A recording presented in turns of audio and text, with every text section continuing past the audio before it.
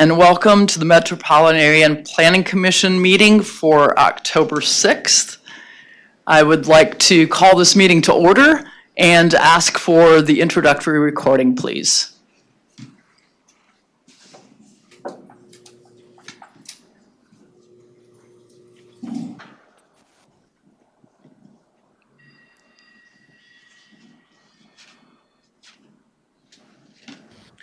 Before we begin the agenda, the Wichita-Sedgwick County Metropolitan Area Planning Commission and the Wichita-Sedgwick County Board of Zoning Appeals would like to take this opportunity to welcome everyone to this public hearing. For those in attendance, copies of the agenda for today's meeting, the public hearing procedure, and planning department staff reports on all agenda items are available in the lobby. The Planning Commission's and the BZA's bylaws limit the applicant on a zoning, subdivision, or variance application and his or her representatives to a total of 10 minutes of speaking time at the start of the hearing on that item, plus up to 2 minutes at the conclusion of that hearing. All other persons wishing to speak on agenda items are limited to 3 minutes per person. However, if they feel that it is needed and justified, the chairman may extend these times by up to 2 minutes. All speakers are requested to state his or her name and address for the record when beginning to speak. When you are finished speaking, please share your name, address, and the case number on the sheet provided in the room. This will enable staff to notify you if there are any additional proceedings concerning that item. All speakers at the podium, please remove your face mask before speaking into the microphone. Please note that all written and visual materials you present to the commission and the board will be retained by the secretary as part of the official record. If you are not speaking, but you wish to be notified about future proceedings on a particular case, please provide your contact information to the planning department. The Planning Commission and the board are interested in hearing the views of all persons who wish to express themselves on all the agenda items. However, we ask that all speakers please be as courteous and concise as possible and avoid long repetitions of facts or opinions which have already been stated. For your information, the Wichita City Council has adopted a policy for all city zoning items. A copy of this policy is available from the planning staff. The City Council relies on a written record of the Planning Commission hearings and does not conduct its own additional public hearings on these items. The decision of the BZA is final. Any appeal of a decision of the BZA is to the district court. Thank you. Can we now have the roll call of commissioners present, please? Yes, ma'am. Fox? Present. Dool? Here. McKay? Here. Green? Here. Bill Johnson? Here. Blick? Here. Nix? Here. Foster? Here. Warren? Here. Joe Johnson? Here. Miles? Here. Hartman is absent. Cunningham? Here. Williams Bay? Here. Ma'am, I show 13 members present, 1 absent. Thank you. I would entertain a motion for the September 15th meeting minutes, and I note that Chuck Warren was absent. Move that we approve. Motion from Commissioner Green. Second. Second, Commissioner Foster. All in favor of accepting the minutes as written, please signify by saying aye. Aye. Those opposed, thank you. Those opposed, nay. Hearing none, 1 abstention. Motion passes 12-0-1.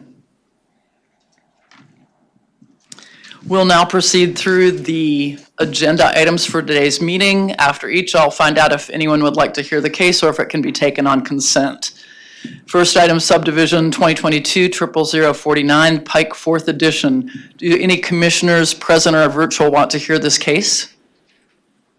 Does any member of the public want to hear this case? Pike 4th Edition. Hearing none, Any public members participating virtually want to hear this case?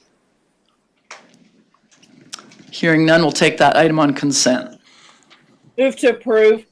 Motion by Commissioner Miles. Second by Commissioner McKay. Any discussion? All in favor, aye. Aye. Aye. Any opposed, nay. 2.1 passes. Vacation item 2022 00027 54 and South Bonanza Circle. Anyone on the commission, virtual or present, want to hear this case? Anyone, member of the public, want to hear this case?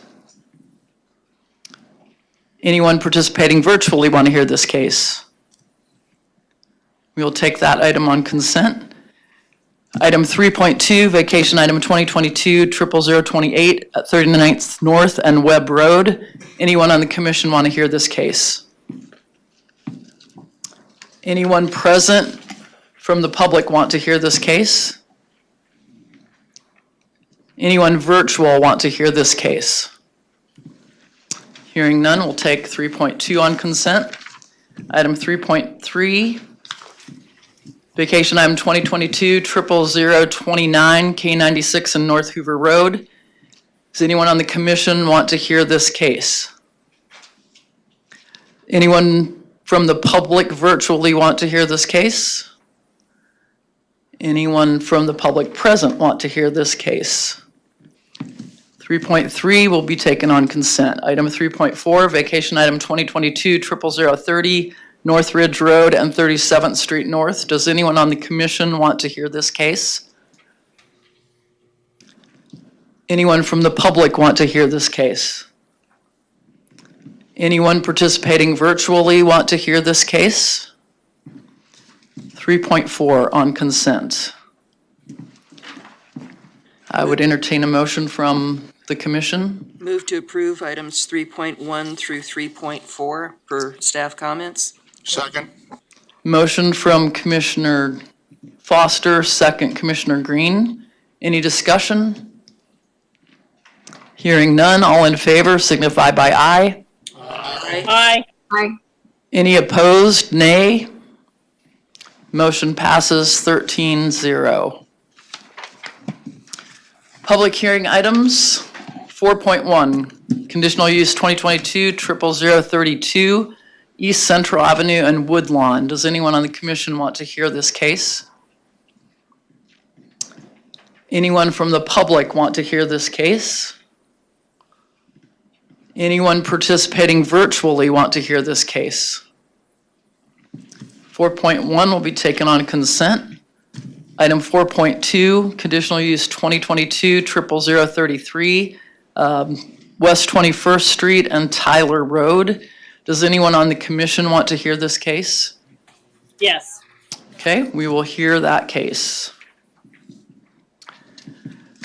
Item 4.3, conditional use 2022 00034 North Hydraulic and 37th Street North. Does anyone on the commission want to hear this case? Yes. Okay, we will hear that case. Item 4.4, conditional use 2022 00036 at Hydraulic and 79th Street South. We will hear that case. Is the agent present? Okay, I also need to check, is the agent present for conditional use 2022 00034? Okay, and agent present for Tyler Road and West 21st Street? Yes, I am. Okay, thank you. We will also hear item 4.5, which is Community Unit Plan 2022 00041 at 21st and Webb Road. Does anyone in the commission want to hear Community Unit Plan 2022 00042 at Central and Edgemore? Anyone on the commission want to hear that one? Anyone from the public want to hear that item?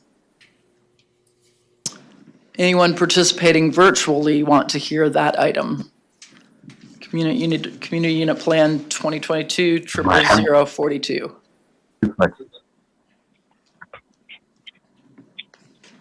Okay, I think, staff, can you clarify what you heard?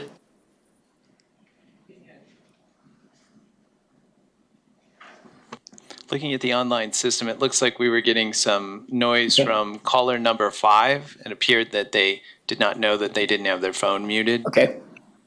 So we will take item 4.6 on consent. Item 4.7, Community Unit Plan 2022 00044 at 21st North and Greenwich Road. Does anyone on the commission want to hear this case? Yes? That's 4.7 we will hear. Zoning case 2022 00040 has been withdrawn by the applicant. Item 4.9, zoning case 2022 00045 at Seneca and Harry. Anyone on the commission want to hear that case? Anyone from the public want to hear that case? Anyone participating virtually want to hear that case? We will take 4.9 on consent. 4.10, zoning case 2022 00046 and conditional use 2022 00035. We will hear that case. Item 4.11, zoning case 2022 00047 at Douglas and Seneca. Does anyone on the commission want to hear that case? Anyone from the public present want to hear that case? Anyone participating virtually want to hear that case? We will take that item on consent. Madam Chair, I'm sorry, on 4.10, Pardon me? on 4.10, could you inquire whether the agent or applicant's here? Oh, 4.10, I'm sorry, thank you. Do we have an agent or applicant for item 4.10? East 13th and Hillside. Madam Chair, he's online. Okay. Thank you for the prompt as well. 4.11 will be on consent. 4.12, zoning case 2022 00048 and community unit plan 2022 00043, K96 near Shannonwood Circle. Does anyone on the commission want to hear that case? Does anyone from the public want to hear that case? Anyone participating virtually want to hear that case? Yes. We will hear that case. That was 4.12. 4.13. Oh, is the agent or applicant for that case present? Out in the hallway. Thank you. Zoning case 2022 00049 at 39th Street and Rock Road. Does anyone on the commission want to hear this case? Anyone present from the public want to hear this case? Anyone What was the address? This is zoning case 2022 00049 near 39th South and South Rock Road. Yes. Will 3636 Southwark Road fall under that? Yes, it would. Yes, I need to hear that, please. Okay. We'll hear 4.13. Agent or applicant present? Hallway. All right, you need to be a little louder out there, thank you. Zoning case 2022 00050 near Greenwich and East Harry. Does anyone on the commission want to hear that case? Anyone from the public want to hear that case? Anyone participating virtually want to hear that case? Yes. Okay, we will hear 4.14. Agent or applicant? I'm going to get this by the end of this meeting. Thank you.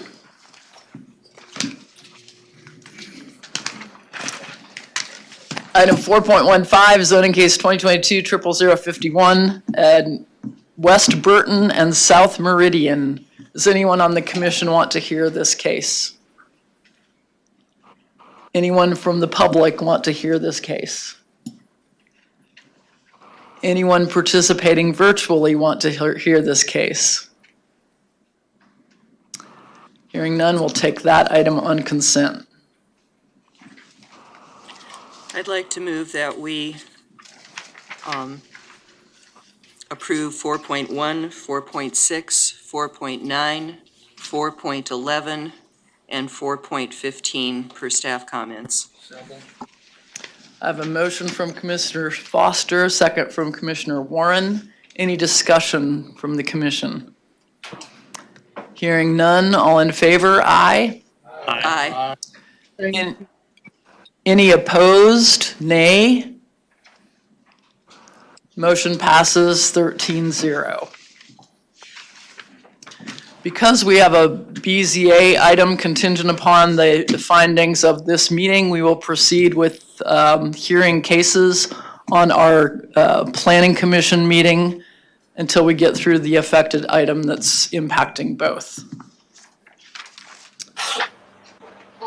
So our first item to hear, anybody can help me out? Okay, 4.2, conditional use 2022-00033. Christina. Good afternoon, everyone. Christina Reed, Associate Planner with the Planning Department. We have two applicants here, Chack Investments LLC and Cutting Investments LLC. And the agent for this is Greg Ferris of Ferris Consulting. They're requesting an amendment to two conditional uses to permit outdoor entertainment on property zoned LC Limited Commercial District on two properties that have a total of 2.47 acres. The applicant is proposing, one, to amend conditional use 523 to modify the hours of operation for entertainment, and to amend previous case Con 2012-21 to allow outside music and dancing. The properties in question that pertain to these parcels are currently developed with a cocktail lounge known as the Humidor, and that's at 8558 West 21st Street, Suite 100, and a restaurant known as Dudley's, which is 8550 West 21st Street, Suite 500. The Humidor was previously cited for outdoor entertainment on the back patio, which abuts and looks out onto the golf course. The city received two noise complaints on August 5th and 6th of 2022. These noise complaints were received when outdoor entertainment occurred on the back patio of the Humidor and included amplified speakers and instruments. Just a little bit of context, the property to the north is developed with a golf course, but directly north of that is a single-family residential dwelling development. The shortest distance between the restaurant buildings and the actual dwelling is approximately 410 feet. So a little bit of case history on this property. In 1999, a conditional use was granted to allow outdoor entertainment and recreation. That was CU-523. However, the conditional use was only valid for 6 months from the date of the Wichita City Council approval. Then in 2012, a conditional use was granted to allow a nightclub in the city for live music, dancing, and karaoke indoors. However, the conditional use prohibited outside loudspeakers and entertainment, including dancing. So based on the information that was given to us at the time, we're recommending approval because the proposed application is in conformance with the 2035 Future Growth Concept Map of the Community Investments Plan. The map identifies the area which the site is located to be appropriate for new employment. However, the proposed application is not in conformance with the locational guidelines of the Community Investments Plan. The locational guidelines state that non-residential uses should have site design features that limit traffic, noise, lighting, and adverse impacts on surrounding residential land uses. The intensity of the use with the outdoor noise next to the residential use is thus not in conformance with the locational guidelines. So we're recommending approval of the conditional use amendment subject to the following conditions. This amendment shall only apply to the properties located at that are known for the Humidor and Dudley's. The applicant will adhere to the screening requirements of the Wichita Landscape Ordinance. No noise generated in conjunction with the outdoor use shall exceed a sound level of 5 decibels as a measure on the ACE scale with a sound pressure level meter over the background noise. Any amplifiers or speakers shall not be pointed north. If lighting facilities are provided, the intensity and light arrangements of reflectors shall be such as to not interfere with residential uses. Outdoor entertainment and dancing are allowed until 10 p.m. Sunday through Thursday and 12 a.m. on Friday and Saturday. A site plan showing the existing outdoor areas shall be submitted. If the zoning administrator finds that there is any violation of the conditions of the conditional use, will declare that the conditional use is null and void. The proposed conditional use amendment may negatively impact the adjacent single-family residential dwellings north of the subject property, north of the golf course. Permitting entertainment may create some noise pollution. However, measures will be taken to mitigate these impacts. These measures include limiting the outdoor entertainment hours of operation. There's noise compatibility and nuisance regulations in the zoning code. There is a city noise ordinance and the condition that requires the speakers being pointed away from residential zoning and the condition of additional screening around the patio. So there was a DAB meeting on Monday. There was discussion for about an hour amongst the DAB, and they voted to deny the conditional use 5-3. And I did receive some comments regarding the humidor and Dudley's. You have these packets in front of you, and I also sent out an email a couple days ago with those emails. And with that, I will stand for questions. Any questions? Go ahead, Commissioner Green. Yes. What is the typical requirement for properties that are zoned limited commercial and SF5? What needs to be on that property line that joins those two zoning areas? So there would be a fencing between the property and the residential uses. And I noticed that there is no fence anywhere. There's currently no fencing. Along any of that LC going next to the golf course. Correct. There are some sparse trees, but it doesn't qualify under the landscape ordinance. Any other questions? Commissioner Foster? So how would these conditions be enforced? Especially item 3. Does a neighbor has to make a complaint about the noise. The noise then has, someone from city staff has to go out and measure the decibel level in order to then have a valid complaint. Yes, in the first complaint, they have 30 days to rectify the situation, and then after the second violation, it's declared to be null and void. But yes, someone would have to come out with a sound pressure meter, be it the zoning enforcement or the Wichita police or whoever has that machine. Just speaking from personal experience, I find it difficult to believe that anyone will be able to keep a band from aiming their amplifiers wherever they want to aim them. And then item 4, how is the lighting so as not to interfere with residential uses? I'm not sure what that means and how would that be enforced? I believe, one example could be that the lighting shall not be pointed north, or it shall not be pointed, or it should be within the fencing. Okay, thank you.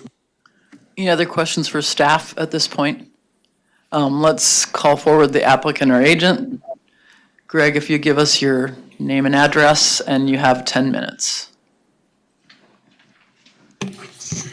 Madam Chairman, members of the Planning Commission, my name is Greg Ferris. I represent the owners of the properties. I reside at 144 South Bay Country Court here in Wichita. I think there are a few things that need to be considered here. First of all, clearly this case complies with the golden rules, and I'm just going to go through those. While I provided those in a letter, I think it's important that it be pointed out that because staff made a couple of statements that I wouldn't necessarily agree with. Although I agree with their findings and I agree in general principle with their recommendations, and we don't have any problem with the conditions as well. But this is an area of mixed and commercial uses.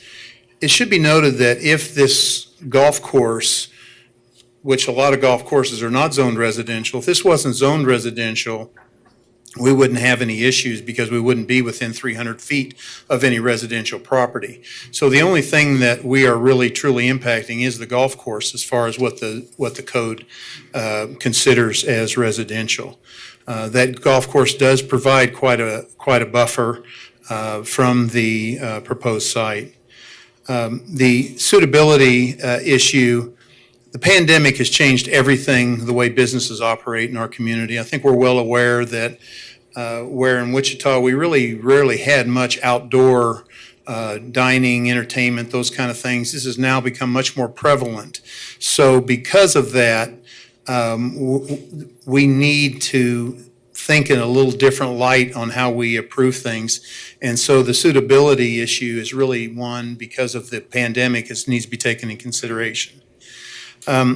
I think that the extent to which this will be removed would be detrimental, I think, is where I probably disagree a little with staff.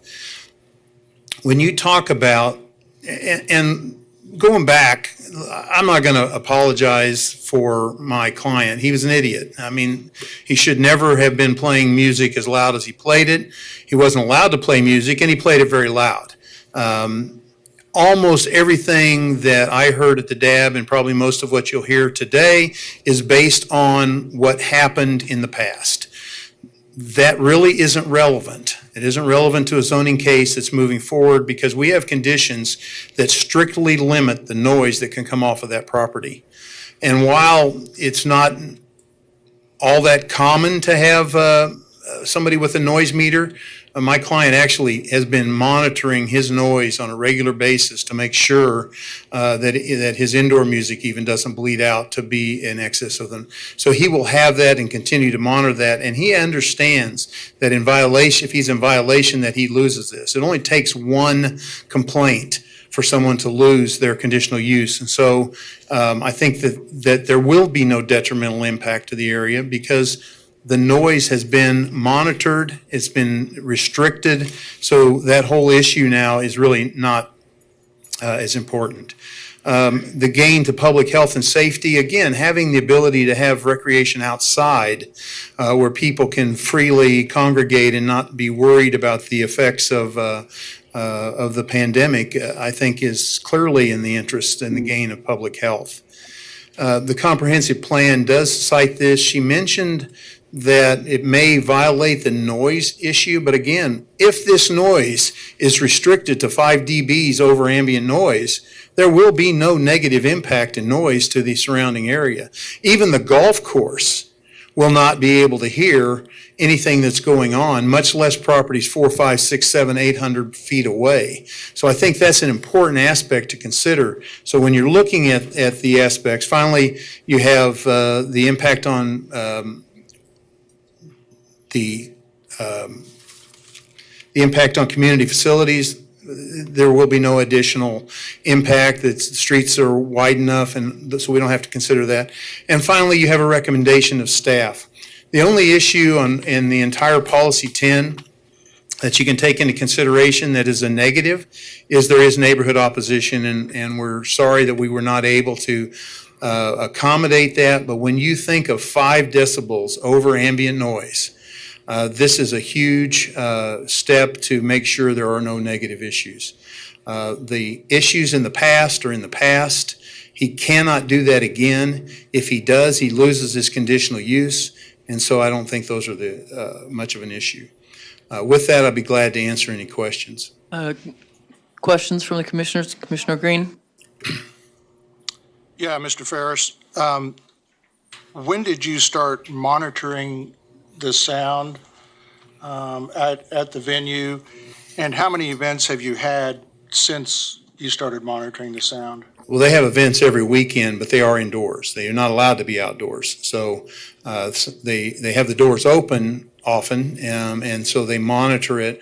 They've been monitoring it ever since they were cited. So back into August when they were cited. So they've been monitoring it on a regular basis. And I don't believe that there's, at least from the testimony at the DAB, there has been no complaints from the noise since that time. And that's because 5 decibels is really not very loud. Thank you. Any other commissioner questions at this time? Yes, I have a question. Okay, Hi. Commissioner Cunningham, go ahead. Yes, Mr. Ferris, Christine, I think, said that it takes 2 times to violate the noise ordinance, and you're saying that since he already has 1 violation, it will only take 1 more. Am I understanding that right? I'm sorry if misunderstood me. No, this is a conditional use that allows the outdoor entertainment. So if there's a violation of that conditional use conditions, he was in violation, he was notified, he immediately ceased any operation, so he is now in compliance with that notice. If the conditional use is approved, and there is a violation, he will receive a written notice from the planning department zoning administrator that says he's in violation. He will have 30 days to be in compliance. If he violates that again at any time, he loses his conditional use. So everything that happened prior to the filing of this case really is irrelevant, other than it really stirred up a lot of negative thoughts, and well, it should have, because he should never have done what he did. He may have misunderstood what he was allowed to do. Even if he was allowed, I mean, the noise was well in excess of anything that was reasonable. I'm not going to apologize for him. It was a mistake, shouldn't have happened. But going forward, that becomes irrelevant as we're looking at the new conditions of what's allowed. Commissioner McKay. Greg, did you say in your presentation that you agree with the staff's recommendations? Yes, sir. Okay, thank you. Right, any other questions? Hearing none, we'll now take public comment. So if you're here to speak on this case, please approach the podium. You'll have 3 minutes. And because of the length of our agenda and the number of persons, we're going to be very strict on the 3 minutes. You have a prompting card here to note 30 seconds remaining and 15 seconds remaining to help you wrap up your thoughts. Thank you. And please state your name and address. And you may begin. And please speak into the microphone. Thank you. I don't need the mic, trust me. My name is Kevin, last name Shaw, and 2402 North Ridgeside Circle in Reflection. Back off. No, over here. Thank you. Oh, okay. Okay, go ahead. Speak into the mic. Yes. I'm going to show you some pictures, pass them around to you, to give you a different perspective on what's on the back side of this. Sir? Yeah. Okay. Yeah, the reason for the microphone, so everyone knows, is so the person's participating virtually can also hear you. It's impossible for them to hear anything spoken not into your microphone. Okay, thank you. Okay, thank you. Okay, so I'm going to got some pictures going around there, and those pictures will give you a different perspective of the residence that's in behind right there. And I'm telling you now, there may be some changes based on what Greg has had to say, but an outdoor rock and roll group, I know as a musician I've played 100 of these gigs. I'm an audiologist as well. I've worked in the lab. I understand frequencies, and I'm telling you now, you will never have a 4 to 5 piece rock and roll group that is staying under that. We were running 100 to 120 decibels. I usually had earplugs in my ears. And you get outside where you just have unfettered access with that sound channeling down as you look at those pictures. And I've got some measurements almost a half a mile away. We are picking up 70 decibels, a half a mile away on some of those nights that we had. And you'll see that on one of the maps that I have. I was over at the 5th District meeting on Monday night, and the 5th District decided not to approve this because it just really is nonsense on the backside. The music is still inside the building, and that's great. I can still hear it. I'm about 1/10 of a mile out, but it's acceptable. And I don't begrudge, the business trying to thrive that way, and we want them to, but keeping the music inside rather than out. I'm going to run a little test here with you. I've got a bass line because this was the biggest issue with this normal dBs versus 5 dBs over. The 5th district, they just couldn't get their heads wrapped around it. So I measured, and you'll see this right here.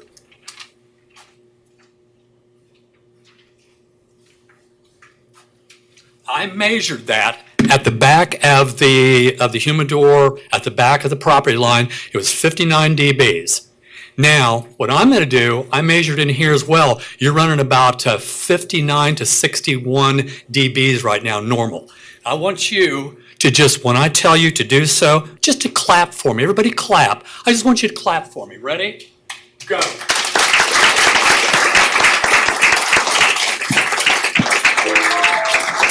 Thank you. I appreciate the applause. Can you in give any the report event, and that concludes your comments? that was 85. That's just clapping. Imagine a 4 to 5 piece group. Okay, thank you. It's not possible. Thank you. Next speaker, please. Give your name and address. You'll have 3 minutes. And I'd remind you that any items or issues that have been raised, we ask you not to repeat, but add new concerns or issues that haven't been already presented. Good afternoon. My name is Paul Moffitt, Moffitt. I live at 2306 North Pepperidge Circle. And if you look at page 8 of your diagram, you'll see Pepperidge is the first set of houses that backs up to the humidor. Pepperidge Circle has 10 children under the age of 10 living on that street. They want music to go to 10 o'clock on school nights and midnight on Saturdays and Sundays. I have said in my house, and I'm understanding the words of the songs. I have called the humidor. I did not call 911. I've called the humidor numerous times to complain about the noise. I was told they are within compliance of their permit. That's what the people told me. Now, I'm not sure I can trust them with this additional responsibility. They have shown a propensity not to follow the rules. And who is going to be responsible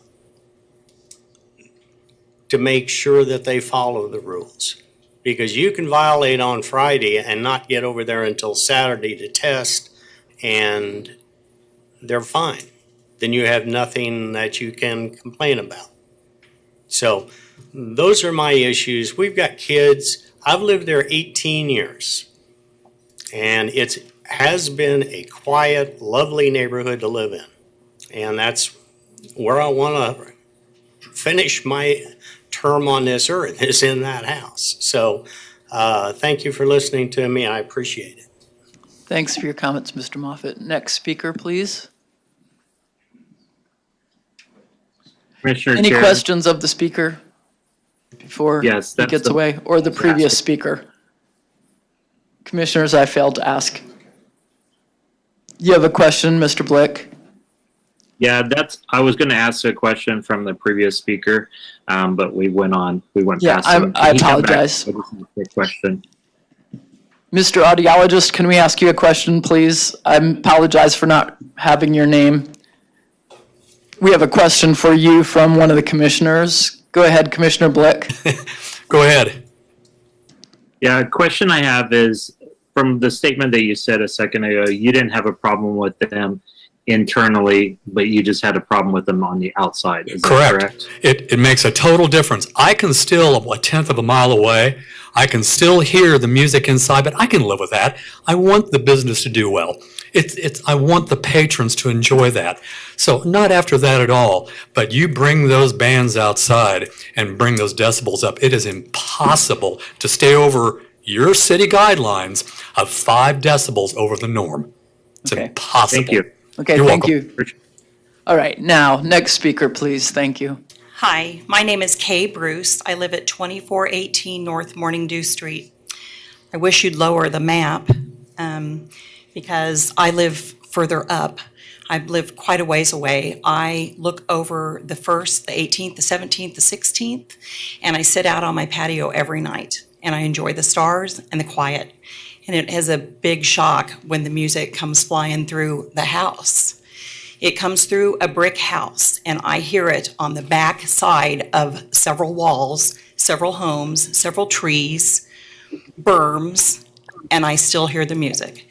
So it's impeding my enjoyment of my life. And while our job is to make sure that we can all live together, a person who can't make decisions well is a person who continues to not make decisions well. I'm a little surprised that in the fact finding, it didn't come out that there's a major older folks home directly north and west. And I guarantee that those old folks aren't enjoying the sound, especially if they have Alzheimer's or dementia. That's got to be causing a problem. The second thing that hasn't been brought up is the drainage around this. They put a patio out, and they've never made the drainage correct. So let's make sure that he has to do the things he has been given permission for correctly, because so far he doesn't follow through. Please remain. We have a question for you. Yeah, on your comments about the noise that you're hearing, was that the two events that they were cited for, or is this every weekend that you're hearing this? Not every weekend, but I have heard them more than just that weekend. I was outside the 5th and 6th, but I have heard them other weekends as well. And at what time of the evening was that? I would say it's anywhere from 9 to about 11 o'clock at night. Thank you. Mm-hmm. Any other questions for the speaker? Thank you.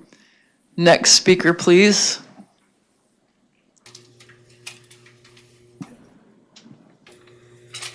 Go ahead. Yeah, we'll get the handheld mic for you, sir.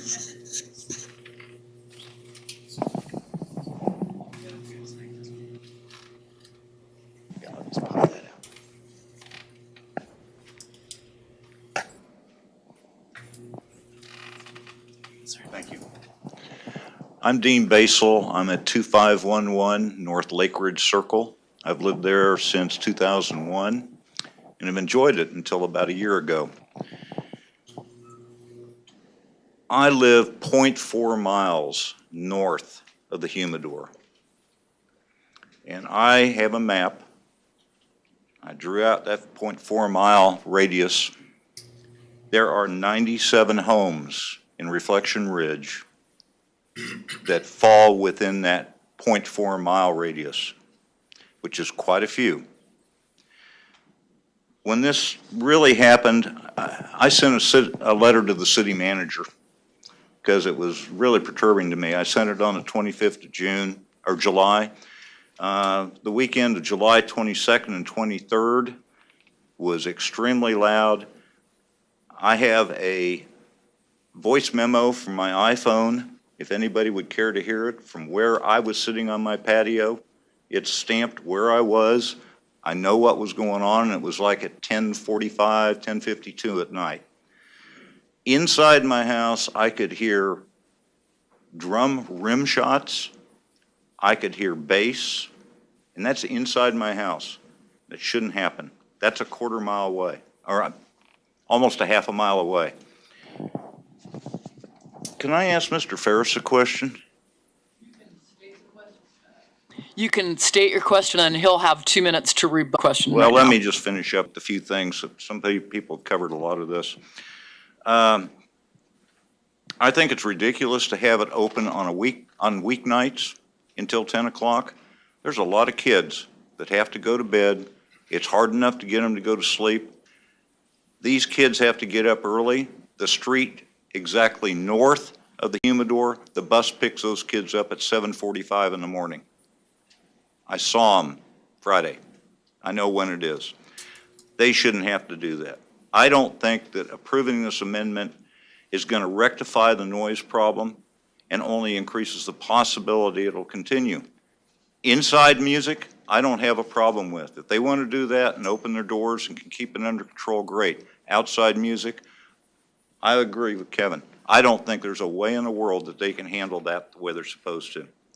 So I'd ask you to put yourselves in the shoes of the families that are living there that are affected, and they have to deal with this. The only way to eliminate it totally as an issue is to not pass the amendment. My question to you, Greg, is when you made a comment about when they were doing inside measurements that they weren't going above the 5 decibels above background sound, is that right? And so have they had any outside entertainment since then that you have measured? And we'll have him answer that in his rebuttal. Thank you for your comments. And again, thank you for not repeating issues that have been raised by a previous speaker. Next speaker. Okay, thank you. Thank you for not repeating. We appreciate that. Next speaker, please.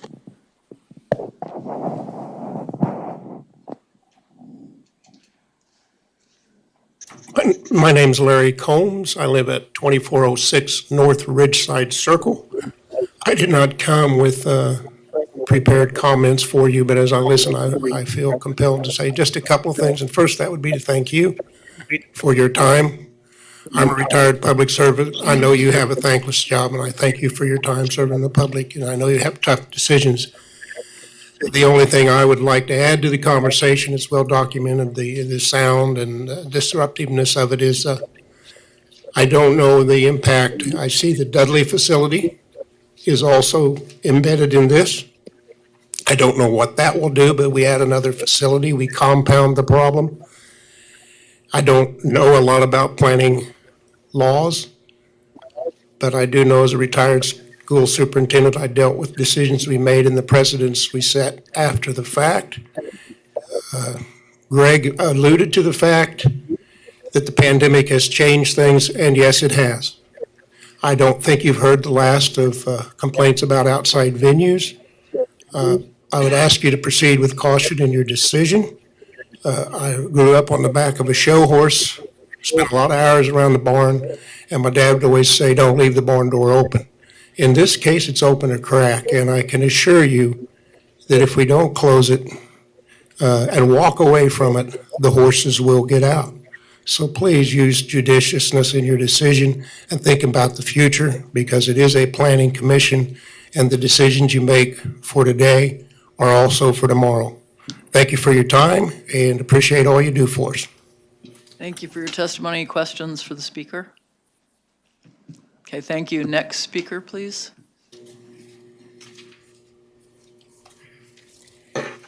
My name is Marilyn Eels, and my daughter and 2 grandsons and I live at 2401 North Ridgeside Circle. We have for almost 13 years and can see the humidor outdoor patio from my house. We have already experienced disruptive nights. As others have mentioned, my house rattled from the base. No one could go to sleep until they quit playing way after midnight. Some children and even teenagers are very affected by this also. We have teenagers at our house. Having to deal with the music even until 10 p.m. during the week is detrimental to all ages getting the required amount of sleep. This is not just a summer thing. The outdoor patio area at the humidor is used in the spring and fall too. Even my teenage grandsons go to bed early since they have to get up at 5:45 a.m. to get ready for school, and the bus to take them is at our corner at 6:40 a.m. Reflection Ridge homeowners should not have to deal with zoning amendments now that will be detrimental to our community environment and disturb our sleep and health. I also would like to mention that before this past incident this summer, 2 years even, when the doors are all opened in the like garage doors at the humidor, we can hear the music at our house. I have never called and complained because I hate doing that, and we have put up with it. But I have neighbors that have, and they weren't receptive to even turn it down then. It was like bad attitude. Even last night, it was just talking. There was a lot of people out on the patio, and we could hear the voices in our backyard. So imagine what it would be if there was bands playing out there. I also would just like to say that I'm concerned about the incidents of even the crime in the area and drunk driving. I've already had a drunk driver leave Dudley's and miss the curb and come through the fence in my backyard. Luckily, it stopped before it hit my house. And my neighbor behind me has also had a couple incidences. We chose to live in Reflection Ridge because of it being a great family environment and peaceful neighborhood.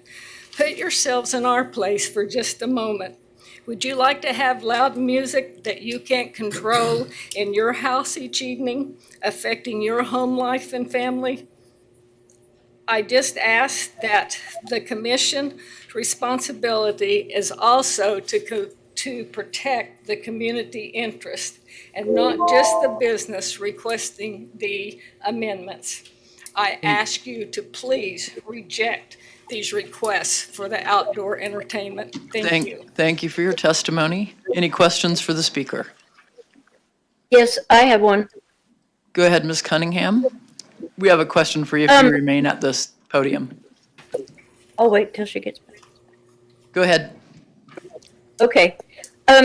We've heard a lot about the pandemic and how it's affected business and the need for outdoor music.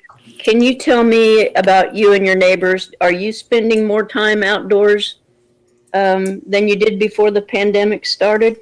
I've always been an outdoor person and been in my yard and that, so no, wouldn't say now that has affected me being out in my yard anymore. I love doing, having the flowers and the yard work, and I will just say, the night that the drunk driver came through the fence, you can't believe how many people walk down. Our sidewalk along the side of our house is along Reflection Road, which is the main road. There's always people walking. I believe you've answered her question. Has she answered your question, Ms. Cunningham? Yes, Okay. thank you. Thank you. I hate to cut you off, but again, if you have new information to add beyond noise, hours, children needing sleep, peacefulness in the neighborhood, please step forward to the podium and provide your new information. My name is Nick Morton. I live at 2309 North High Point Circle. And the first thing I wanted to note is I read through the staff report. I noticed the recommendation was approval with conditions. And if I'm not mistaken, I believe Christina said at the DAB meeting that given the information we had at the time, that was the recommendation. I don't believe they realized the pushback they would get and the level of concern in the community. There was no outreach, there was no query of the neighborhood, no canvassing. And from what I understand, correct me if I'm wrong, the state law for a business this size has a notification radius of 350 feet. 200. So nobody was notified about this pending amendment. And so they didn't have any input that would have maybe changed this recommendation. Another thing that wasn't notified was noise, physics, and science. Because if you could talk to noise and tell it you can only go out 350 feet and then we'd like you to stop, then we wouldn't be here today. But common sense tells us that's not the case. Noise will continue to travel no matter how many barriers you put up, how much landscaping, which way you point the speakers. Noise will find a way to get through, and it will disrupt the neighborhood.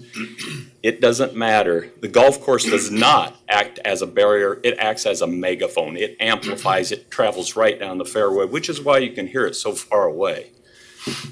It doesn't matter if you have a sick 2-year-old that you're desperately trying to get to sleep that night, noise will continue. It doesn't matter if you have an Alzheimer's husband who wonders where that sound's coming from, it'll still continue. It doesn't matter if you have to catch a flight early the next morning or what shift you work, the noise will continue. After attending the DAB meeting, I went home and tried to understand myself the amendment that was proposed and the process itself, and I came up with this analogy. Someone going to buy a new pair of shoes. The existing shoes were working just fine. I thought, you know, I can walk farther. My health will be better if I get a new pair of shoes. Went and got a new pair of shoes and came home. They were the size, the color, the size that I wanted. Couldn't get them on. I said, I don't understand. Check the size again. They were the right size, but they still couldn't get them on. I said, I know what I'll do. I'll contact the guy that used to work at the shoe store. He'll help me get into them.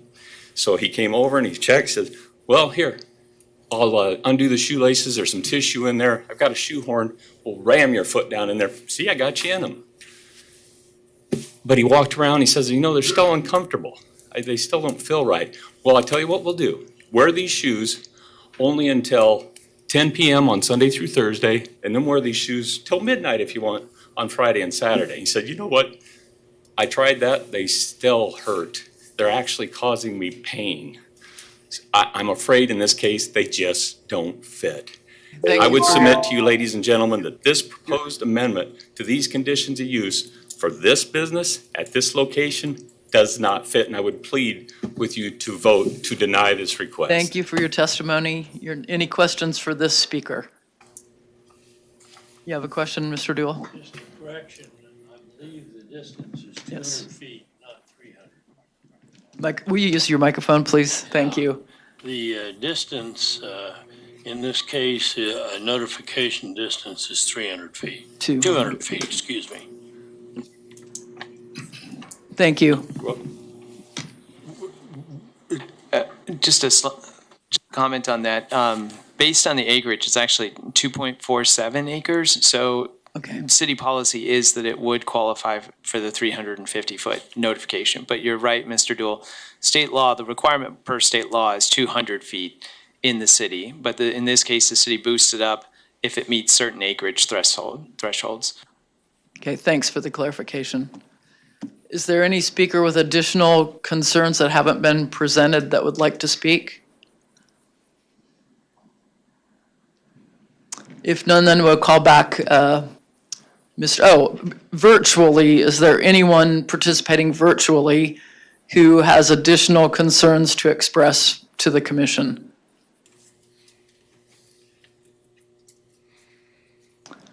All right, hearing none. Mr. Ferris, you have 2 minutes for rebuttal and response to the questions posed.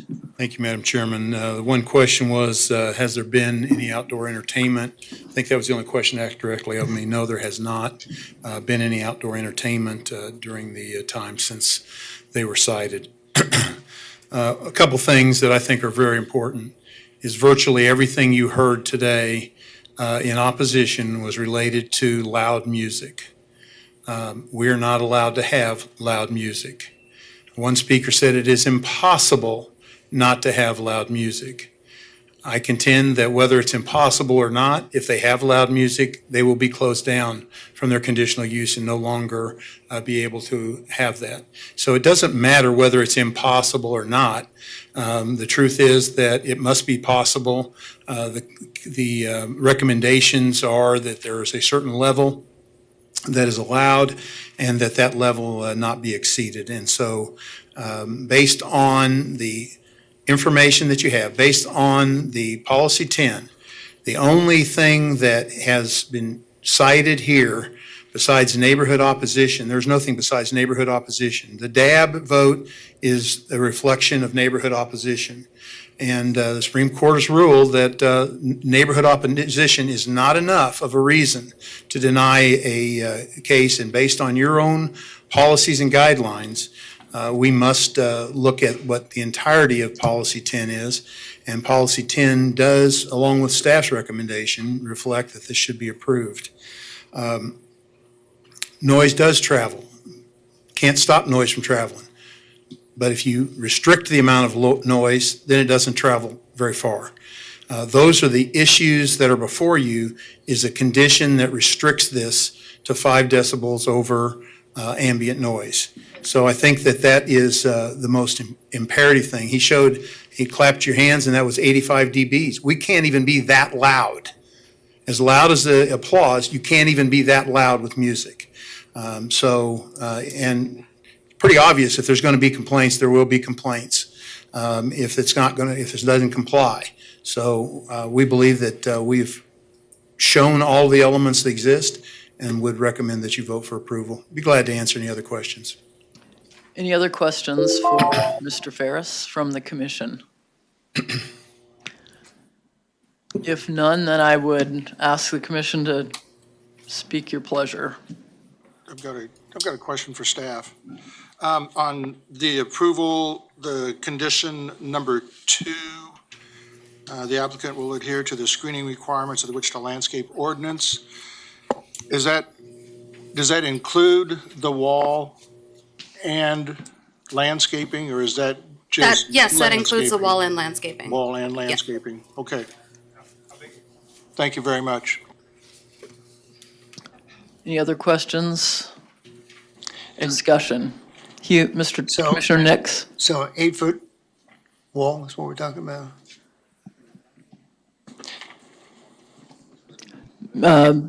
Mr. Wadle? Madam Chair, if I may, the one clarification that we've got on there is that it says landscape ordinance, but in truth, it should be the landscape buffer, which is required in the zoning code. So that may be one thing that is causing the questions too. And the buffer requirement is the 8-foot wall plus? 6 foot. No. It says the landscape ordinance does not require a fence or a wall. It does require landscape buffer, so additional landscaping, but not solid screening. Solid screening is per the zoning code. This condition requires additional landscaping per the landscape ordinance.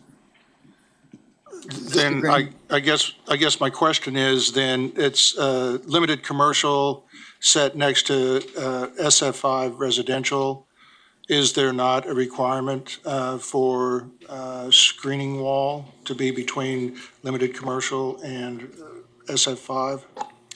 It depends on when the property was zoned commercially. There was a time that the zoning code did not require screening between commercial and residential zoning. I don't know when, off the top of my head, of when this particular property was zoned commercially, but if it was zoned commercially prior to that requirement, then it does not have to comply with that screening standard. Do we know when that requirement was set forth, not when this was zoned limited commercial? Do you have any idea when that was? Is that something that can be researched and then determined whether or not they need to put a wall up along with the landscaping? Yes, that is something staff can research. And through this process, if you would like to add a condition to require a screening fence or a screening wall, you might want to differentiate between the two. You could add it as a condition if you feel the current conditions are not adequate. Yes, Commissioner Foster? Mr. Hartman may want to weigh in on this as well, but working in landscape architecture, it seems to me I've read research that whereas landscape screening, trees and shrubs can help buffer visually, they in fact do not particularly buffer sound. Is that correct? He's not here, but I can tell you that's correct. I'm pretty sure that's correct, especially the lower frequencies, which is what you hear. You hear the bass beat. It travels incredibly far.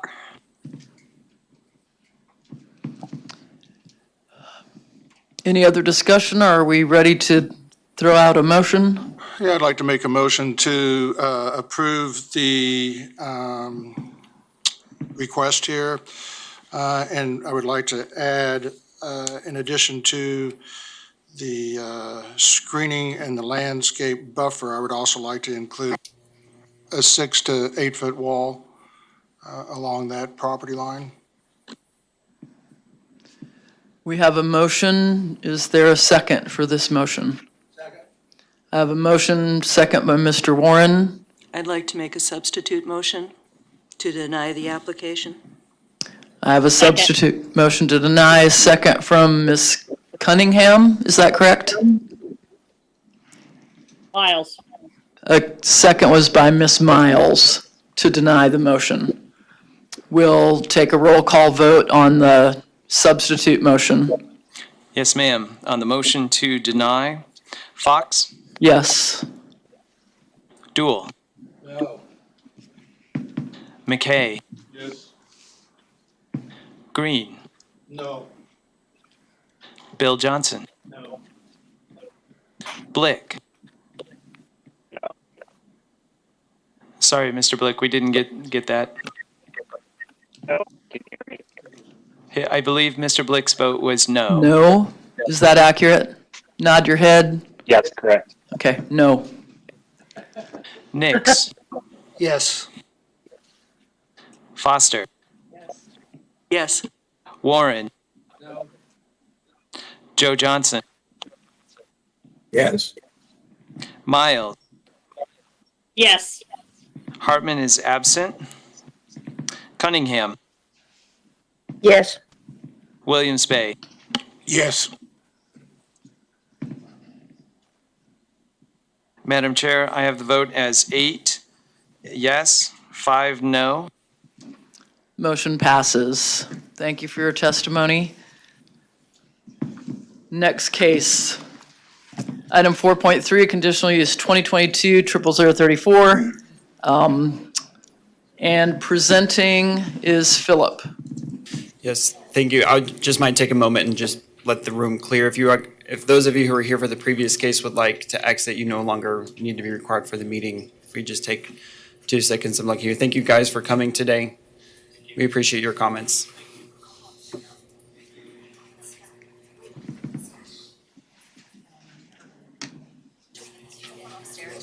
Yeah. Yeah.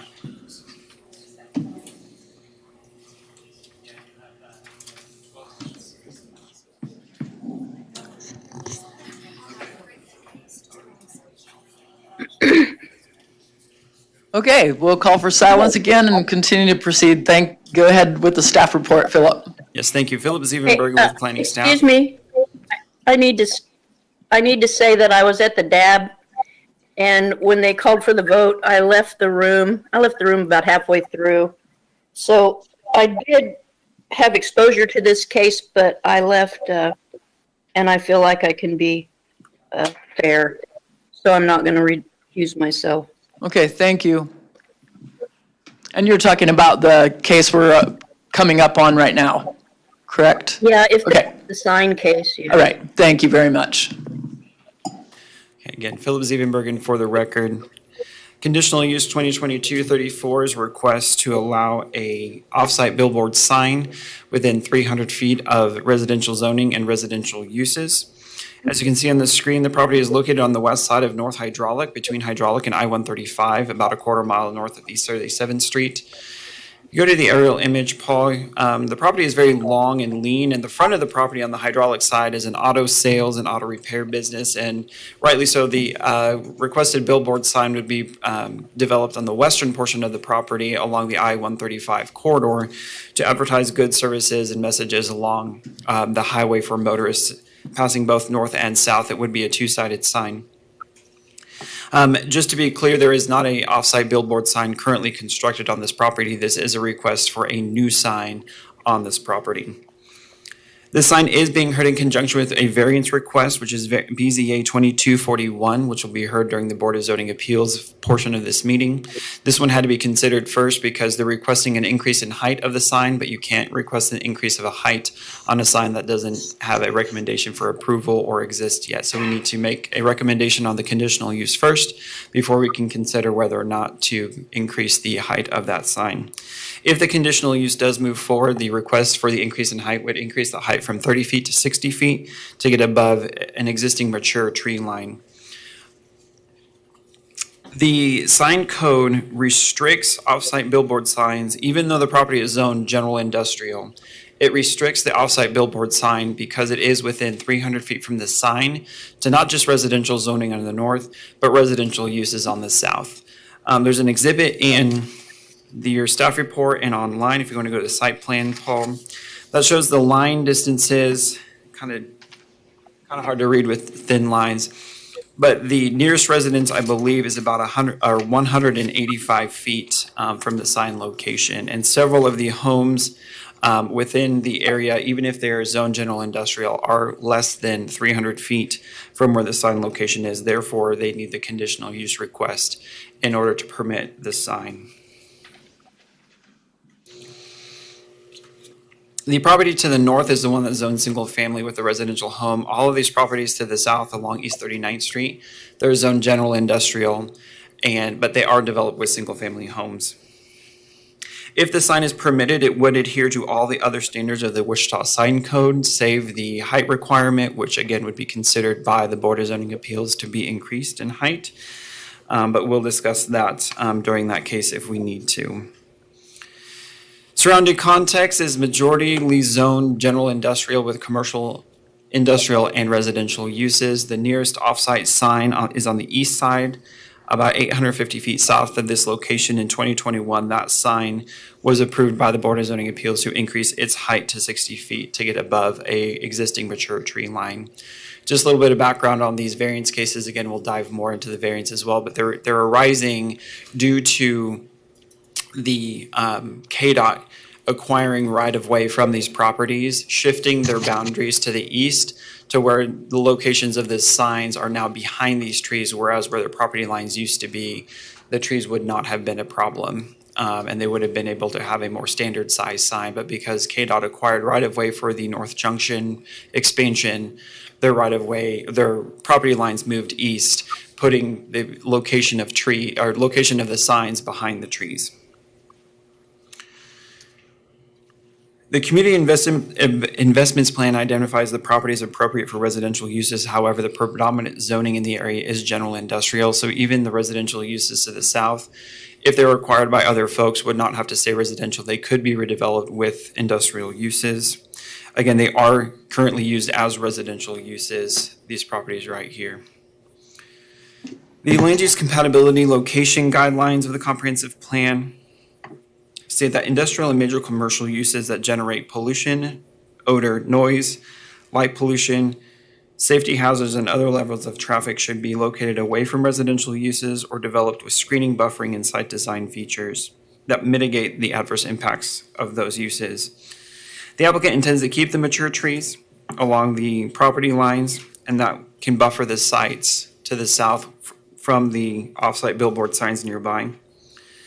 These residences are located near a major interstate highway that already generates noise, odor, light pollution. The addition of the eyesight sign will bring these visual impacts closer to these homes, and could impact these properties potentially a little bit more than the nearby interstate highway. The intention is to have the trees help mitigate some of that, but you will be bringing some of those factors closer to these homes than what is already existing based on the interstate. Overall, staff is recommending approval, subject to conditions. Those conditions are that the height shall not exceed 60 feet as shown on an approved site plan. The off-site sign shall adhere to all applicable setbacks. There should be only one off-site sign allowed on the zoning lot. The applicant has to obtain all necessary permits to construct the sign, and the sign shall conform to the requirements of the sign code. I've received one comment. It's at your desk. It did go to DAB. The DAB recommended denial of this application. There was discussion that they feel if the sign is approved and is located there, it would have adverse impacts to the residential uses that are nearby. As a clarification, since the DAB recommended denial, and it already went through the city council side of the public hearing, if this board recommends denial, then there's no need to hear the variance request because it would not have to go to city council for final approval. With two recommendations of denial from this board and the district advisory board, the conditional use would not be approved and the variance request would not need to be heard. Just as a clarification. With that, we can go through the pictures. Paul, if you want to jump to those, we can go through pictures of the site. This is the sign exhibit that they provided, saying if this was the standard size of the sign, that's how it would be blocked by the trees. This is looking north along I-135, and you can see this is their exhibit of where they want it to be. Again, that's based on the variance. What this conditional use is looking at is whether or not a sign is appropriate at this location, not whether or not it should be at this height. Next slide, please. This is looking at the front of the property. This is the auto sales and auto repair along Hydraulic. Next picture, please. This is looking at a house north of the property. Next picture.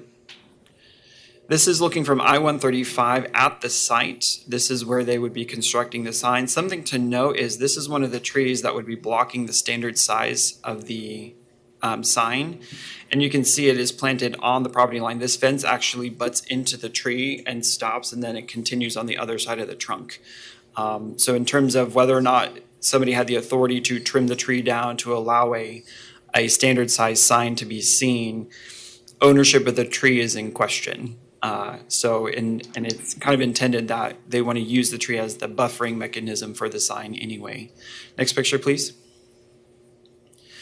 This is along I-135. This is the sign that was approved south of the location. This one, again, is approved to the 60-foot height, and again, about 850 feet south of the location. Next picture. This is the house directly south of the property. The sign would basically be up at this location over top of these trees. On your aerial photograph, there used to be a house here, but when KDOT acquired right-of-way, that lot no longer exists. So this house is the second house in on your aerial map in your staff report. Next picture. This is looking from that house south to the billboard that already exists. That got the increase in height. Next picture. This is looking northeast along East 39th Street. I'm right at the highway and I'm looking back towards the road at other residential properties that are, again, in the general industrial zoning. Next picture. And again, here's your aerial. Again, this house right here no longer exists. So the picture of the house looking north that I showed you is this property right here. And the sign would be located somewhere in here because this property line is now farther east due to highway acquisition. I can stand for any questions. Any questions for Philip from the commission? Yeah. Go ahead, Yes, Ms. Phil. Cunningham. Where those two dashes are, those are, I drove up there, those are trailers, right? I believe so. That's right, that's about where the sign is going to go. Approximately, Is that right? Approximately, yes. 'Cause because I can't see your arrows Okay. when I'm at home. So how far is that sign going to be from the remaining westernmost house on 39th? Reading my site plan here, it looks like it's going to be about 152 feet to the southern structure on the property, which is the home. There is an additional structure behind that home, but it's not a residence. Yeah. And then that big tree that's right by that additional structure, that's where the tree line begins now, and the ones to the east of there, they're gone, and so is that building and those three cars. That's where, and that house, that's where the I think new you mean road to the goes, west. right? Yeah, the trees to the west and the home structure to the west on the aerial, they no longer exist because of the highway acquisition. Okay, thank you. Any other questions for Philip from the commission? Then we will call the applicant or agent, and you have 10 minutes.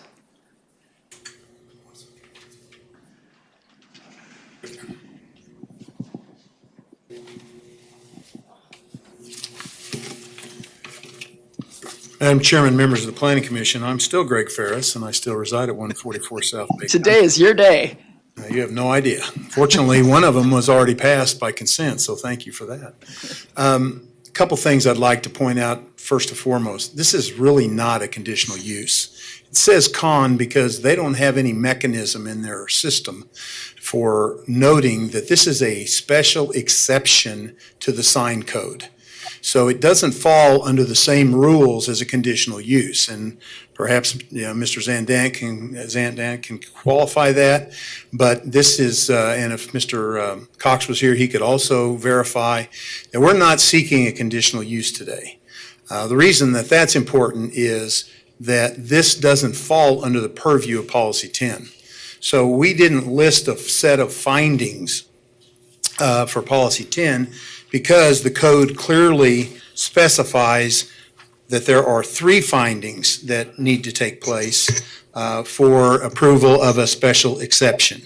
The first one is the zoning and character of the neighborhood. This is an industrial area. There are residential houses. They won't be there, forever. This is an industrially zoned area off of an interstate. So the character of this area is highly industrial. I think that's important to note, is that while there are some houses, those houses are in industrial and are all basically non-conforming, because if they wanted to improve those structures, if they were going to improve it by a certain amount, they wouldn't be allowed to, because houses, residential dwellings are not allowed in light commercial and light industrial. So all of those houses are non-conforming. The second point is the suitability of the subject property for the proposed off-site sign. We're used to talking about the suitability in a different light, but because, again, this is a special exception, this is not a conditional use. This is zoned industrial. The sign code encourages signs in industrial. It's along a highway, and the sign code encourages signs along a highway. Therefore, we clearly meet that provision. And lastly is the conformance of the comprehensive plan. I think staff has outlined that it is in compliance.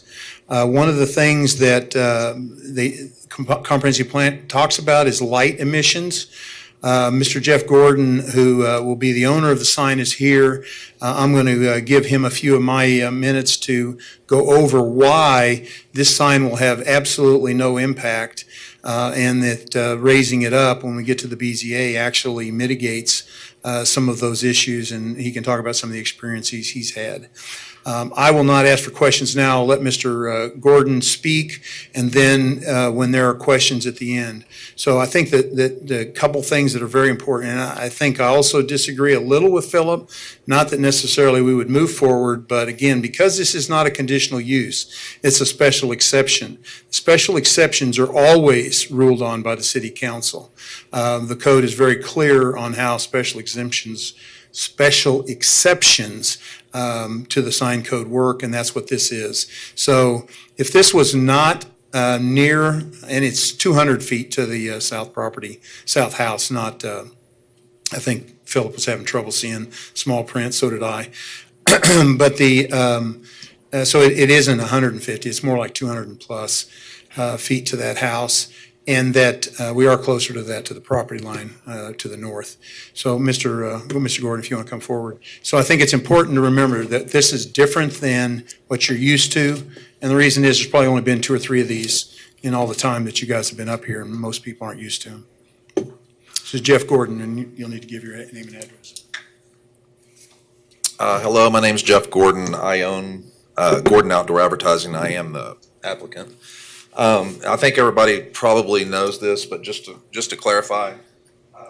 You have to come back to the mic, Jeff. You point to it. And actually, I'm sorry. Okay. There's a mouse here. So, okay, I apologize. Yeah. Okay. Well, this area, I think everybody is pretty clear on this, but just to confirm, this house right here, I mean, this basically now, this line going right here, and everything to the west is not there. So this aerial photograph, KDOT took that area. So the frontage is right here. This is the proposed location, correct, where the sign is. And I'd like to just say, I started this company 23 years ago. I have a lot of these signs. Every sign that I have, I developed and built, so I had to go through similar situations like this. And I'm totally respect that any people around that sign might have concern. I get it. But a couple of things I'd like to point out. This, and I say this respectfully, and I learned this by default just being in the business. The lower a sign is, the more offensive it is, ultimately, because you've got businesses, you've got houses looking to and from things, If you've got a 30-foot OVH, overall height of a sign, that puts the haggle, meaning the bottom of the sign face, at 15 foot, 12 foot, depending on the height of the sign face. I say that it's kind of opposite of what most people would assume. Actually, the higher a sign is and the closer it is to a certain structure, the better it is for whoever's in the structure. I have multiple signs that are similar, and I can honestly say, out of all of them, I do not have one surrounding neighbor, whether it be residential within a certain distance or commercial, not one of them that is an enemy or has a problem with what I've done. We build the best signs you can build, the highest quality, no matter what components we put on it. They're all black. They look good. This sign, and I can understand, I mean, if someone's coming in with a sign, I mean, it's just nature to be a little bit concerned about, you know, what's this going to do? It's going to be close to us. Are we going to be overpowered by a sign? I can just tell you from experience that this scenario right here, it just, I think at the end of the day would just be non-material as far as being offensive. It would be, coincidentally, I have a few that are literally close to residences like this, and I mean, they don't even notice the sign at the end of the day. I mean, it's above them. If I was forced to put the sign lower, that's when it becomes potentially problematic, because you look out your windows and you see it. So the sign will be a V shape, not unlike other billboards you see on the highway. Wichita allows a 25-foot separation in the back end of the sign. This would be oriented to where the right-hand read going south. Is that north? Yeah, north, I'm sorry. The right-hand read going north, it's going to be flared out toward the highway. And for the people that don't know, it's easy to assume light from a billboard, unlike a flashlight, it doesn't project light and shine on something. It just is light. So, you know, it's easy to assume, oh, this thing's going to, you know, blow us away. Again, that would be up above, and it would be pointed at the highway, so it would be irrelevant. And I feel like, you know, on this lot, the landowner, you know, I mean, what is this, commercial, industrial? Just, you know, we just feel like this is an area where it's not in the middle of a neighborhood in the middle of town. So I can just pledge to anybody and everybody that's looking at this deal, in the event that this is passed and we're allowed to build this sign, I know ultimately it would be non-offensive, and I think non-problematic for anybody and everybody around it. I mean that, so. And we're more than happy to meet with the neighbors and show the mitigation. This has to go to city council, even if you approve it. Conditional uses don't, but this has to go to the city council. So I think that, you know, we can demonstrate. Let's see, I need to get to the picture that's looking from the house to the south. There. And you can see that there's a sign right in the visual line of that existing residence. We're not going to add anything to this area that doesn't already exist. So with that, I'll be glad to answer any questions. And if you have any questions for questions Mr. for the Gordon. applicant or agent? Okay, hearing none.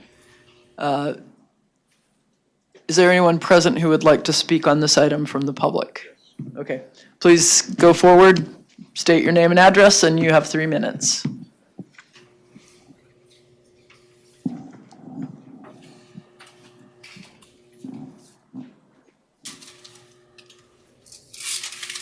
Scott McPhail, 4045 North Hydraulic.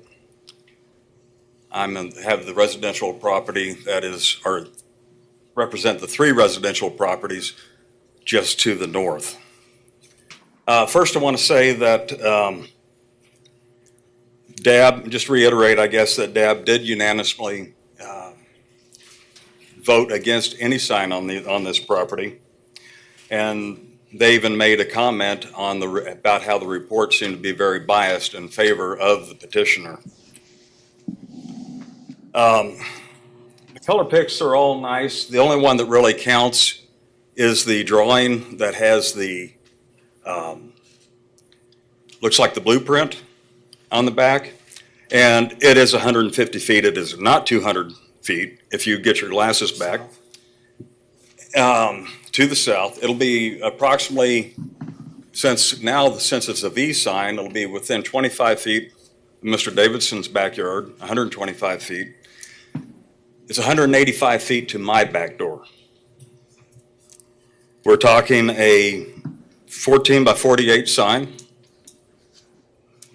The trees that they so kindly decided to leave there are my trees.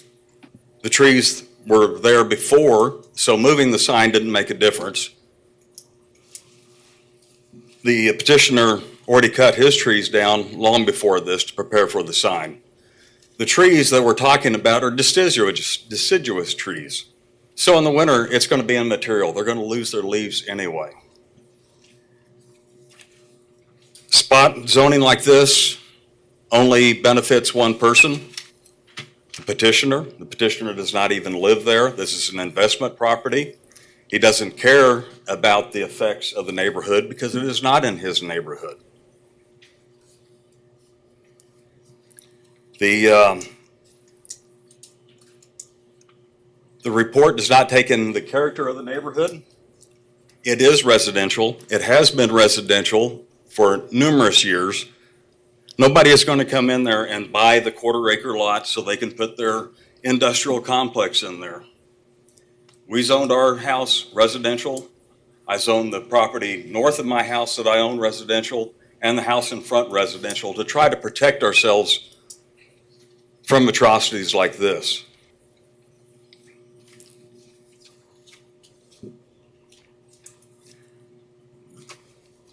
The city is supposed to take in the character of the property. They're supposed to preserve the value of the property, and this does none. The light emitted from that property is in direct, there will be light pollution from that. There is no way around it. And if you look on there at the bottom, it even gives you the statute that it affects on the handout that we handed out. I could be up here for a lot longer. It looks like I'm out of time, but I just ask you, how would you like this in your backyard? I don't care how perfect the sign is. How would you like this atrocity in your backyard? Thank you. Any questions for the speaker? Even if I'm with him, can I speak also? Yes, yeah.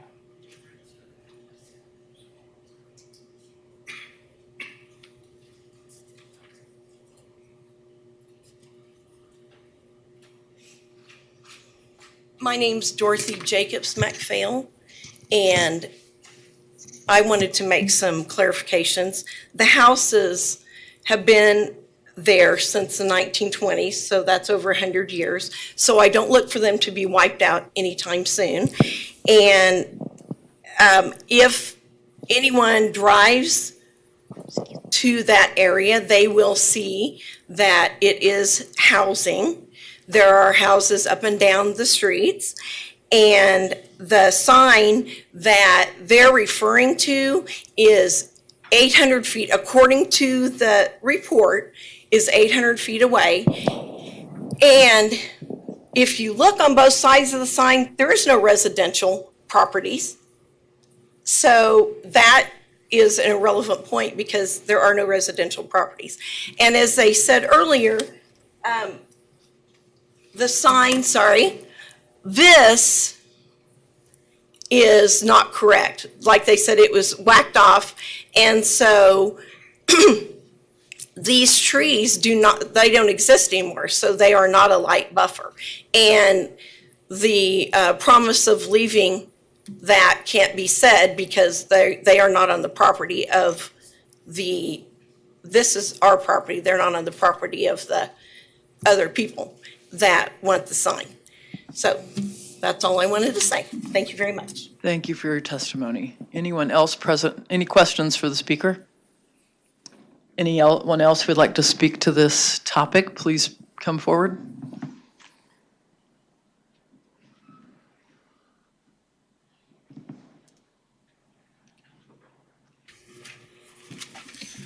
My name is Craig Davidson. I live at 1540 East 39th Street North.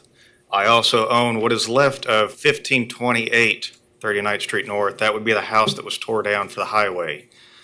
I'm just going to keep this simple. It's too big, too close, 30 feet, 60 feet. It doesn't matter. I'm going to see it.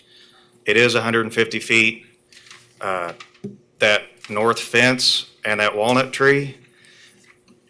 My property pin is 6 inches north of that fence. I own the fence. The tree sticks through maybe an inch or two. The tree's mine. Yes, they can trim what's on their side. It doesn't matter if that's what they want to do. 150 feet is too close. The sign to the south is 700 feet away. That is a lot of difference. That is a big difference. And yes, I noticed that one too. But there's no houses underneath it. There's going to be a house underneath this one. It doesn't need to be there. It doesn't belong. There's only 25 feet from my property pin to where they pinned and staked out for this survey. The sign's going to go past my shop and be behind the walnut tree. No matter where I'm at on my property, I'm going to see it. Does anybody have any questions for me? Any questions? Thank you for your testimony. All right, thank you. Is there anyone participating virtually who would like to speak on this item? Okay, I'll bring it back to the commission. You've had your time already, I'm sorry. Rebuttal from the agent. Did you want to say anything else? Did you want to say anything else? Yeah. All right. Just one thing I would say is. You have 2 minutes. Thank you. Go ahead. Come on Go up, ahead. Jeff. Jeff. Join him. Jeff, come on. I've never said we were keeping the trees. I'm looking through my reports. The trees are there. We cite that the trees are there, but we never say that those are our trees. So just wanted to clarify that. Go ahead. I just want to reiterate, and I respect everybody's opinion. I'm used to doing these things. I hear this a lot, and I get that it's close to the residences that are on industrial property, but I can honestly say the sign that, what is it, to the south? The sign that's 700 feet away, you see that sign, I mean, all you're going to see is the column of this sign unless you walk out there and just want to look up. I mean, and that's just how I have a bunch of these next to homes. I have no problem, not one problem with not one human being that lives anywhere near one of these because of the way the light is diffused. It's not shined out. Again, if it was 30 foot, I wouldn't even walk in here and ask. Because you would be looking at the sign. It's close. I'm sorry. Can you tell me the circumference of the pole at its base? I build a 42-inch column. 42-inch circumference? Yes, ma'am. And it's black metal? It's all black, gloss black, all of it. And how does that compare to a typical telephone pole's circumference? Do you know that? It's bigger, but I mean, from a distance, it's not huge at all. I mean, it's not. Okay. But again, I mean, look, I respect everybody's opinion. I understand. I'm used to, it's kind of a touchy thing sometimes, but I just know that if this sign gets in there, there's not going to be, the light shining on people. There's not going to be a sign in your face upsetting you. Everything's going to be up above it. I mean, frankly, it sounds crazy to say to everybody that I have a sign close to, they like the sign. They don't dislike it. So, that's just the truth. That's all I can say. Okay, your time is up. Okay.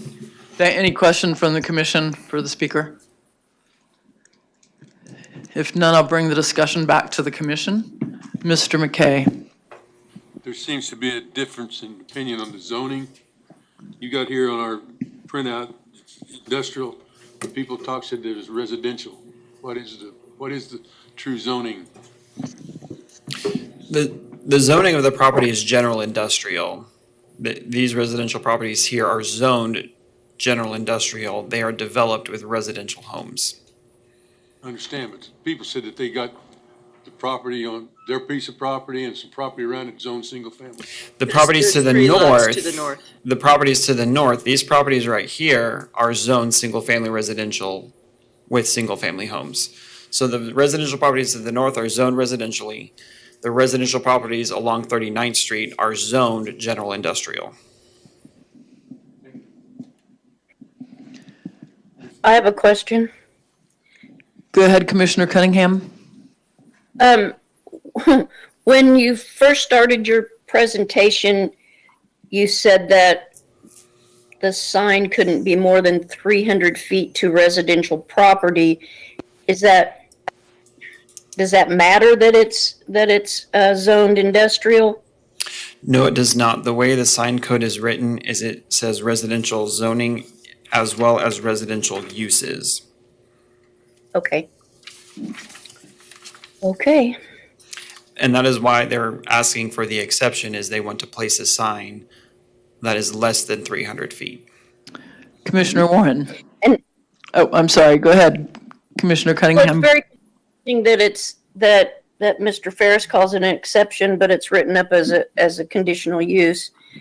And then the other comment is using number 5 as a relative gain to public health. How did we come to that it's a gain to public health to have a sign in your backyard? The staff report does not address that finding. Oh, it doesn't? Okay. I read it somewhere. I'm sorry, Mr. Ferris. Okay, thank you. Your time to comment Thank is you. over. All right, thank you. Can I ask for a clarification from one or both of our attorneys present? The statutory language says a conditional use as an exception, so every conditional use is an exception. But am I remembering correctly that there are sometimes exceptions that are not conditional uses? I believe that's technically correct. We treat it, if I'm not mistaken, JR would have been the best person to comment on this, but my understanding is that we treat this as a conditional use, but your statement is correct. It's technically an exception, and the difference is the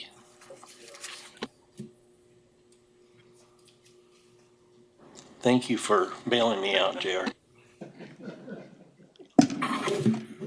J.R. Cox, Metropolitan Planning Zoning Administrator for the City and the County of Sedgwick. And this is not a conditional use and is not a special exception under zoning. This is a special review under our sign code. There's a specific section in our sign code that addresses the purpose of this and the conditions that it would be approved under. So it is neither a conditional use, nor a special exception. Special exceptions are not in our zoning code anymore. They were at one time. They still exist under state statute. We do not use them. This is specifically under the sign code.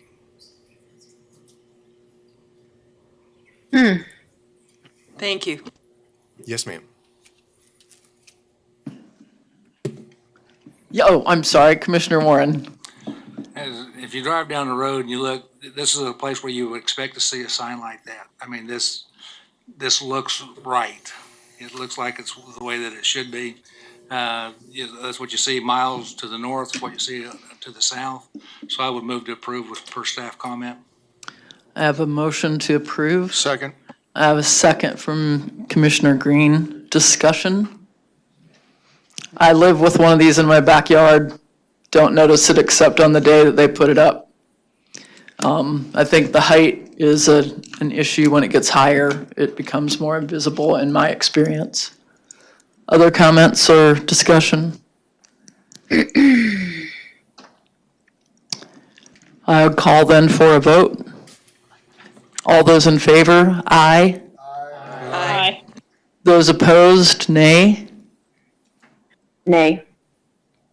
One nay. Do we need to do a roll call? Okay, roll call, please. Yes, ma'am. This is on the motion to approve per staff comments. Fox? Aye. Dool? Yes. McKay? Yes. Green? Aye. Bill Johnson? Yes. Blick? Aye. Nix. Foster. Aye. Warren. Aye. Joe Johnson. Aye. Miles. Aye. Hartman is absent. Cunningham. No. Williams Bay.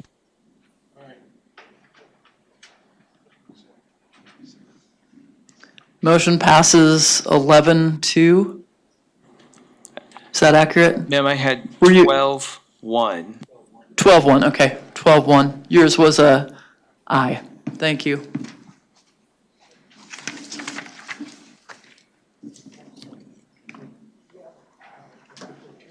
At this time, we will recess from the Planning Commission meeting to enter the Board of Zoning Appeals.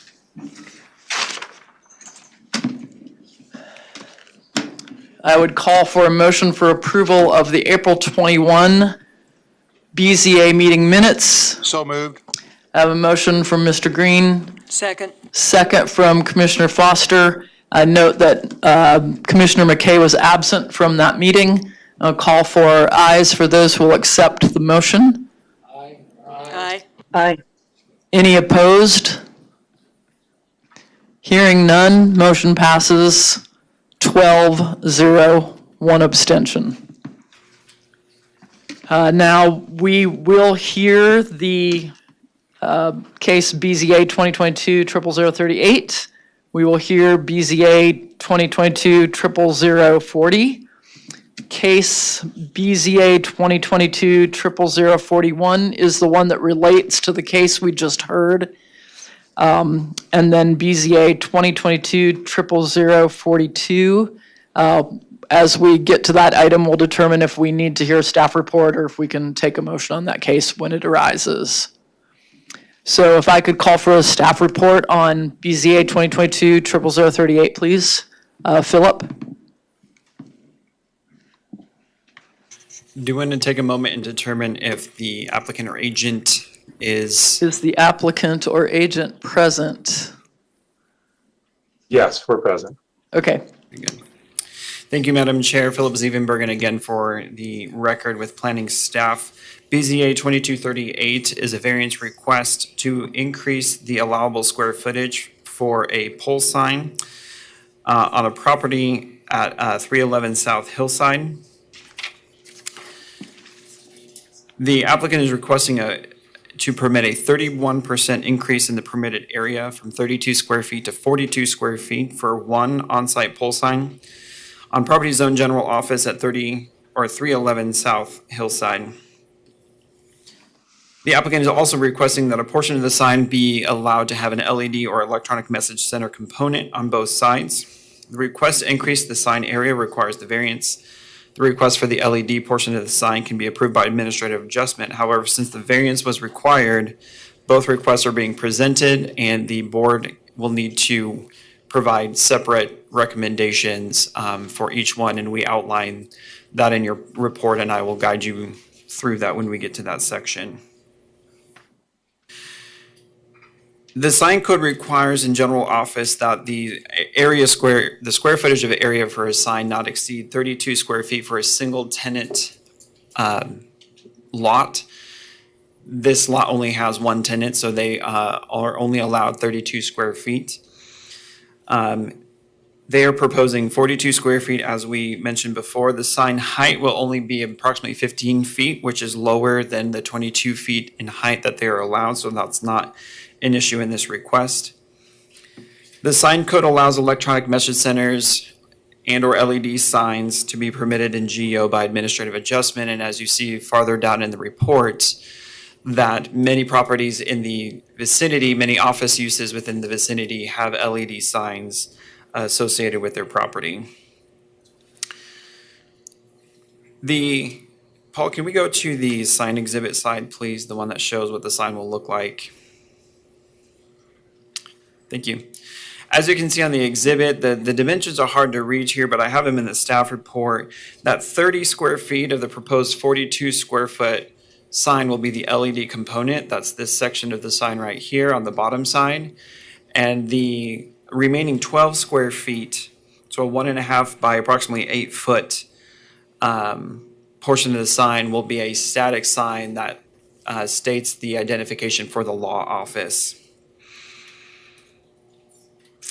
The applicant is saying that the reason they need the variance is because if you go back to the aerial, there's trees that are located on the property to the north that provide some visual obstruction for drivers traveling southbound on South Hillside.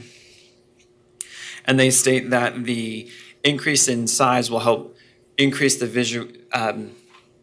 the ability to see the sign and ability to identify that the law office is located at that location.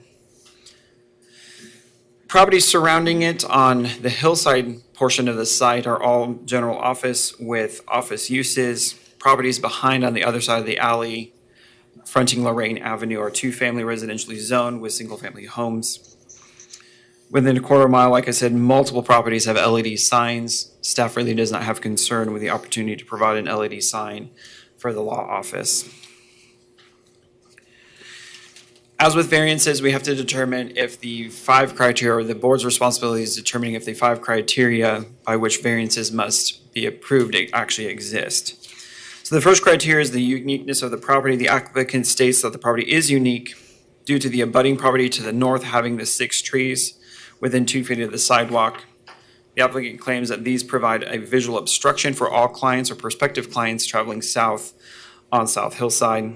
They state that the increased size of the sign will help alleviate the impediment created by the large trees. Paul, if you want to go to the site photos, please. We'll kind of use these as a reference point. This is taken through my car as I was driving. I don't recommend you do that. I'm not condoning taking pictures out of your windshield when you're driving. These are the trees that the applicant is talking about. This is the facade of the office building in question, and they have a banner sign that clearly states Pistotnik Law on the building. The sign does not have a pole sign right now. The sign does not have any other sign near the right-of-way. They do have the building sign that can be seen through the hole in the trunks of the trees.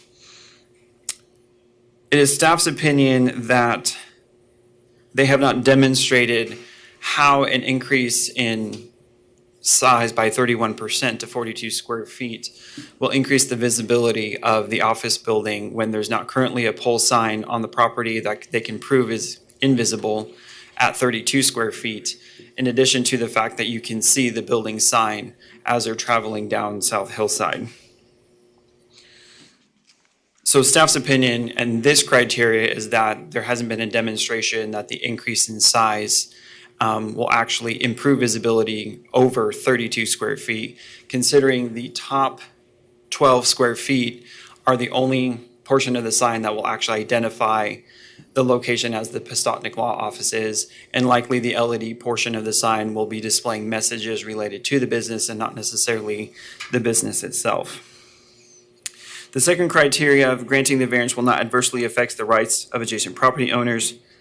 The applicant states that the increase in area would not adversely affect the right of the property's owners. It will not change the obstruction to the north. Property to the south has a ground sign, and so the proposed height of the sign will not obstruct the view of the sign to the south. Staff agrees with those points.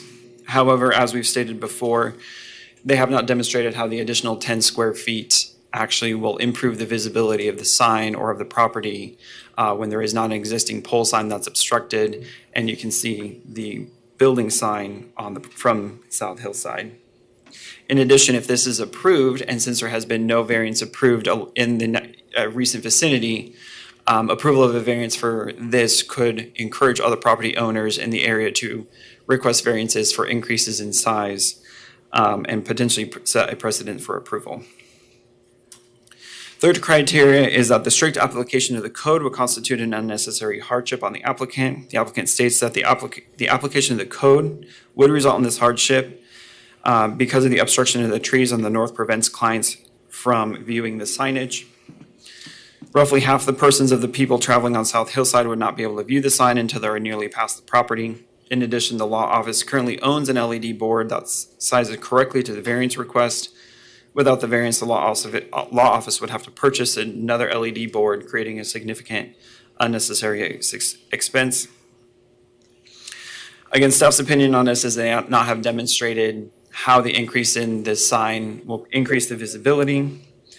The size of the LED board, which is 30 square feet, fits the standard size that is allowed in GO.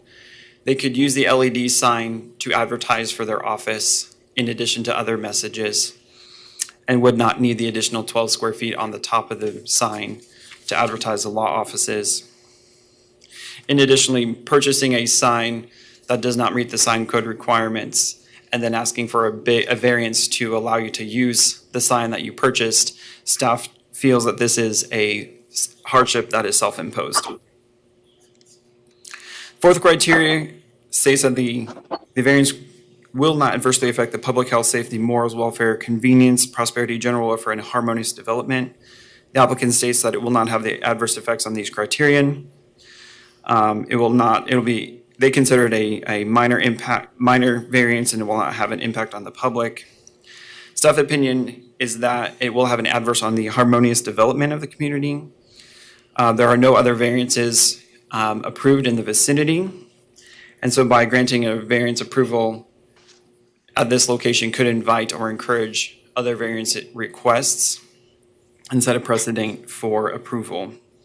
And finally, the last one is that it has to be the spirit and intent and general spirit of the code. They say that it is in the general spirit and intent of the code. Staff opinion is that the sign code is there to create a uniform appearance within the community, and less intensive zoning districts are permitted lesser amounts of signage, both in height and in size. The applicant is requesting an increase of 31%. A variance can only be granted if the 5 criteria discussed in the staff report are met. The applicant has not demonstrated the need for the additional 12 square feet. So here's where we get to the recommendation. There's a recommendation on the LED portion. Again, that could be have done administratively. The LED board does not automatically allow it to be bigger. They can just have an LED component. Staff has no issue with that. We have 3 findings in there that show we have no issue with an LED sign on there. So we'll have to have 2 motions, one for the LED and then one for the actual increase in sign area. So if we do approve the sign area, there are 4 conditions of approval. In your staff report, just for time's sake, I'm not going to go over those. Again, that's really not much of the argument as part of this staff report. The second item we need to consider is the variance request. It is in staff's opinion that the request does not meet the 5 criteria. In your motion this morning or this afternoon, if you feel that it does, it needs to be clearly stated in your motion that you feel it does meet the 5 criteria and provide reasons why. If it is in the board's opinion that it does meet the 5 criteria, staff does provide conditions of approval related to general conformance to the approved elevation and site plan. Sign will not be located in any easement or project over a right-of-way unless proper permissions were obtained, and that they obtain all necessary sign permits, and that the sign be erected within 1 year. While you're here, Paul, we're just going to cycle through the sign images. If you're going to go to the next image. So again, as we're going closer down Hillside, you can again see the building sign of the Pistotnik Law Office. Their pole sign would be located on the other side of the drive, I believe. Either way, the sign of the building is visible from Hillside. Next picture. This is looking south, and you can see the Pistotnik Law Office building is here. These trees do get very close to the streets. Next picture. This is looking south of the property. This is the ground sign that they mentioned that will not be visually obstructed by their sign if it's constructed. Next picture. This is looking to the southeast. There's an office across the street. Next picture. And that's all I have for you. I can stand for any questions. Any questions for Philip from the commission?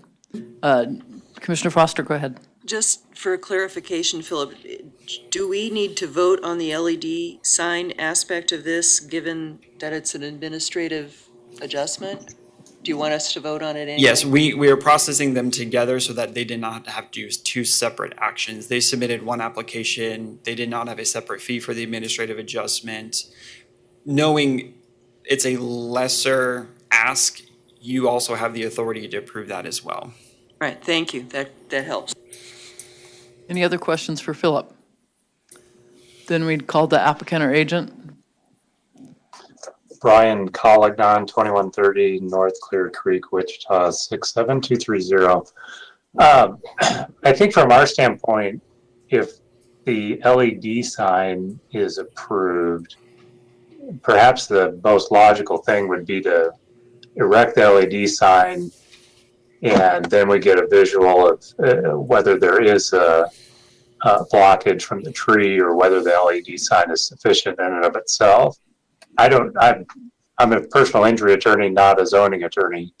I don't know if there's a procedure where we can just continue the one aspect of whether the sign square footage should be increased and proceed with just the LED sign and have you guys vote on that. And then we put it up, see if there's an issue and renew our request. If there is an issue, if there's no issue, then the request would not be renewed. But from a standpoint of our position right now is just simply if we can get the LED sign up, we can live with that. So am I understanding correctly that you're taking away your request for the additional signage space at this time? Well, if I take it away, does that mean I got to apply and do a new fee and everything? Yes, it does. Yes, it does. Okay. Well, then we might as well have you guys, well. So we'll proceed and vote on both items and, okay. Right? Any other, you have additional comments to make at this time? You have No, I guess some if time you are remaining. voting, Could you speak to why the additional 42 square feet would make a difference? 12, additional 12 square feet, I'm sorry. There's a photograph they've submitted titled "Looking South Towards Site from Vehicle Number 2." And that photograph does show that once you can see the sign, you can't be but 40 feet away from the turn-in. And that's where the larger sign would give us more viewing from further away, because it would, the obstruction would be less of an impediment, I guess. So from that standpoint, it would permit people driving southbound to see the firm and have enough time to slow and turn in. Okay, that answered my question, thank you. Any other questions for the applicant? Is there anyone? Yeah, okay, go ahead. I just wondered, I don't know how I missed it, but how tall is this sign going to be? Is it going to be about the same as this red and white one showing now? They propose it to be 15.2 feet. So the sign height is under the allowable height by the sign code. The sign code allows a 22-foot sign. They're proposing a 15.2-foot sign. Mm-hmm. And their building is about 25 feet tall facade, maybe? So it's not going to be taller than the building? No. Okay. Okay. Any other questions? Can you use your microphone, please? Okay, sorry. Philip, could you show us approximately where that sign would be located? Can you go to the site plan, Paul? So here's their frontage and let me see here, I apologize that I need to review this one more time before I state something. So their sign would be located right here, after their driveway. So that would be in front of the sign that's on the building now? It looks like it's fairly in line with their south building line. Okay, any other questions? Is there anyone from the public who would like to speak on this item? Anyone participating virtually who would like to speak on this item? Then I bring it back to the commission, and remember, we want to take this as two parts, the LED sign first, and then the additional square footage. Madam Chair, I'd like to make a motion to approve the LED sign. Motion from Commissioner Green. Second from multiple. We'll take it to Commissioner Dool gets that one. Any discussion? All in favor of approval of the LED sign with staff comments, say aye. Aye. Any opposed, nay? Hearing none, that motion passes 13-0. Now discussion of the increased signage area of 12 feet. This requires additional comments of meeting the 5 criteria necessary. Commissioner Warren, I move to deny the request of additional 12 square foot. I have a motion to deny. Second. Second from Mr. Williams Bay, and yes? If I could translate that a little bit, I Okay. think what's meant is that you find that it does not meet all 5 of the criteria necessary for a variance. Right, so that, will you accept that additional That's what I thought I wordage? said, yeah. Okay. Would you, Commissioner Williams Bay, accept the additional language for that motion? Yes. Thank you. Any discussion on the motion? All in favor signify by aye. Aye. Opposed, nay.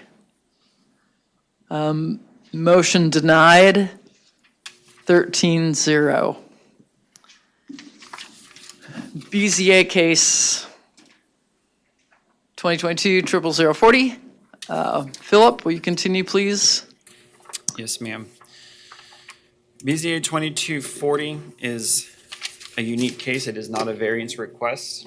It is a appeal for an administrative interpretation. Background to this story that set this up is the property is located at 3810 North Woodlawn. As you can see on your screen, it's northeast corner of 37th and Woodlawn. It's zone limited commercial.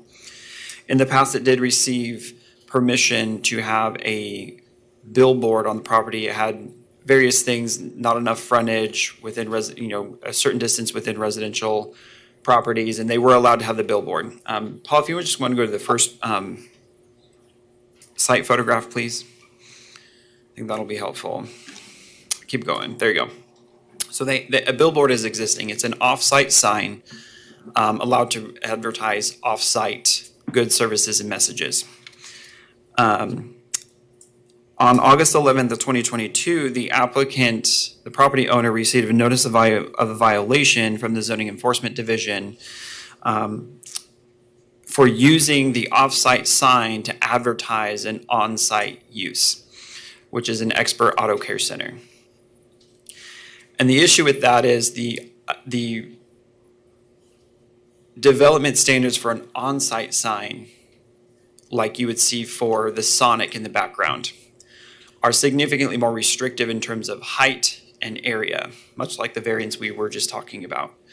An off-site sign can be taller, it can be bigger, and really this is a situation of fairness. If this property is used to advertise for on-site services above and beyond the ability of other users around other on-site locations for Dillon's, Walgreens, Sonic, other things, you could say they have a competitive advantage. They're just getting treated differently. They have the ability to have a broader spectrum of advertisement that is not afforded to other properties around them for on-site advertisement.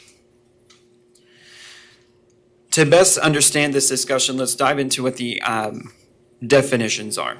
An on-site sign means a sign which conveys a message or advertisement directly related to the lawful use of the premises on which it is located. An off-site sign means a sign delivering a message or advertisement which is unrelated to the activities conducted on the premises or the products sold or manufactured thereon. The advertisement in question is the one that you see on the screen. Paul, if you want to back up to the actual image of it. It advertises a $10 off an oil change for an expert auto care center, technically located at 150 South Washington in Wichita. The contention with this is technically they are advertising a service and an offer available at a different expert auto care center location, not at the one at 3810 North Woodlawn. This offer supposedly is only good for the one location at 150 South Washington. That being said, Paul, you want to jump to the last two pictures? Yesterday morning, staff went out and took two pictures of existing advertisements. You can see the example advertisement we just looked at, but the address is not listed. The next picture says Expert Auto Care Center now open on Saturday. No discussion of any specific location that's not 3810 North Woodlawn.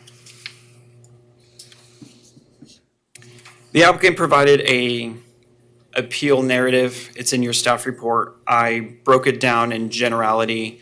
They provided a discussion of the definitions. They provided some understanding that the billboard is owned separately from the Expert Auto Care Center. The Expert Auto Care Center contracts with the sign owner to advertise for businesses that are not his or not at this location. This sign does advertise off-site things in our site pictures that you saw in your staff report. There are other cycles of this sign that do have off-site properties. The applicant notes that the sign supposedly is advertising for a business 6 miles away. The applicant states that the sign is advertising for a message that is not directly related to the lawful use of the premises. The applicant provided some possible scenarios based on the interpretation of the zoning administrator, possible on-site sign scenarios and off-site sign scenarios. Really, they have to be dealt with on an individual basis. They are separately interpreted to try to come up with scenarios based on this particular interpretation. Really, sites are different locations, advertisements are different things. There's a lot of different variables that would have to go into regarding that, and really I can let him provide explanation of what those scenarios are to help you understand his perspective on that. They state that the specific advertisement is a special offer that is only available at the 150 South Washington location. As we saw from a picture taken yesterday, that they have a cycle of the sign that does not provide that address. And the sign is owned and operated by Kansas Billboard LLC and not the property owner. So trying to make a distinction that the Expert Auto Care Center does not own the sign. They just contract with the sign for advertisements elsewhere. Staff analysis of this, objectively, the sign subject graphic does list an address for an off-site location if it's the proper one going through the cycle. The size and location of the address is not a prominent feature on the graphic. There's nothing on the graphic that states that the special offer being advertised is only at the off-site location. The advertised special offer for Expert Auto Care Center, or the special offer and the Expert Auto Care Center, are the prominent features of the graphic, which is displayed directly above an Expert Auto Care Center facility. It is reasonable to conclude that the average consumer of the graphic sign is not aware that the advertised special offer is only available at the off-site location. It is also reasonable to conclude that the average consumer of the graphic, with prompting from the sign, could patron Expert Auto Care Center at 3810 North Woodlawn due to the location of the sign and advertisement being directly above the building.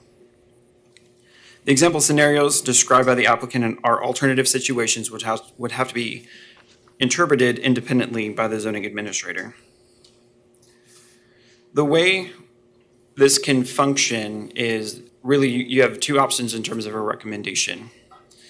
You can recommend to uphold the appeal of the applicant and say that it is in the opinion of the Board of Zoning Appeals that it is truly not being used as an on-site sign, that the graphic with the off-site location is truly an off-site graphic. And should that be the opinion of the board this afternoon, staff does have some recommendations of conditions that particular copy and graphic, that the one that we see on the screen right now, be edited to make it more clear that it actually is a service offered only at the offsite location, not at the location directly below the sign. In addition, that it would also conform to all the other requirements of the sign code. The other option you guys have is uphold the interpretation of the zoning administrator, which is to say that they are using it as an on-site sign that is advertising for on-site purposes as well, therefore in violation of the sign code because it does not meet the size and height requirements of an on-site sign. And in that, the condition of approval would be that they are required to correct the violation within 30 days of this board's decision, and that all other requirements of the notice of violation dated 8/11/2022 be enforced and complied with. So basically saying you basically got an extension of your need to correct the sign from this board's decision, but let the governing language of that notice of violation letter go forward from there and be the enforcing item. Want to make a couple corrections in the staff report. Just pause it. In the very first paragraph, the sign is located on the west side of the building, not the east side of the building. Apologize for that.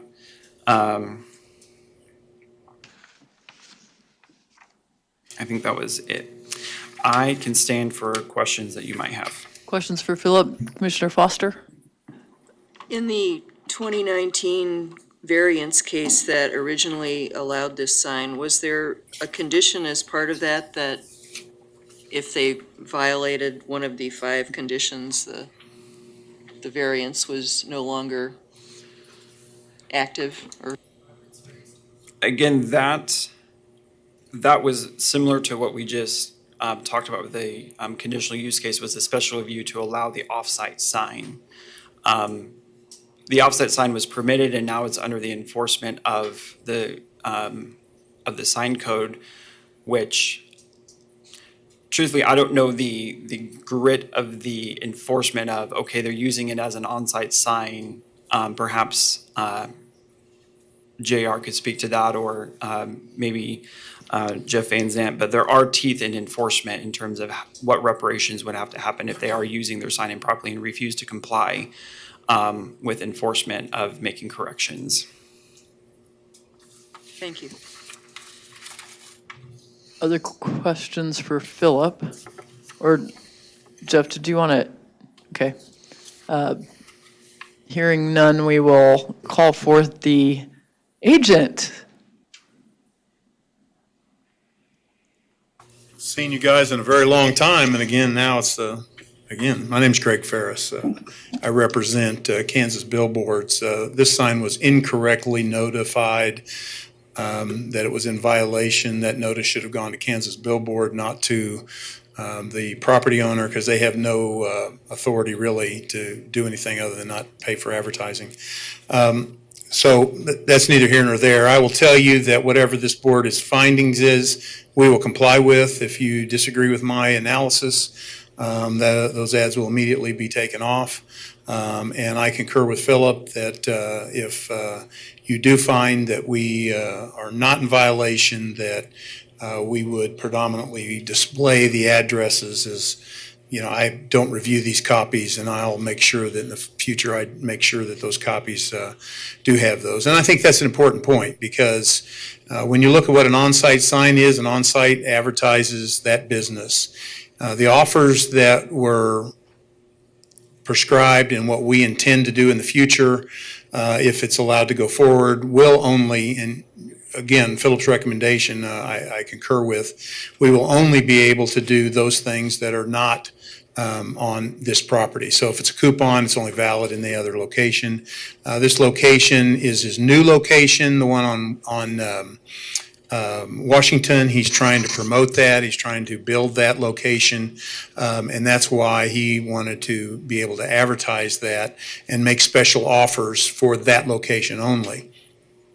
I think when you look at the language of what I do disagree with Philip that it is pertinent to understand that if you find for staff today that you in effect are saying that Eddie's car, because they have Eddie's, and they have 4 or 5 different ones, they can advertise any of their services at any of their locations on their on-site signs. Because that's what you are saying today, is that if a business is on that sign and they have other locations, they're in effect the same as being at that location.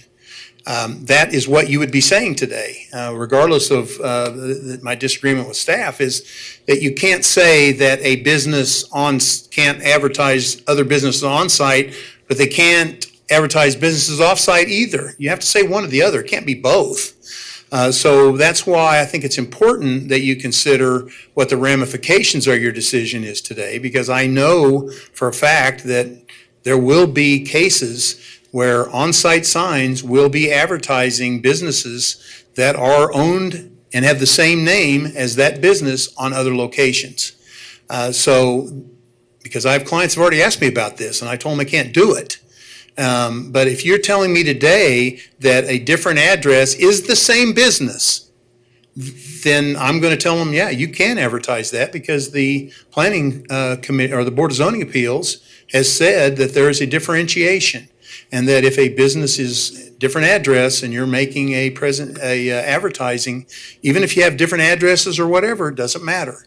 So I think it is important that you are saying something today. Based on that, I think that the fact that this business offers the same thing, if I had based on the interpretation of what is in the staff report, if this sign was on a different auto repair place, I couldn't advertise any auto repair place, because that service would then be offered at that location. And that's what exactly they're saying in their report. So it is a slippery slope, and it's very rare occurrence.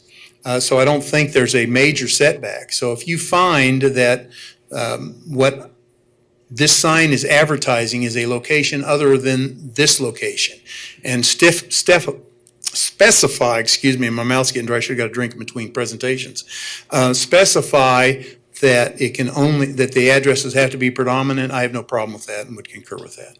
With that, I'll be glad to answer any questions you might have. Commissioner Foster?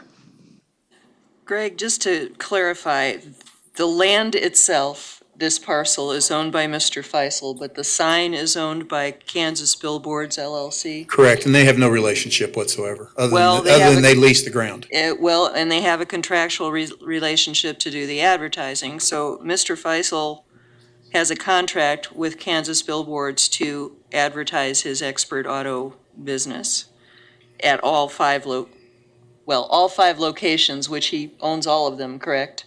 Yes. Except this one. Yes. Okay. Other questions, Commissioner Warren? Well, I guess I've got a question here that shouldn't involve us, but we're getting drug into it, and that's truth in advertising. If he's advertising another business, it looks the same, it sounds the same, but the address is different, and the offers are different, then we're defrauding the public. So it's, to me, either it's if it's one business and they're all doing the same thing, then just don't put the address on, because it's going to fit all of them. They do. But if you start putting different businesses on there, then it's not an on-site sign, it's an off-site sign. It's pretty simple.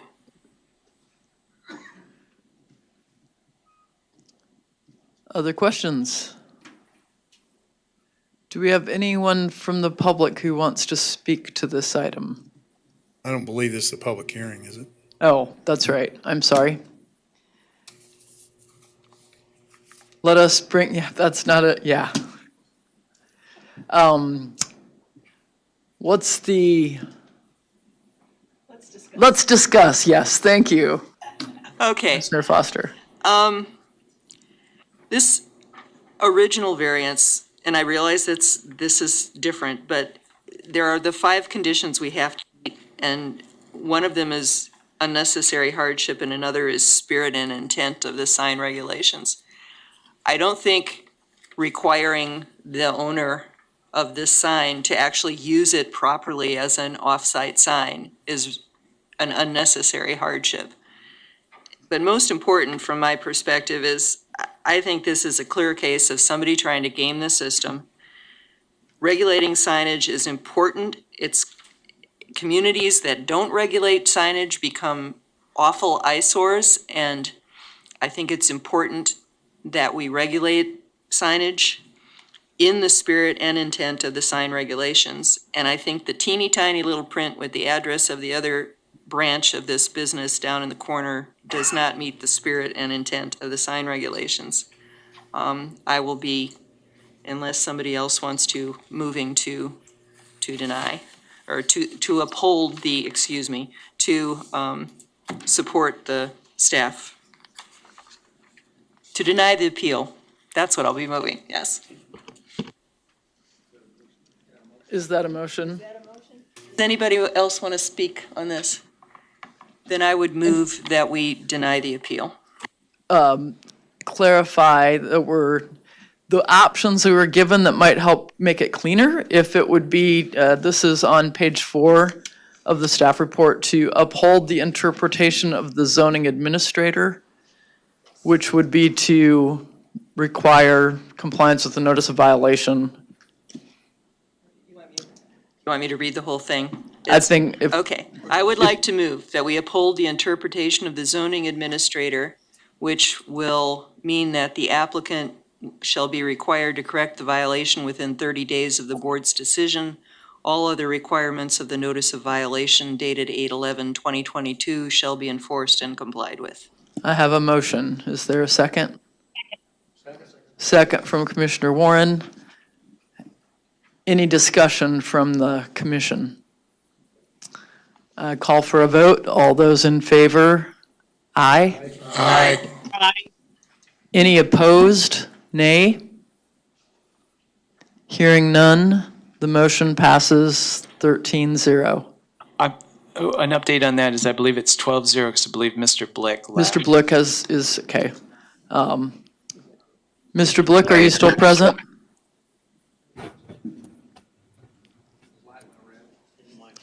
Okay. The mic is off, but we see your face. We recorded that he was absent for a period of time, so Okay. if we change the outcome Okay. either way. Motion passes 12-1. Abstention, we'll call it. The next case relates to the signage case we heard at length. I'm going to ask if we could potentially have a motion or do we need a staff report? The motion is or the question is whether the sign can be raised in height. And this is BZA 2022-00041 for the height of the off-site sign that we heard about in our 4.3 case. Would it be possible just to make a motion to grant the request? I would accept that motion. And public comment? Oh, public comment would be the question. That's correct. No public comment because we're in the BZA. See, we're both getting confused. I feel better already. No need for public comment. So we have a motion from Mr. Green, a second from Mr. McKay to grant the increase in height of the sign located a quarter mile east of 37th Street North on North Hydraulic. Any discussion of that motion? Hearing none, I'll call for a vote. All those in favor, aye. Aye. Aye. Any opposed, nay. Hearing none, motion passes 13-0. And then the final case, BZA 2022, for the BZA, case BZA 2022-00042. Christina, in short, this recommendation is? Can we take it on consent? Can we, yeah, this is to increase the height of a screening fence by 1 foot Yes, from 9 to 10. that's correct. Is anyone interested in making a, I move that we grant the request.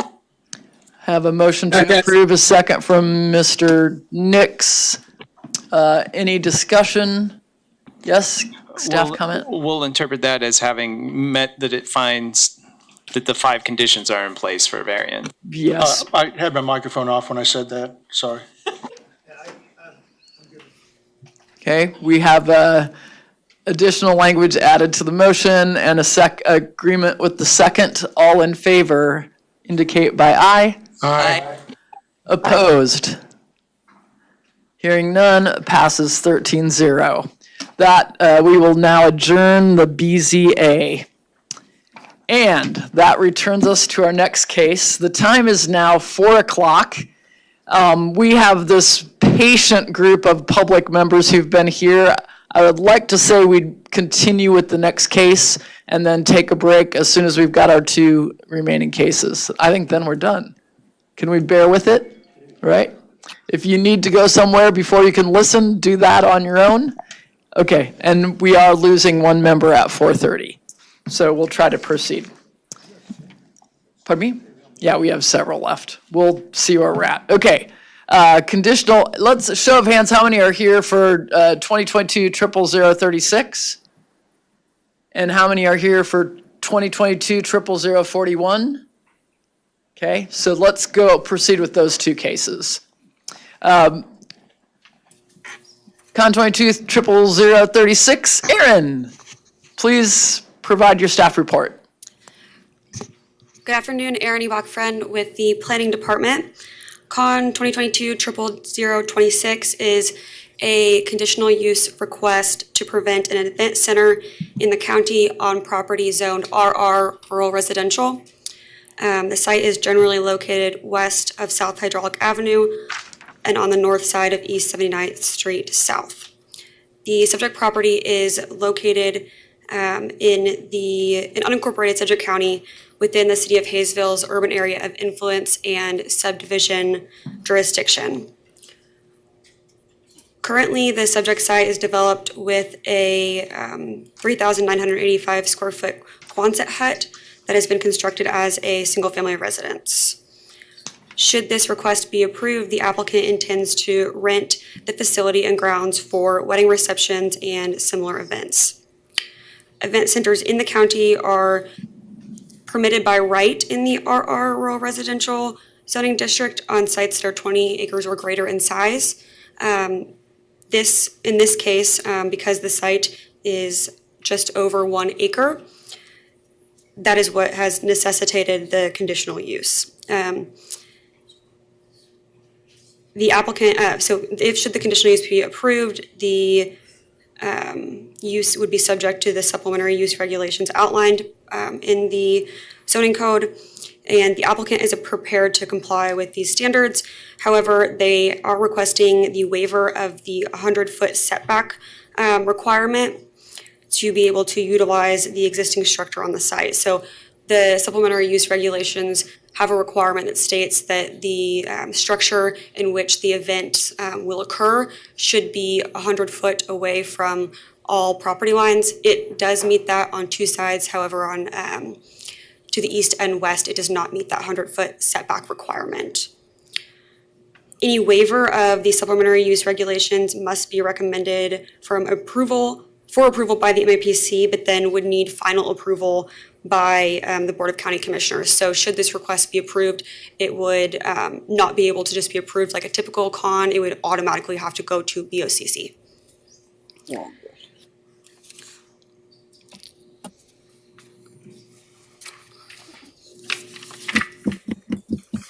Paul, could we go to this? Oh, we've got the zoning map right there. Perfect.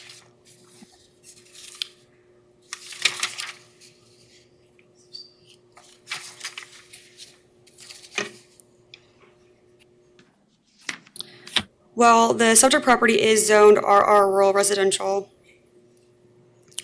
The area surrounding the site is developed with suburban scale residential with an average density of 1 dwelling unit per 39,000 square foot. Directly north of the subject site here in the light pink is the Orchard Point subdivision, which is zoned SF20 single-family residential. And properties in this area are approximately 1 acre in size and are developed with ranch-style single-family residences.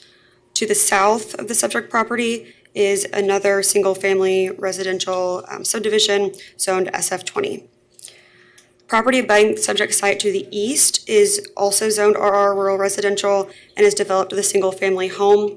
I do want to note that this LC property here at the corner, a portion of which it's divided in half, so it's under 2 separate ownerships. This property owner also owns that LC portion, and that site is developed with a garage to serve that single-family home. And then directly abutting the site to the west is another property zoned RR Rural Residential and developed with a single-family residence.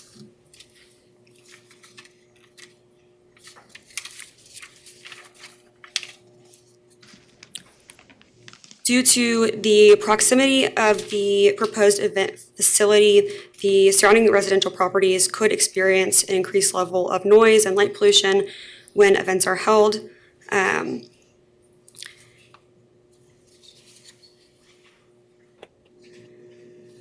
In regard to conformance to plans, the requested conditional use is found not to be in conformance with the Community Investments Plan or the City of Hayesville's comprehensive plan. The Hayesville plan indicates that the preferred land use for this area is to be residential, and they outline 2 specific goals in their comprehensive plan related to residential. Is 1 being objectives 4 and 5, which are to protect residential areas from incompatible land uses, and 5, to provide a variety of housing choices for current and future populations.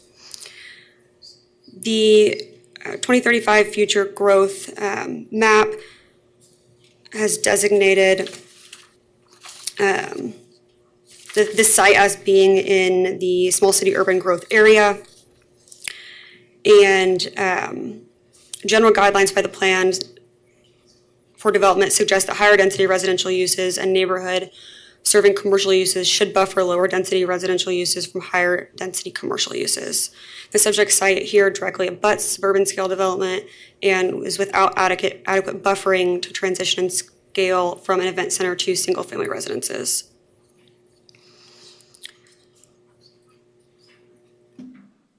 The Hayesville Planning Commission heard this case on September 22nd and voted unanimously to recommend denial of the request. And then on October 3rd, the CAB 2 also voted to recommend denial. Staff's recommendation is recommended to be denial for the request. Should the MAPC determine that this request be approved, staff has provided recommended conditions identified to help mitigate potential impacts. These include compliance with all of the supplementary use regulations with the exception of the 100-foot setback in regard to the structure to those property lines, as well as limits to hours of operation. So events at this site Sunday through Thursday would need to end by 10 p.m. And on Friday through Saturday, they would need to end at 11 p.m.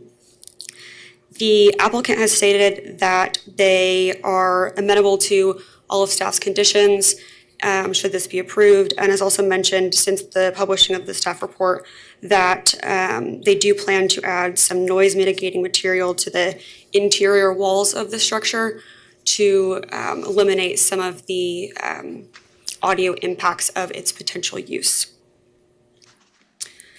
And then I did want to lastly note before we get to the slides that we did have a number of area residents that attended the meetings both on the 22nd and on October 3rd, providing a large amount of public comment, and public comment that we have received since then in printed format has been provided for you all today. Paul, may we go to the next slide, please?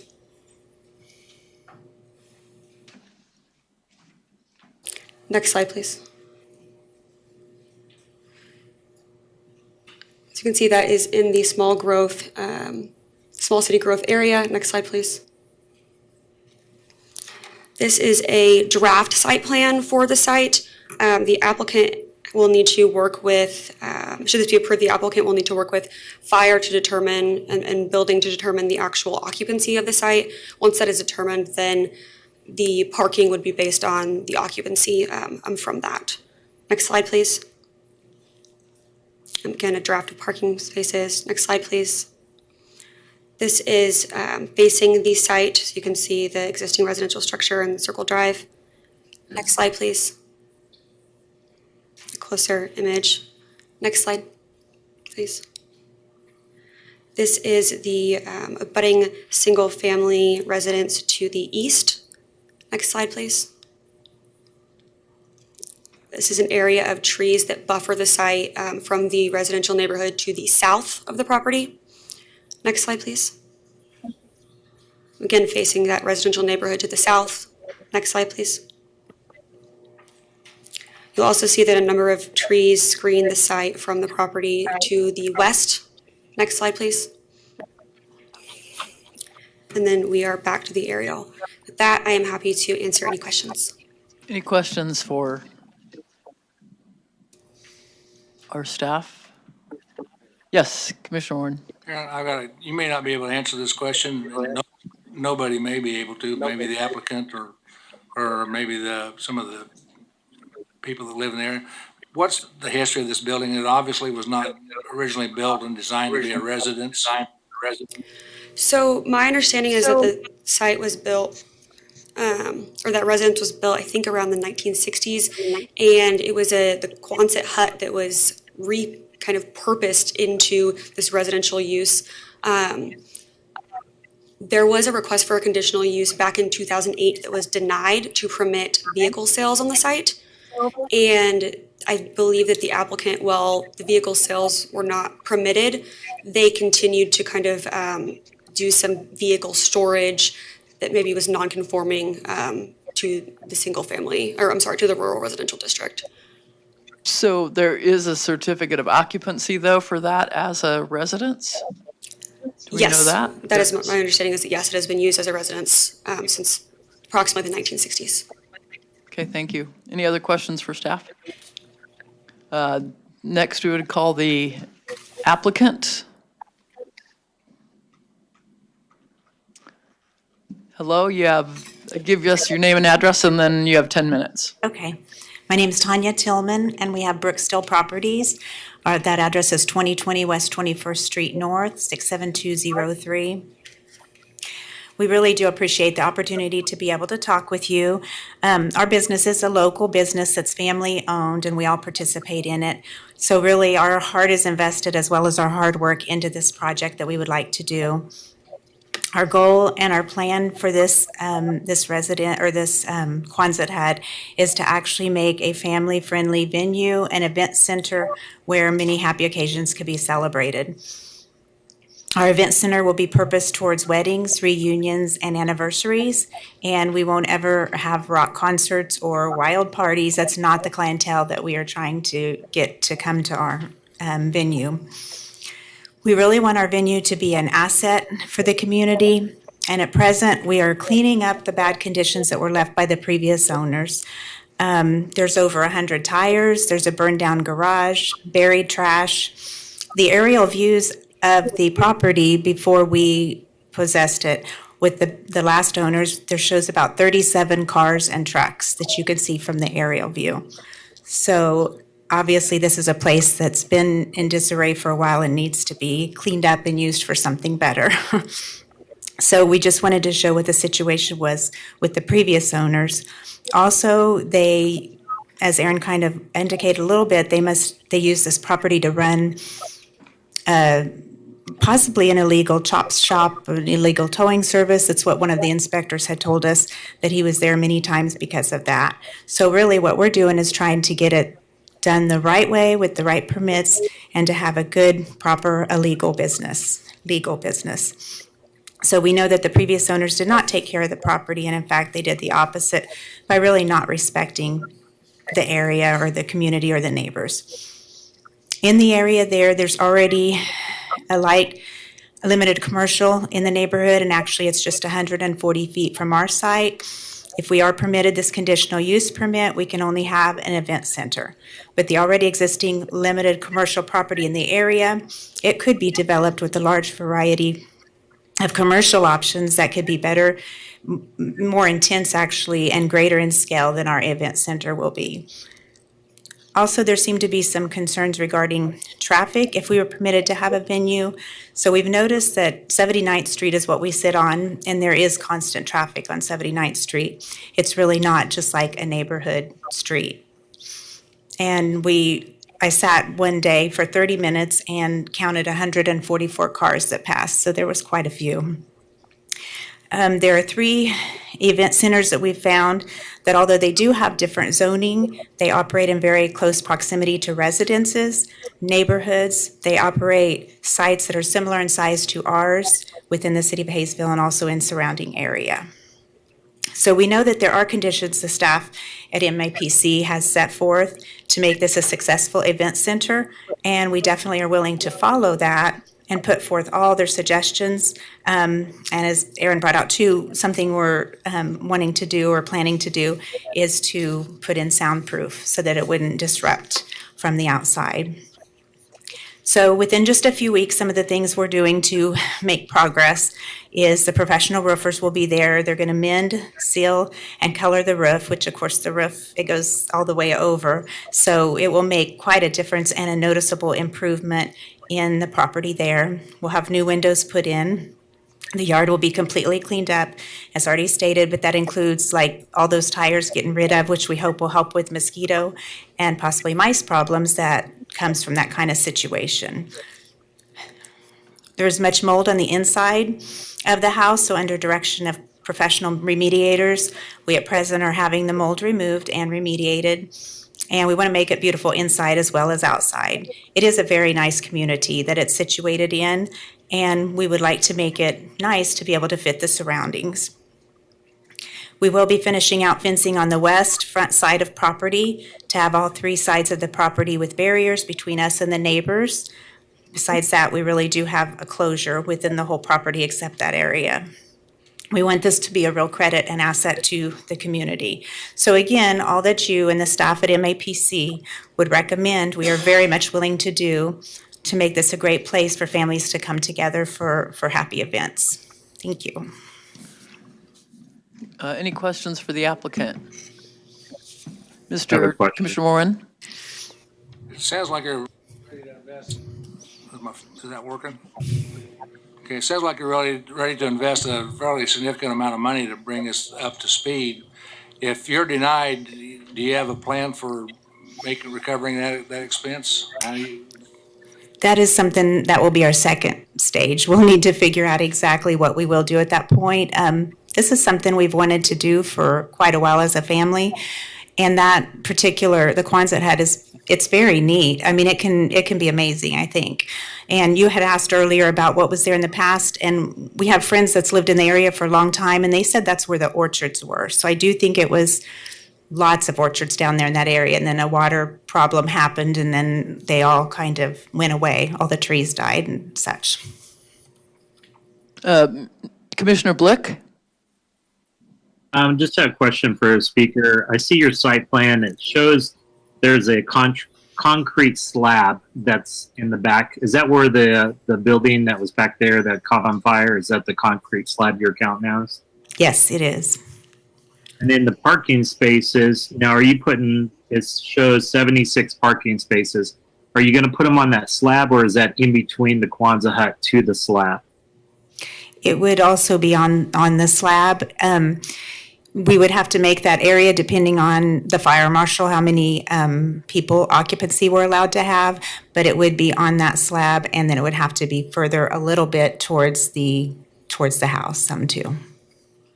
So you're pretty much taking that 112 feet in that back side, and then on the next slide over where it shows your proposed, you're going to put 76 spaces, and it's in conjoined. Yeah, that one right there.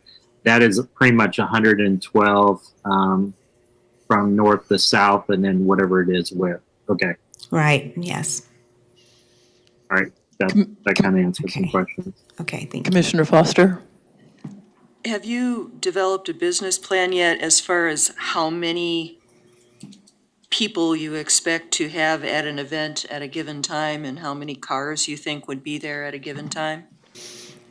Well, according to what we went ahead and drew out here, it shows 76 spaces and 4 people per space is the way they allow you to do spaces. We don't really think we'll have that big of an occupancy though, because we think that the inside, once the fire marshals come in, that they probably would allow maybe 2 to 250. We don't really know that yet, but we will accommodate whatever we're told.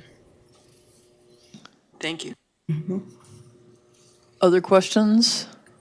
Do you have plans for outdoor activities, or everything would be contained within the building according to your current plan? If it is according to the current plan, it would really be inside mostly as far as wedding or anything such as that. They could come out a little bit on the front because there would be a little bit of space with the 100-foot setback. They would have a little bit of space there, so we would like to make that really pretty so they could possibly take pictures or something there. Okay, thank you. Any other questions from the commission? There's no plans for outside music or entertainment at all? No, we aren't making a stage or anything like that. That would all be inside.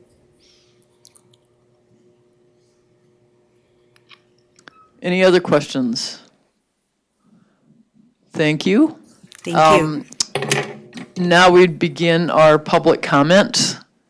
So those of you who would like to speak on this case, please approach the podium, your name and address, and you have 3 minutes.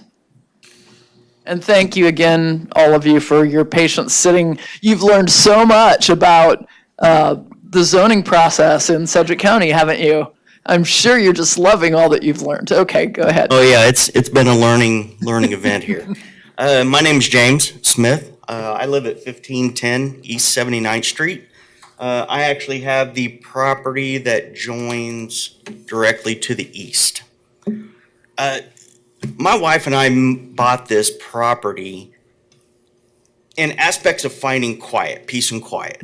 We're close enough to things that we need to get to, shopping, gas stations, but we're far enough away from public congestion that helps us attain and keep that quiet that we've been looking for.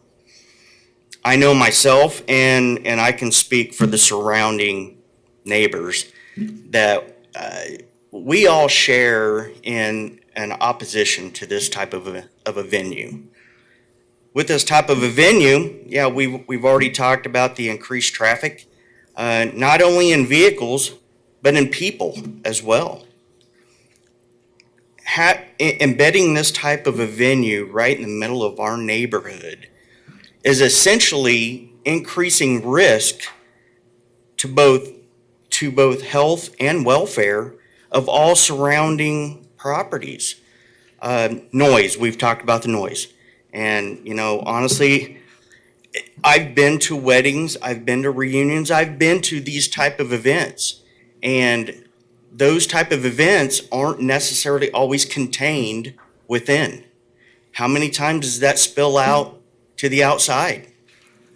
Being in such close proximity of this type of a venue, it's increasing the chances of alcohol-related incidents.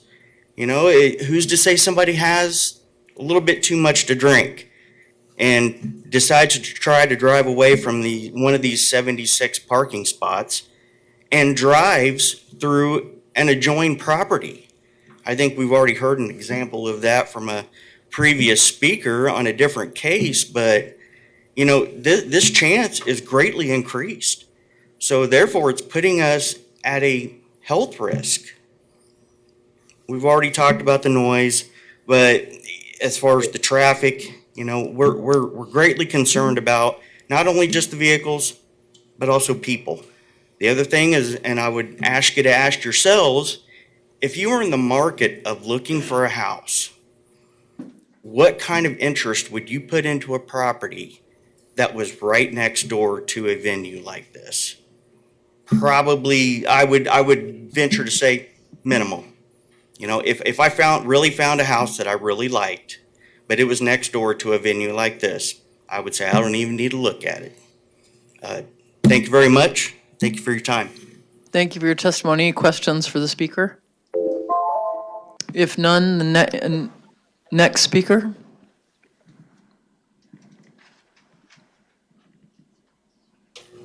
Good afternoon. My name's Seth Roeder. I live at 1601 East 77th Street South. It's about 5 properties to the north of where this is at. I actually appreciate you guys cleaning up. That's fantastic. I do appreciate that. Sound-wise, as those complaints, for us, it's not that big of a deal. But as Commissioner Foster mentioned earlier, trees don't really create an actual buffer for sound. And in terms of the traffic, 79th Street is a main road, but it's the main road into Derby from this area connecting Hayesville to Derby. And currently, 63rd Street being the other main road into Derby, the bridge is under construction. So traffic is being rerouted through this southern route. So there is being more traffic currently that would be recorded in terms of that. Other than that, just kind of reiterating the point, it brings in the prospect of a little bit of crime, a little bit of alcohol, drunk drivers, more traffic. It's a great idea, but I just don't feel it's great for this area. It's completely just, it's neighborhoods all in this area. There's a sand pit slightly to the north, but that's basically it.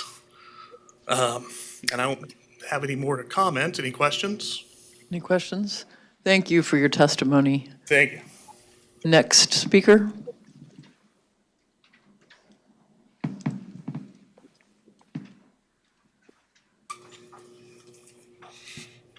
You need to supply Your name and mints. address, please. Well, you need to supply mints.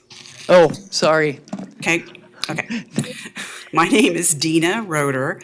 I live at 1601 East 77th Street South, and I have lived in the area for 45 years. We currently live at this address. We've lived there for 20 years. Before that was 3 blocks over on Patty. So we've lived in the area a long time. It was the Mahonies and the who did she marry? Hancock, who owned all this area at that time. And the Hancocks 30 years ago decided to put in a clay pigeon chute. So on the weekends, we had to endure all that popping and popping. Now, it was only for a time, but it was still on the weekends where we were home, we had worked, we were now home on the weekends. I see this as the same situation. They're putting in this venue that's going to be there for the weekend. And it's going to interrupt, and it's probably going to do well, so it's going to be every weekend. And I don't think that's fair to my neighbors. And that is why one of the reasons, because we live 5 properties to the north, one of the reasons that I'm here is to support those neighbors that are right next door. Thank you. Thank you. Any questions? Any questions for the speaker? Good. Next speaker.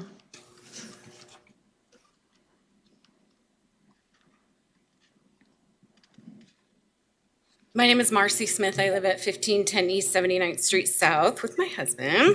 We bought this property because like he said, is perfect location in the country, but still close enough to things that we needed to get to, work being one of those things. I get up at 4 a.m. I do not want an event 100 feet from my bedroom window until 10 o'clock at night.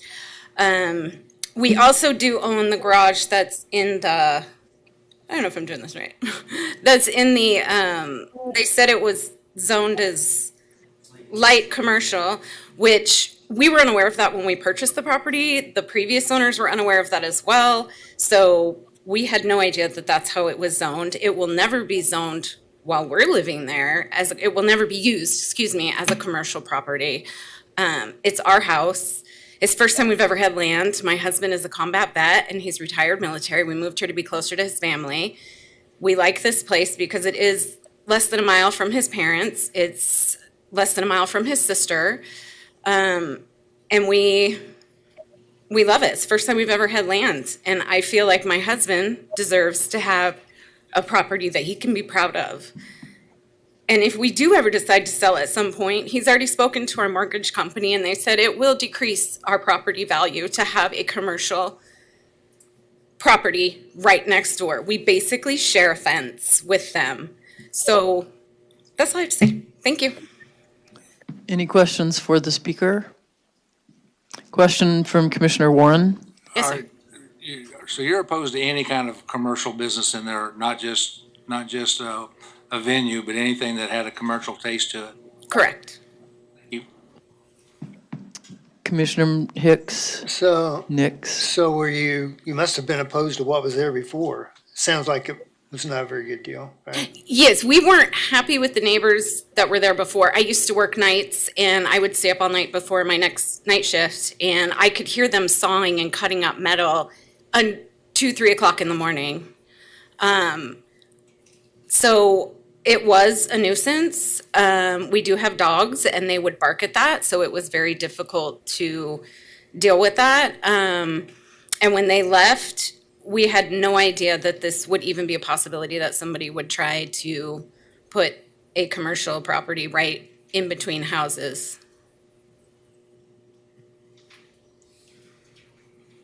Okay, any other questions? Thank you for your testimony. Is there another speaker on this case?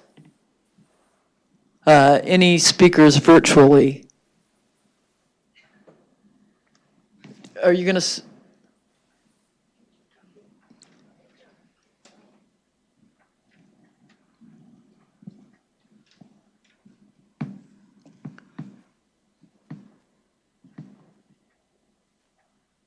My name is Patricia Martin, and I live at 1401 East 78th Street South, Hayesville. My backyard butts up against this monster. When the Sedgwick County Fire Department evicted the people that previously owned it, and they put up a for sale sign, we said, oh good, somebody will come in there and razz that and build a nice house. We don't want a business in there. We're a quiet neighborhood. Thank you. Any questions for the speaker? Thank you for your testimony. Anyone virtually who'd like to speak on this case? If not, the applicant, you can come back for 2 minutes of rebuttal to respond to the current concerns that have been expressed.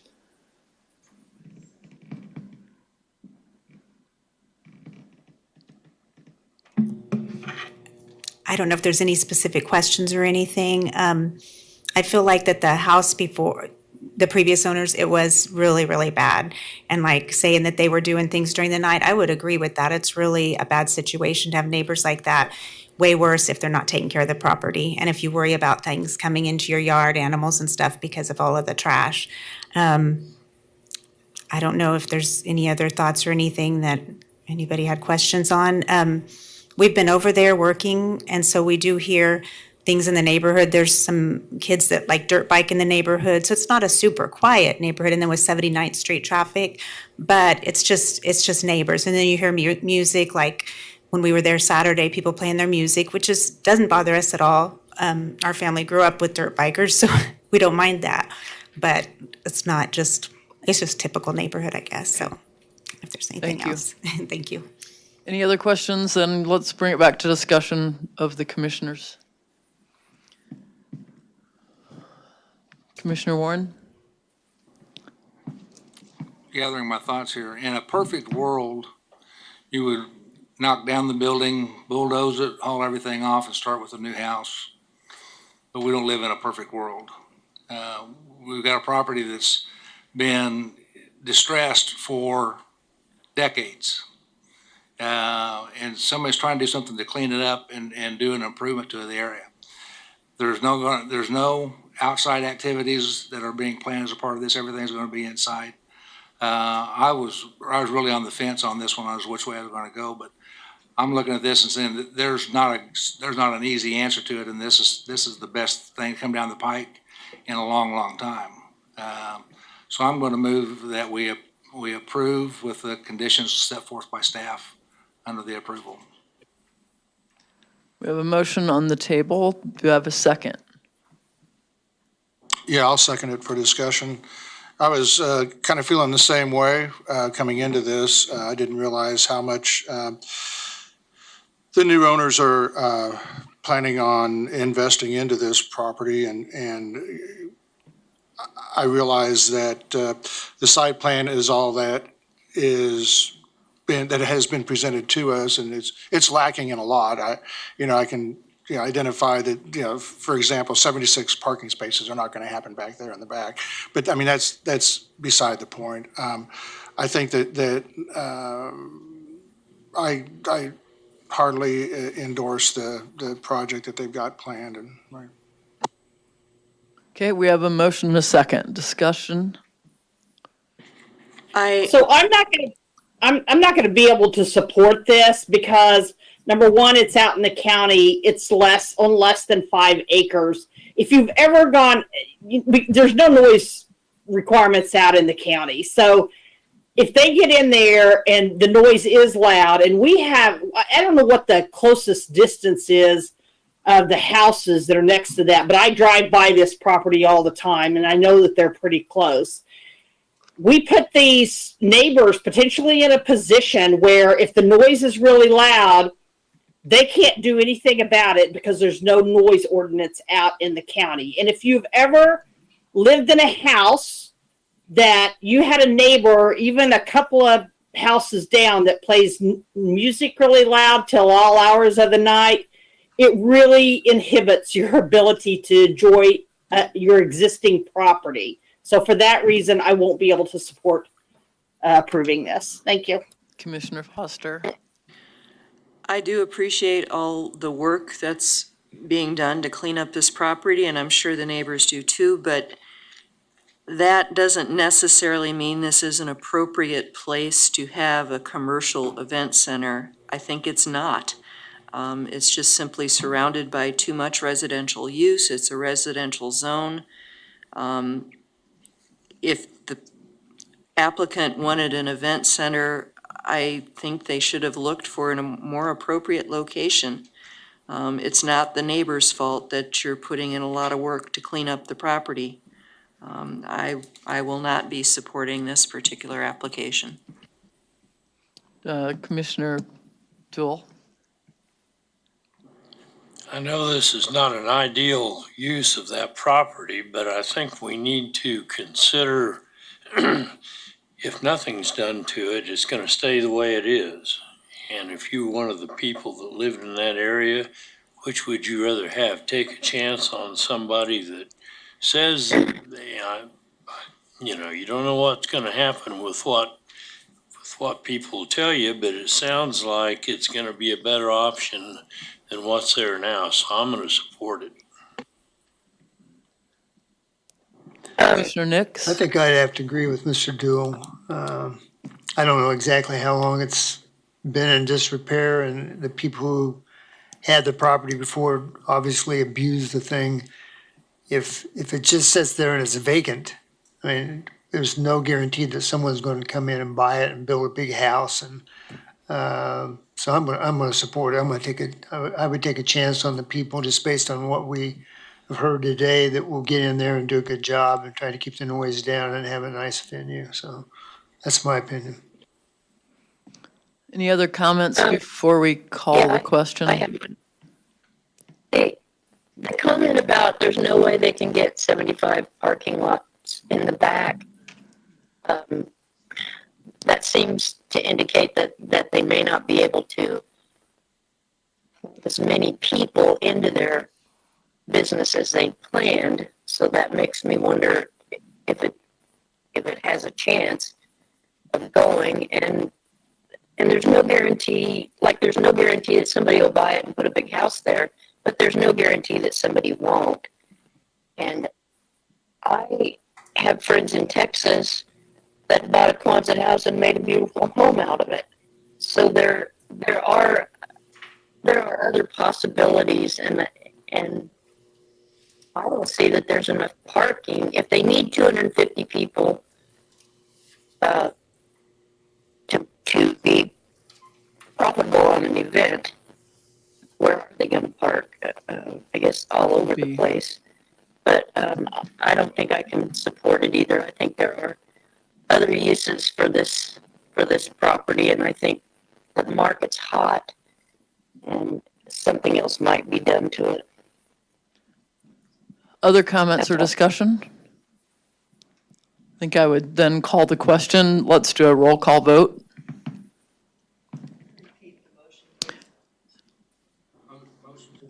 Approve with staff conditions for the approval. So an aye would be approving the vote, a nay denying. Okay. Roll call begins. Yes, ma'am. Fox? Nay. The small acreage is my greatest concern. There's just not enough distance between the neighbors in my estimation for an event center. Duel? Yep. Yes. John McKay is absent. Green? Aye. Bill Johnson? Yes. Blick? Nay. Nix? Yes. Foster? No. Warren? Yes. Joe Johnson? Nay. Miles? Nay. Hartman is absent. Cunningham? Cunningham? I'm sorry, no. Williams Bay?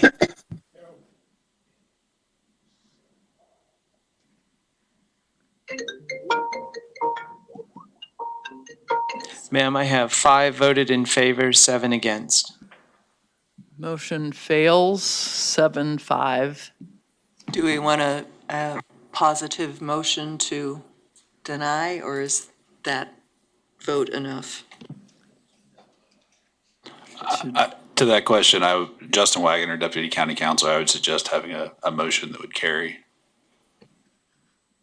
I would like to move that we deny the application for the event center in the county. Second. I have a motion from Commissioner Foster, second Commissioner Miles. Roll call vote, please. Fox? This time an aye denies the request. Aye. Duel? No. McKay is absent. Green? No. Bill No. Johnson? No. Blick? Aye. Nix? Foster? Aye. Warren? No. Joe Johnson? Aye. Miles? Aye. Hartman is absent. Cunningham? Aye. Williams Bay? Aye. Motion passes 7-5. Thank you for your Ms. Fox, testimony. this is Joe Johnson. I need to leave the meeting. Okay. Note that Joe Johnson is now exiting the meeting. Our next case, 4.5, CUP 2022-00041. Aaron, will you please come forward as staff to present this case?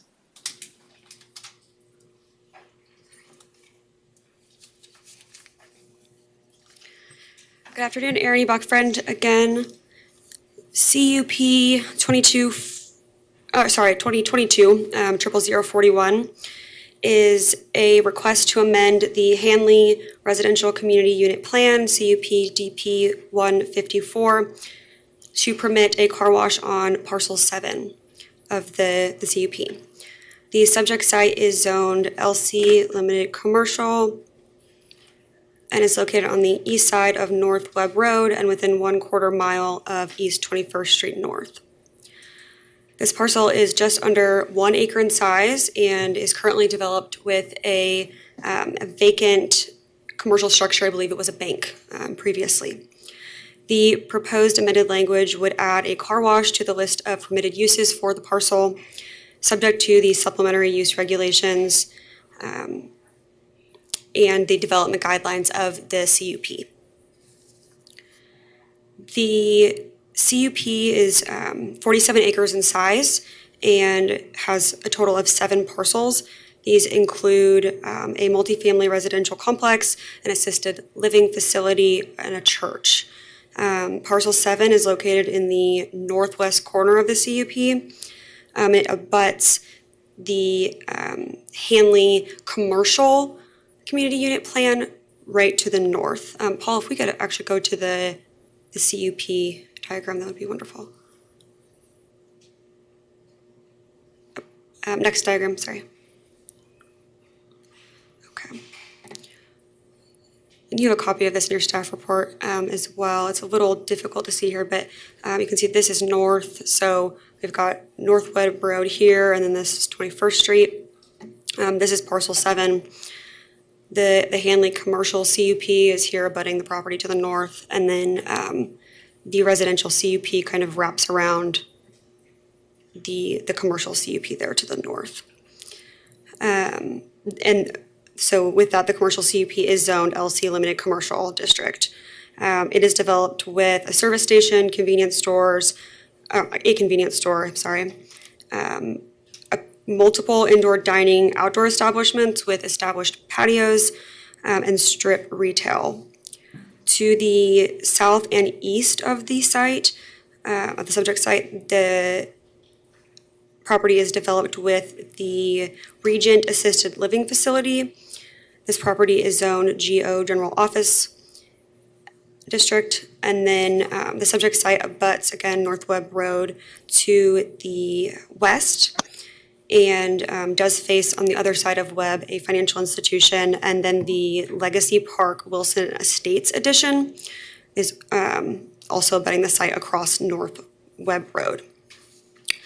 The Unified Zoning Code requires a conditional use for a car wash when it is within 200 foot of residential zoning.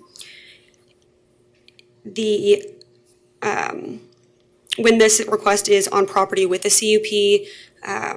CUP amendment can act in lieu of that conditional use.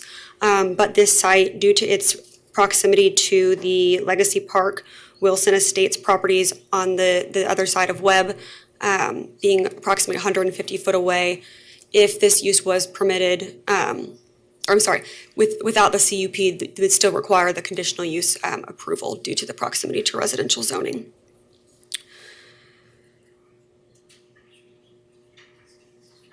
The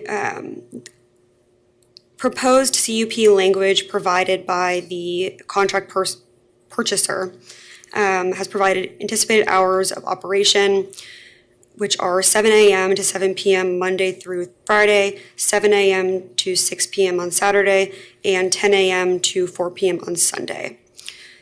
If we could go to the site plan, Paul, please. So this is the proposed site plan from the applicant. And the proposed car wash egress is to the west. So you would enter the car wash this point, exit there. And because of that, that indicates that blowers are going to be oriented toward the Northwest Street right-of-way, Webb Street, I'm sorry. Vacuum stalls are to be located south of the car wash structure to the west of the proposed entrance. And staffing numbers for the site will be determined by volume. The subject property is in relatively close proximity to residential structures to the southeast and southwest of the site. At its closest point, the assisted living facility, the Regent, is approximately 140 foot from this subject site's east property line. And then to the southwest, the northeastmost dwelling in the Legacy Park Wilson Estates addition is only approximately 215 foot from this site's west property line. Should the requested amendment be approved, the surrounding properties may experience a substantial level of noise due to their proximity to the site. I do want to note that that applies both to those residential properties, but also to the commercial properties to the north, specifically some of the restaurants that heavily rely on outdoor patios as a portion of their business. The staff report as printed stated that the proposed architectural elevations did not meet the standards of the architectural controls for parcel 7 in the CUP DP 154.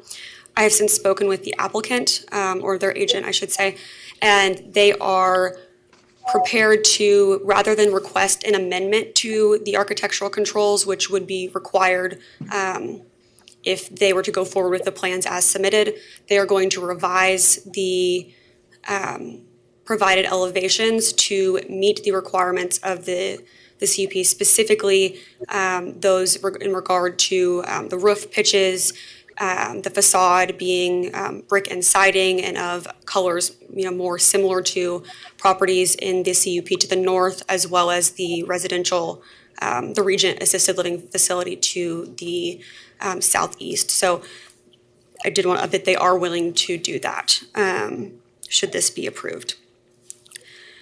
And then as indicated by the proposed site plan, 6 off-street parking stalls, including 1 handicapped stall, are to be provided in this area here. And 15 queuing spaces located between the entrance and the order box, which it is a car wash, but the verbiage is still order box.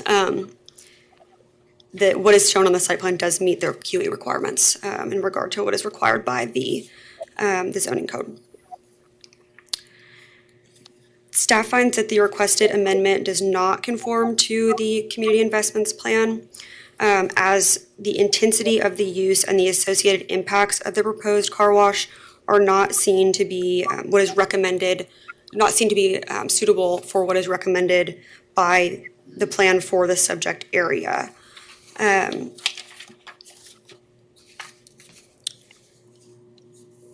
The abutting properties in the CUP are comprised of lower intensity commercial and residential uses, while a car wash is typically considered a higher intensity use. And in this instance, there would not be buffering land between the car wash and the Regent property to the southeast of the site. In addition, the exit with the dryers here would point toward the west, and those residences located in the Wilson Estates villas are located approximately 140 to 250, general residences are located 140 to 250 feet away. Therefore, the approval of this request would be inconsistent with specifically locational guidelines provided by the plan. And then lastly, design guidelines suggest that non-residential uses should provide appropriate screening and buffering from residential uses when necessary.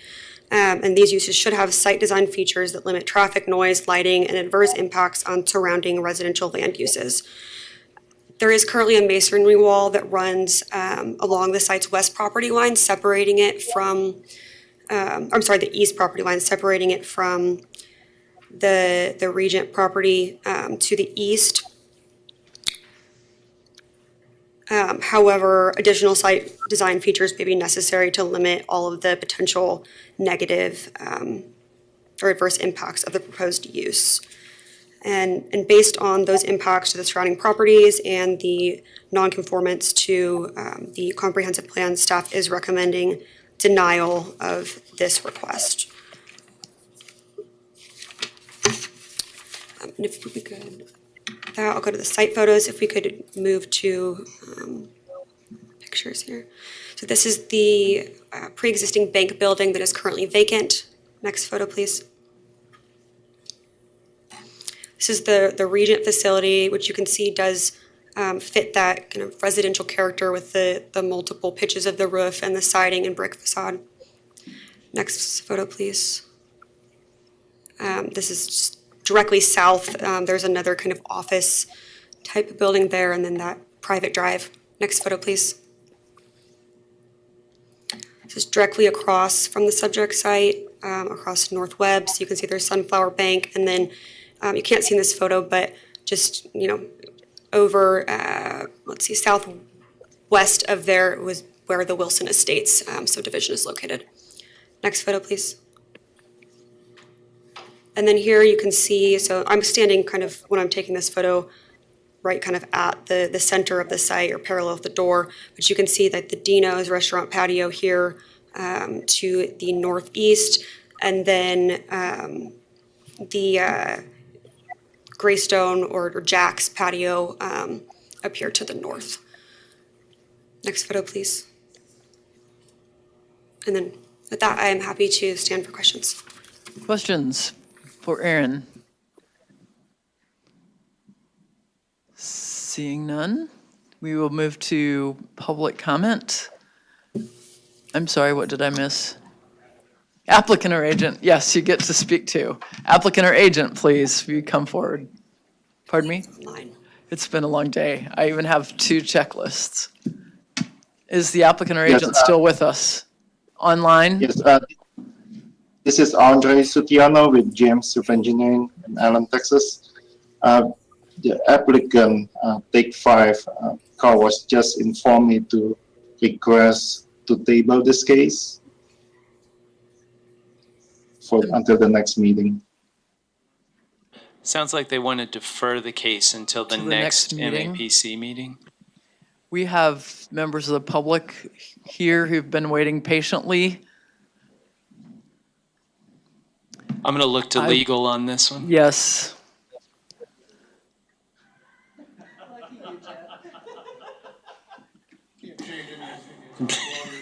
Yeah, that's true. You get 10 lawyers, you get 11 opinions, right? So that's going to be the case.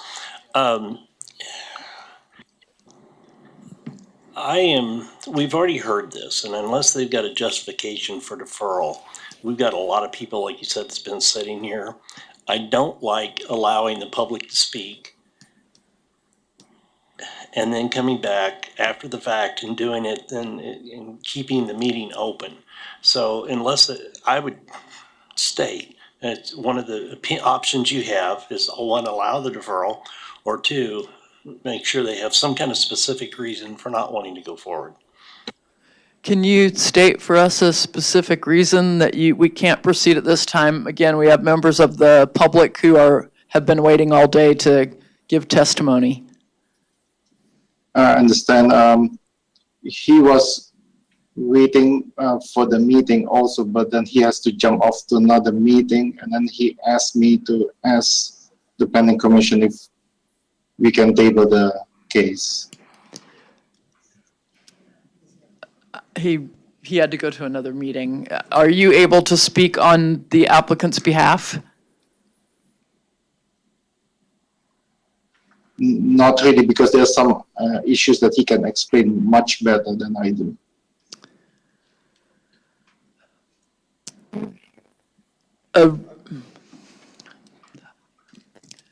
I need help with history on this.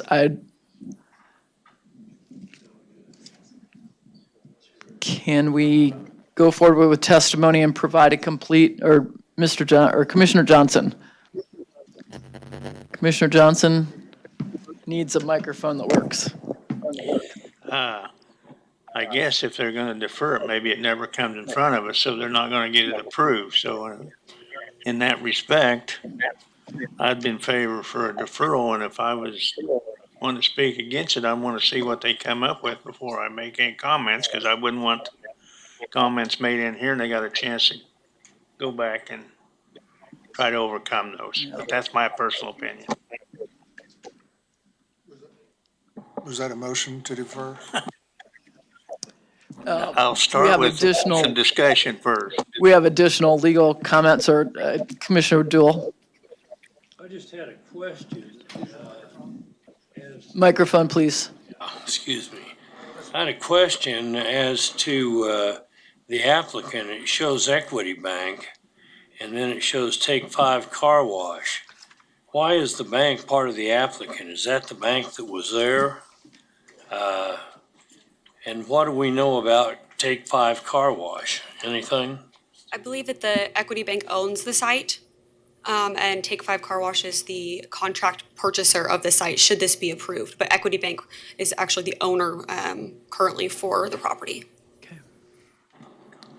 Madam Chairman. Legal. The gentleman on the phone is shown as an applicant on the application itself. And if it's the will of the board to defer it, it would, I do not like deferral indefinitely because I just don't think that is fair to anybody. But it would require a vote to suspend the bylaws to allow for that to occur, and then to vote for the deferral itself. But, he is shown as the applicant, and we don't have any rules that say just because the right person's not there because they had we don't have anything that says that in the rules. So again, I'm kind of saying that. If we were to hold a vote, let's say we decided to deny it, what would their recourse be? Because we have people who took days off work and are here, and they're not saying, oops, I got another meeting to go to. They're hanging in there. Philip, can you respond to that question? Yes, ma'am. Philip Ziebenbergen with planning staff.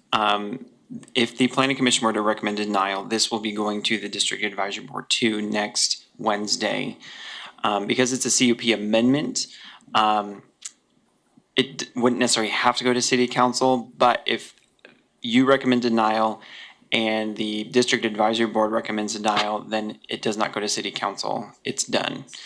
If this board recommends denial and the district advisory board recommends approval, or the alternative is this board recommends approval and there's protest petitions submitted, it would go to city council for final decision. So there's an opportunity that it could be, if this board recommends denial and the district advisory board recommends denial, the application would be done at the end of the district advisory board 2 meeting, unless the applicant submits a appeal of the planning commission decision to appeal it to city council. Got a staff question. I think we've done this before. We can hear it, and at that point, we would have 3 choices: one to approve, one to disapprove, but we would have the opportunity to defer at that point. If we got information or testimony that we wanted to defer, could we defer at that point? Or do we have to make a yay or nay decision?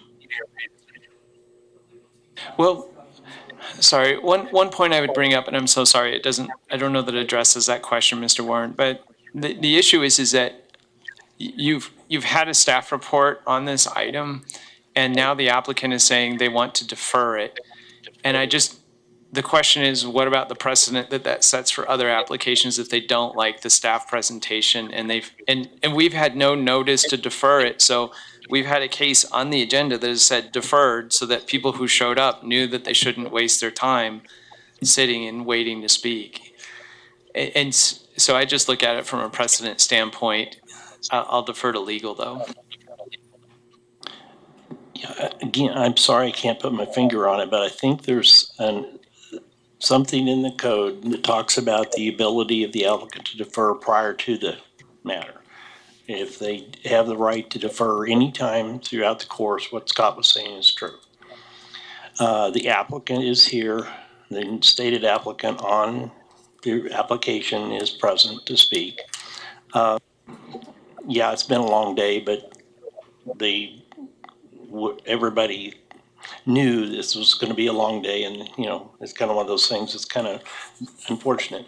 The circumstances are, if you proceed forward, then the applicant would have their opportunity for whatever they could say what they needed to, and then hear the public comment. Then at that point, you'd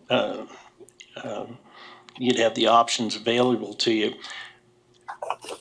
If you defer, not now, but after all the public comments are made, you're going to have a record established as to who spoke and what was said. So if you, and keep the public hearing open to go back and redo it, then you've got to police, like, well, last time you spoke and you spoke about this, you can't speak again. You've already had your 3 minutes. And then the opponents have a very difficult time trying to come back and say, well, you know, we had all these people here before, they're not here again. These guys had the opportunity to hear all the public arguments, come back within their 10 minutes, and have kind of a woodshedded approach to the hearing. I'm in favor of moving forward. That's just my 2 cents. I am too.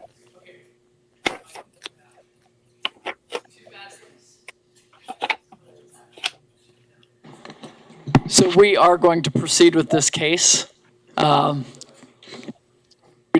we need a motion to deny the request to delay? It does say it's discretionary, so I would make a motion to say that the request has been made to defer, and then you do whatever you wish from that point.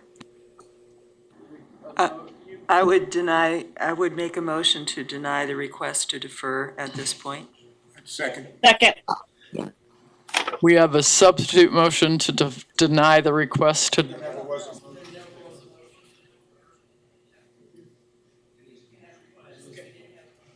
So we have a motion to deny deferral and a second. All in favor of the motion to deny deferral? I'm going to make a substitute motion. Aye. Okay. A substitute motion. Go ahead, Commissioner Johnson. I want to make a motion to defer it so that I feel sorry for the people who are here, but I still think, I don't know if they're going to bring anything back, so nothing will be built there. Don't have to worry about it. I'll second. I'm sorry, is that a motion to defer indefinitely or to a certain date? 2 weeks. We have a motion to defer for 2 weeks. The second is agreeable. Second, Commissioner Green's I agree with agreeable to this change. We need a roll call vote. Yes? Yes, ma'am. So this is on the substitute motion to defer the item for 2 weeks to the next MAPC meeting. Fox? Aye. Can we clarify, the motion is to defer? Right. So voting aye defers, voting nay does not defer. Okay. So Fox? Aye. Dool? No. McKay is absent. Green? Aye. Bill Johnson? Aye. Blick? Nay. Nix? Nay. Foster? No. Warren? No. Joe Johnson? It's Absent. gone. Miles? Nay. Hartman is absent. Cunningham? Nay. Williams Bay? Nay.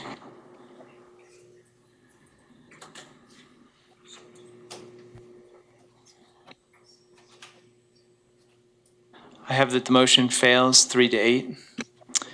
Motion fails. We'll proceed with this case. Applicant.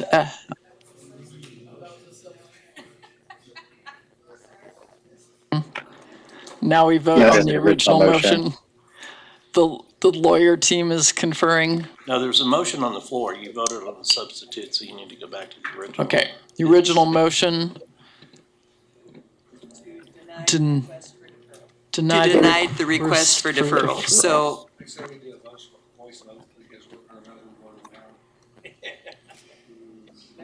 I think we actually, our bylaws have to do it on a split vote. We have to do a roll call. All right. So this is on the motion to deny the request for the deferral. Fox? Nay. Yes. McKay is absent. Green? Nay. Bill Johnson, Nay. Blick, Aye. Nix, Yes. Foster, Aye. Warren, Joe Johnson, He's gone. Miles, Aye. Hartman is absent, Cunningham, Aye. Williams Bay. Motion Motion passes. passes 7-3. 8-3. We'll proceed with this case. Applicant, as named on the application, you have 10 minutes to present. Please state your name and address. Yes, my name is Andre Sutiano with James Civil Engineering. We are the civil engineers for this project. It's for a car wash, a self-service car wash where the customers have the car wash and then they can have the option to either do their own vacuuming or they can leave. And yeah, I'm here to answer any questions. Questions for the applicant?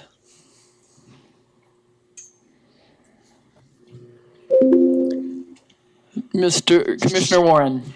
Now, do you have any other operations similar to this in this area? Yes, we have actually another project on Seneca. Is that already operational? No, it's on. It's in the review with the city. Do you have plans for additional projects in the Wichita area? I do not know. Okay, thank you. Any other questions for the applicant? Seeing none or hearing none, you please do remain with us. After the public testimony, you'll have an opportunity for a rebuttal. So I would now call for public comment on this case. Those of you who've patiently waited, please come forward. I'm sorry we don't have mints.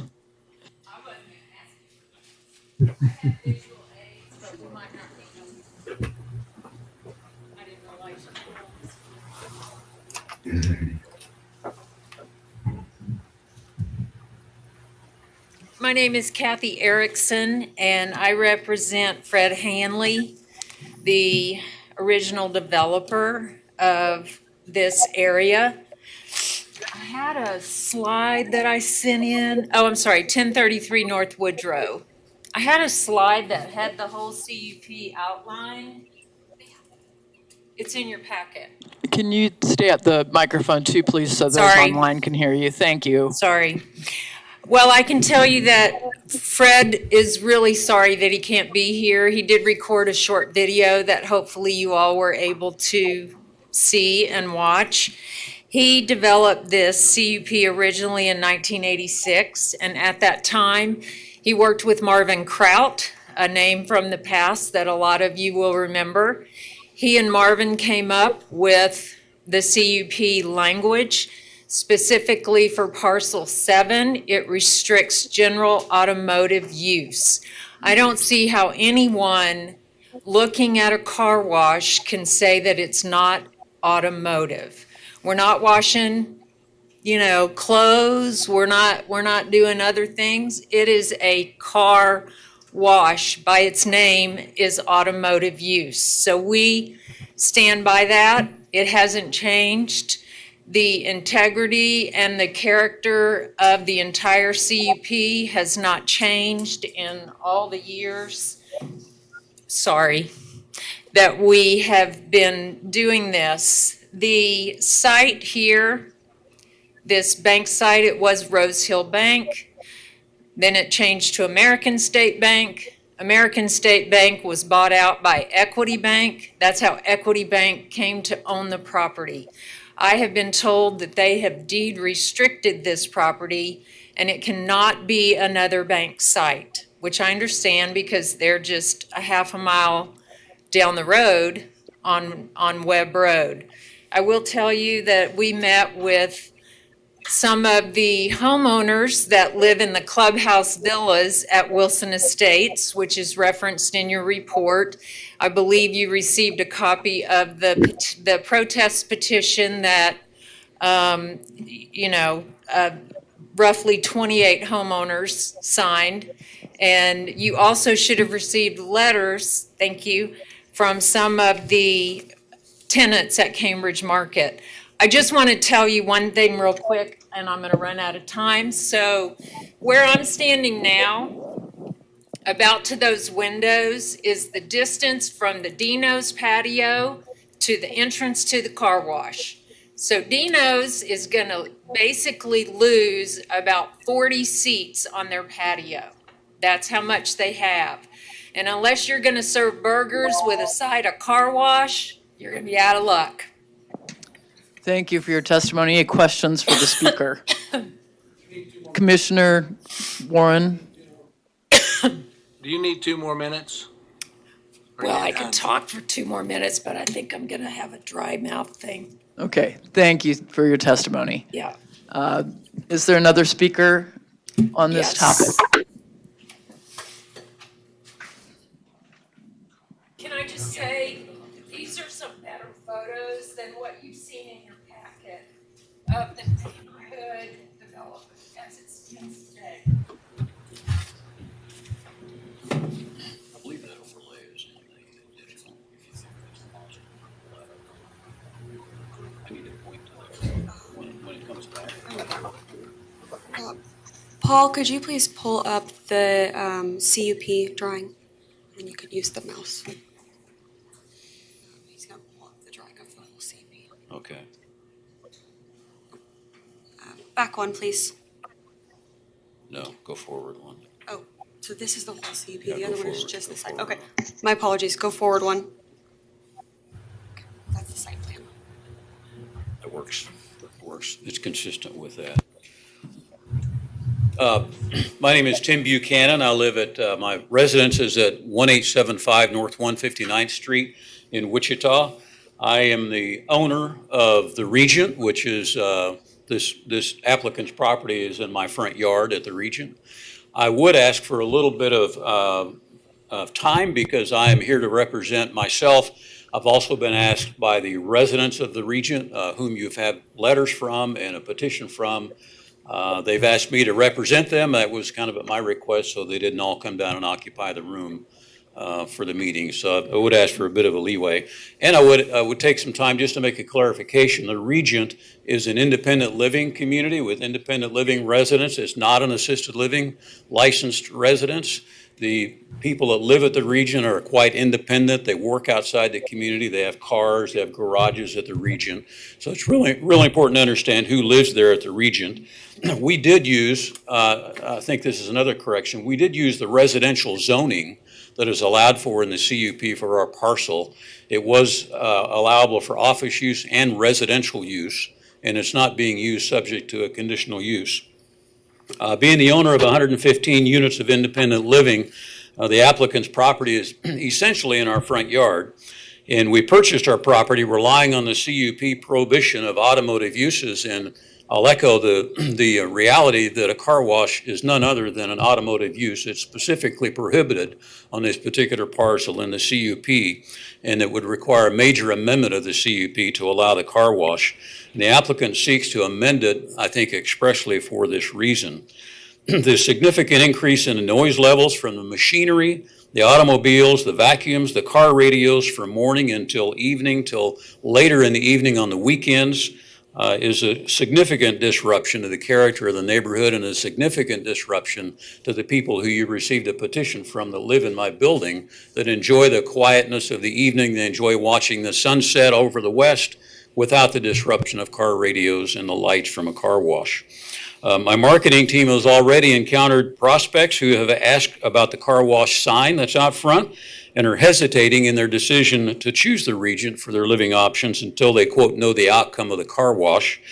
Because residents living at the Regent many years, 5 to 10 to 12 years, each lost sale to me represents a lost revenue of about $300,000 to $500,000, causing a significant harm to my business. I will point out, is that the end of my 3 minutes? Yep, 15 seconds. I will point out, if that's all the time I'm going to have, I will point out that the applicant has not demonstrated that they can actually use this parcel for a car wash. If you see these 3 approaches, and if you point out, there's a line right here in the pavement. If you look on this aerial, the applicant's approach and entry is actually in the parking lot of the Regent and is on my private property.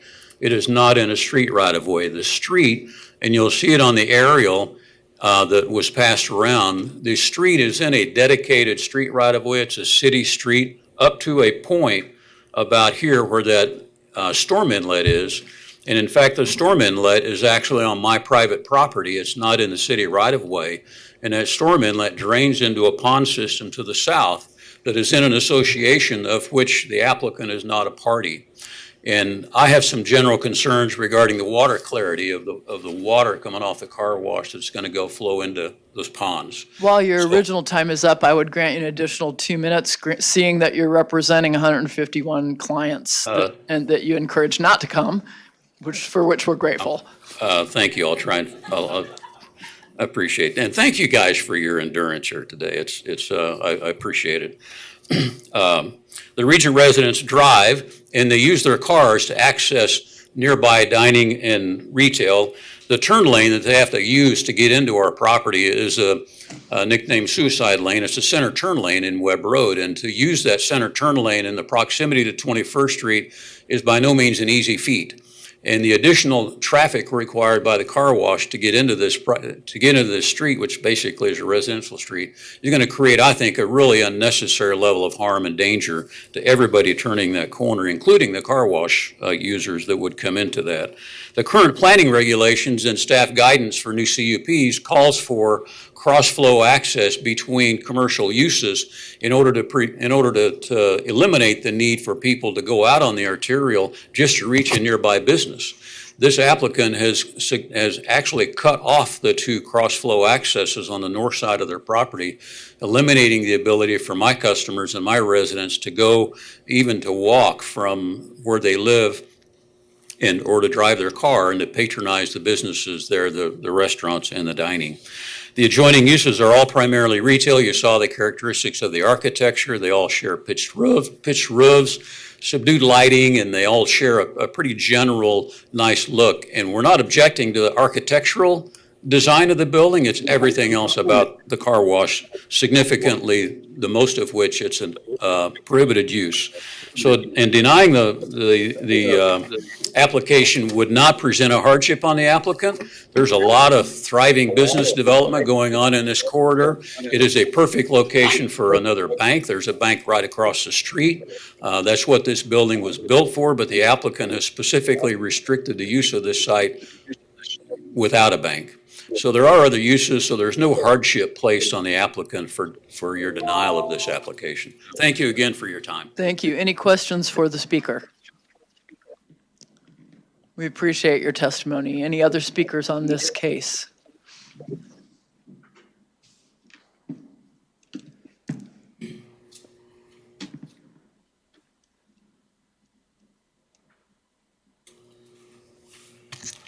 My name is Clifford Neese.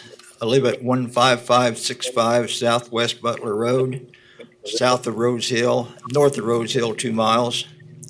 I own the office park called Cambridge Office Park, which has never been shown or anything on here, and I'm probably the one that's most affected.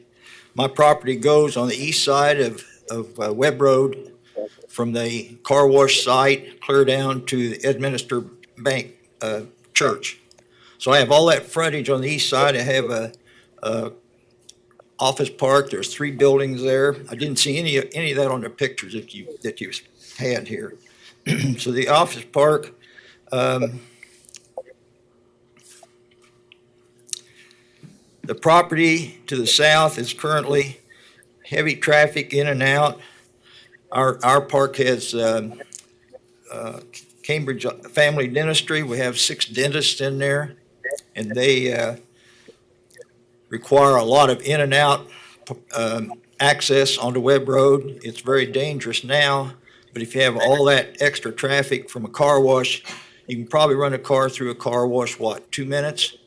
So I don't know how many that is in a day or an hour, but it's going to terrifically increase that. But I think the bank is a very distinctive building, a very nice building, and I think the car wash would affect my tenants, and they're all opposed to that. Thank you. Any questions for the speaker? Thank you. Thank you for your testimony. Other speakers on this case?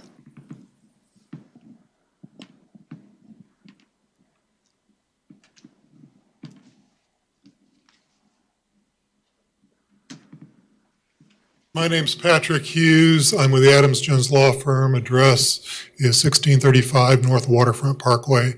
I'm here on behalf of the quarters at Cambridge, which is in the CUP and has the apartment complex there, as well as the Cambridge Market, which is then to the north in the other CUP. And basically, there are 2 things that I want to bring to your attention. One is the traffic problem. There's already some significant traffic along Webb Road there as you're going north toward 21st Street. And this is really too close to have a light at this intersection where they're wanting to go in. And the problem that we're going to have is both people coming south in that turn lane, in the left turn lane backing up toward Webb Road, and the additional traffic also coming through there, because this obviously is a use that depends on traffic. Its nature is to generate traffic. So it's going to cause some difficulties at the intersection, including people going out from the Cambridge Center that currently, when they're trying to get there, you already have difficulties with traffic, and it's going to cause that to be worse. The other thing I wanted to talk about is from the quarters at Cambridge's perspective, which is the apartment complex that's in the same CUP. This CUP was developed in accordance with the rules that are set out in it, and it's one thing to change the rules in a CUP when things have changed, because there's a change in circumstances. But here, everyone has relied on the restrictions that are in the CUP to develop the area as it was developed. And there isn't anything that's changed. There's nothing that causes this particular parcel to not be able to be developed under its existing regulations that everybody else has relied on. And so I'd ask you to maintain the integrity of the CUP that has been developed in accordance with what the original designers had intended. Thank you. Thank you. Any questions for the speaker? Other speakers? Okay, go ahead. I don't have any questions, but I have to jump off. That's Cindy? Okay, Yes. do we still have a quorum? We do. Yeah, okay. Thank you. Thanks, Cindy. All right, are there any virtual attendees who would like to speak on this item? Hearing none, applicant, do you have any comments in response to the testimony you've heard? You have 2 minutes. Yes, regarding traffic, we can do a traffic study and present it to you, and whatever the report come out is. And regarding the noise, we can have blowers that is using has less noise for the blowers, and then we can put an enclosure with a roof for the vacuum enclosure. We can do all that stuff to help minimize the noise and and also the architecture of the building. Are there questions for the applicant? Can you put an enclosure at the exit where there's a noise from the dryers? Is that a possible consideration? So what the client told me, and then also the architect, they can put dampers to minimize the noise. And also I want to add regarding the drainage. We usually have a filtration system where for all the drainage before we put the stormwater into the city's storm, we usually filter the water before it goes into the storm. Okay, thank you. Bring it back to the board for discussion. Am I to understand that they're not supposed to be within 200 feet of residential, and that the Regency is 100% residential and conformed to the residential zoning that was there. So this is like really close. I've been there many times. It's really nice, and I do believe that people will not want to live there with a car wash in the front yard. So I do think it's going to cost the region some money. Commissioner Warren? I've been around a lot of these car washes, and to tell you the truth, the noise factor isn't a big one to me because they're not as noisy as a lot of people seem to fear. However, and I think from the residential standpoint, the properties that are over there, this would not be a major issue from a noise standpoint.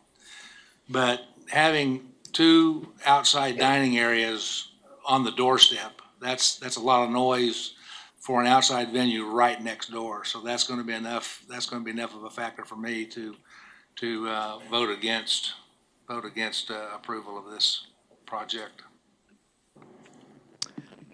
Commissioner Williams Bay. I just wonder how many more car washes do we need in this town? There's a car wash within probably 3 miles in either direction of the one that they're proposing right now. 2 miles, I'm sorry, 2 miles. It's all that walkability. I can't support this. Yeah, I can't either. Commissioner Duell. Actually, there is a car wash about a block away from this on the Quick Trip. Yeah, it's just one car wash, but. Can we get some clarification on the entryway of the private property that the owner of the Regent was talking about? You know, the access in and out was... Commissioner Foster may have some I will try insight. to describe this. If you look at the drawing on the front page of the staff report, and below the subject property where it says private drive, on the east end of the subject property on the south boundary, there's a little portion of the Regent parcel. And that's exactly the portion that the applicant is describing as having 3 lanes of queuing going into the facility.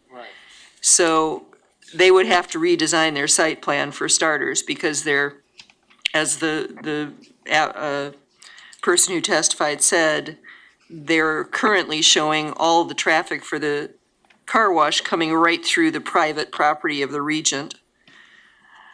Does that clarify it for you? Yes. Okay, I would entertain a motion if we're ready, or Commissioner Warren, do you have a comment? Move to deny the amendment to the CUP. Second. We have a motion from Commissioner Warren, a second from Commissioner Foster. I would call any further discussion on the motion. Then I would call for a roll call vote. Yes, This is a ma'am. vote to deny, so an aye denies the applicant. Fox? Aye. Duell? Yes. McKay is absent. Green? Aye. Bill Johnson? Aye. Blick? Aye. Nix? Aye. Foster? Aye. Warren? Aye. Joe Johnson is absent. Miles is absent. Hartman is absent. Cunningham? Aye. Williams Bay? Aye. Motion passes to deny, passes unanimously.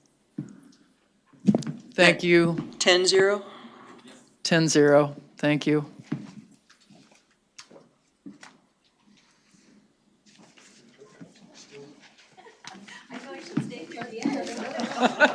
Oh, come on, Becky. Tough it out.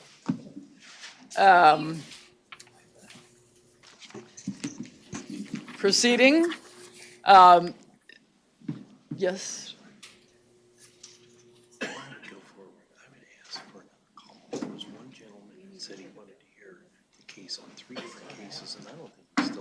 Okay. So you might want to go back. I don't know if you're taking a break. Yeah. Go back and identify which one of these we really. Okay. If we could take a 7-minute break, what time is it? Let's make it easy. It's 5:33, 7 minutes would put us at 5:40. Paul, do you want to put up a 7-minute timer on the screen? Yes, and stand up, move in a circle, clean your ears or whatever else needs cleaning. And then we're gonna verify, are there persons online who are waiting to testify on a case? The cases we still have listed as to hear.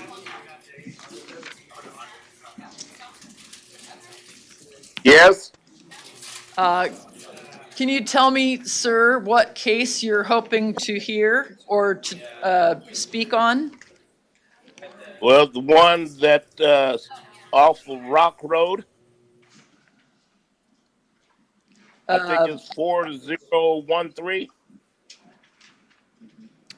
2002 0049 Rock Road and East 39th Street South. That's it. Is that correct? Yes, ma'am. Okay, hang in there with us. We're taking a 7-minute break and then we'll be going back to our agenda. So we note that you're still present to participate. And is the agent or applicant for case, zoning case 2022 0049 still with us? Is that you, Phil? Okay, and thank you. Is there anyone else virtual who's still waiting to hear a case? 00050. Okay, and is the applicant or agent for zoning case 2022 0050 still with us? Okay, bear with us. We're going to make sure that the applicant or the agent is also with us, and we'll be hearing that case shortly after our 7-minute break.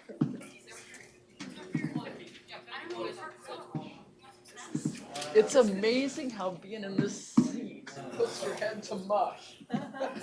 It does, doesn't it? Even with my checklist, like, we are making an all it's because you're the combination focus on it's like you used to do. Right, and you can't. You have to just facilitate. You can't think about the case. I'm sorry. So who has a question about my freaking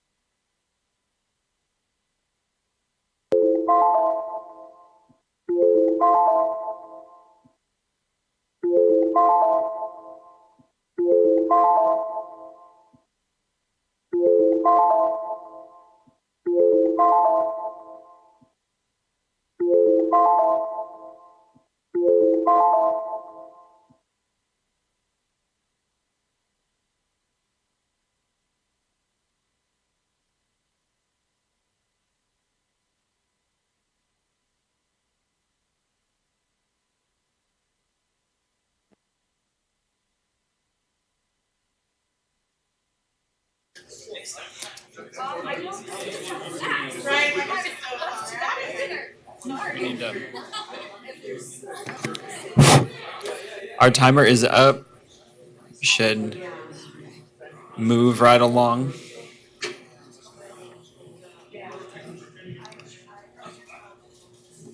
Thank you, everybody, for returning promptly. And we are going to proceed with the next case on our agenda, which is 4.12. Am I on target? No, 4.7 CUP Oh my gosh, 2244. I was being optimistic right there. 4.7 Community Unit Plan 2022-00044. Philip, Yes. take it away. This one was requested to be heard by Planning Commission. I'm going to do a very brief overview. There's a lot of moving parts with this CUP. There's a lot of changing details within the scope of what the original CUP was developed with. And so they're really just doing a lot of minor changes in a lot of different areas. And instead of going line item through what all those are, let me just do a brief overview and maybe wait for the question from the Planning Commission and address it that way. This is the Cross Point Community Unit Plan DP 279. It's on the southeast corner of 21st and Greenwich, and it spans all the way over to K96. As you can see on the screen, it is limited commercial zoning. They did a recent replat of this property, and they're aligning various things with the replat in addition to changing some of the provisions and development standards in relation to that replat. But as I mentioned before, much of what they're requesting in terms of the changes of these development standards are within the realm of what was originally approved within the CUP. I think one thing I'll specifically note is they are asking for additional signage on both street frontages of 21st and Greenwich. However, if you look on page 3, there's a table that shows that they are within the bounds of what's permitted within the sign code. So even though they're asking for additional signage, they're not asking for anything outside of what the property could have by just sheer permission from the sign code, so they're not asking for anything extra. There are one clarification, one of the case descriptions mentions that they're removing land from the CUP. That's not entirely accurate. The little cutouts here are just currently developed parcels within the CUP that these changes do not apply to. So the CUP is this entire boundary, and these cutouts are parcels that are currently developed, and they were just not part of the amendment because nothing on their parcels are changing. So land is not being removed. There's just portions of the CUP that are not involved because they're already developed and didn't need to have any changes. The majority of the CUP is undeveloped. It is mostly field. And so the request to amend the CUP is changing a long-standing CUP to make it more current market ready for future development at this location. I think with that, I will stand. We haven't heard any public opposition to this. It goes to DAB next week. With that, I will stand for any questions that are specific to the staff report from the Planning Commission. Questions for Philip from the commission? Were your questions answered by the report, everybody?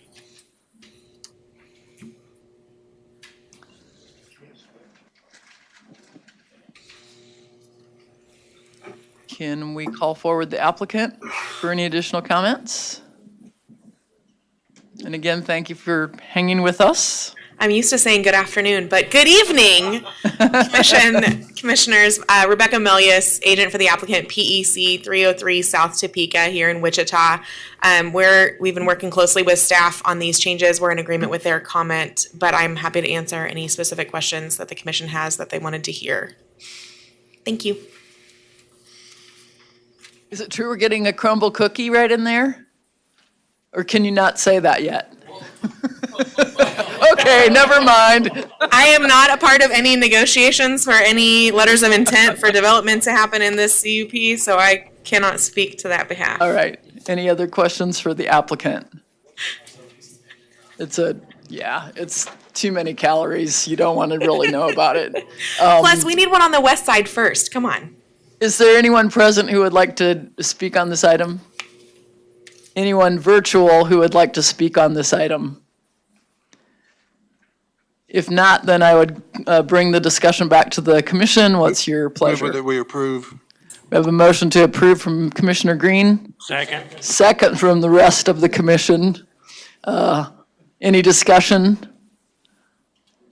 All in favor signify by saying aye. Aye. Aye. Opposed, nay. Motion passes 10-0. Next, 410. Zoning case 2022-00046 and conditional use 2022-00035. Do we want to make sure the applicant agent is still online? Is the applicant still online for this case? Yes, this is Camille Legali. Yes, I'm still online. Okay, thank you I am very the much applicant. for hanging with us. Staff, Erin, will you please begin your staff report? Yes, Erin Ebach from the Planning Department.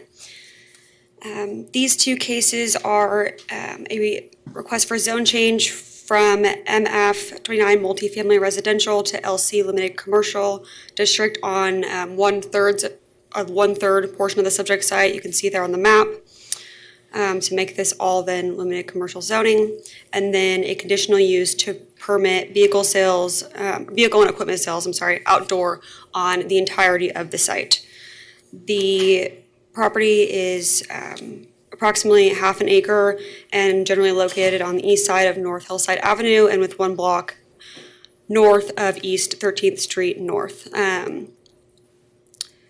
The limited commercial district permits vehicle sales as a conditional use subject to the supplementary use regulations. And again, the rezone request is to permit the full use of the site for that vehicle sales. The site is located in the northeast corner of North Hillside Avenue and East 13th Street North at that intersection, and it has frontage and access from North Hillside. The intersection and the surrounding neighborhood, as well as the subject site, are located within the established central area and the central northeast area plan.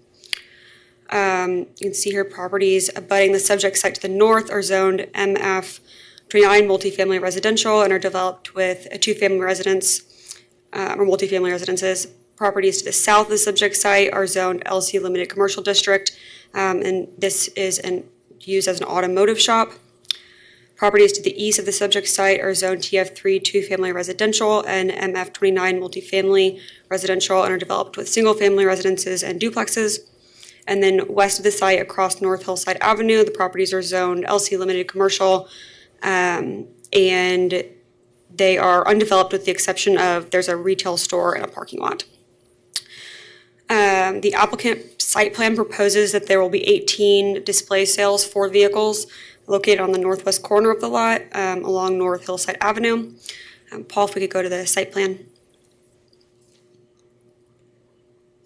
No. Right there, thank you. While staff is recommending denial for this case, should the MAPC adopt alternative findings for approval, staff is recommending that the number of vehicles for sale be limited to 5 on this site. And then additionally, 7 customer parking stalls would be required per the off-street parking schedule. When doing a brief survey of the subject area, there are 2 other used car lots operating within a mile of the site. And the request conditional use is found not to be in conformance with the community investments plan due to the community investment plan, the places for people plan, and as well as the north area plan, as the intensity and scale of this use are not recommended by any of the 3 plans for this subject area.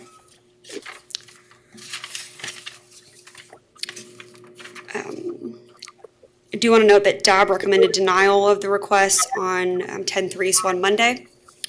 And with that, I'd be happy to I guess I'll go through site photos, going too quick here.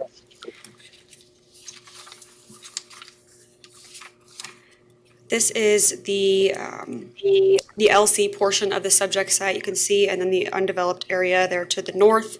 Next photo, please. See the north portion of the site. Next photo, please. And again, you can see the duplexes and multifamily to the north there. Next photo, please. facing the intersection south of the site, the vehicle repair automotive service shop.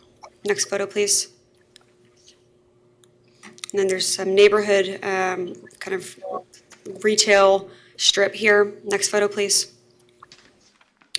And then west of the site, where you can see it's undeveloped on this area, with the exception of this convenience liquor store and then parking lot. With that, I'm happy to answer any questions. Questions I've got for a staff? question. Go ahead. Emily, did they, when Deb denied this, did they know there would be 5 cars or less? Yes, Could so be 5 cars or less? yeah. Yes, I presented the item at the DAB meeting, and they discussed the various numbers. They did. They went back and forth. It was quite a bit of discussion among them for it. Also should note that the applicant was not present during the DAB meeting.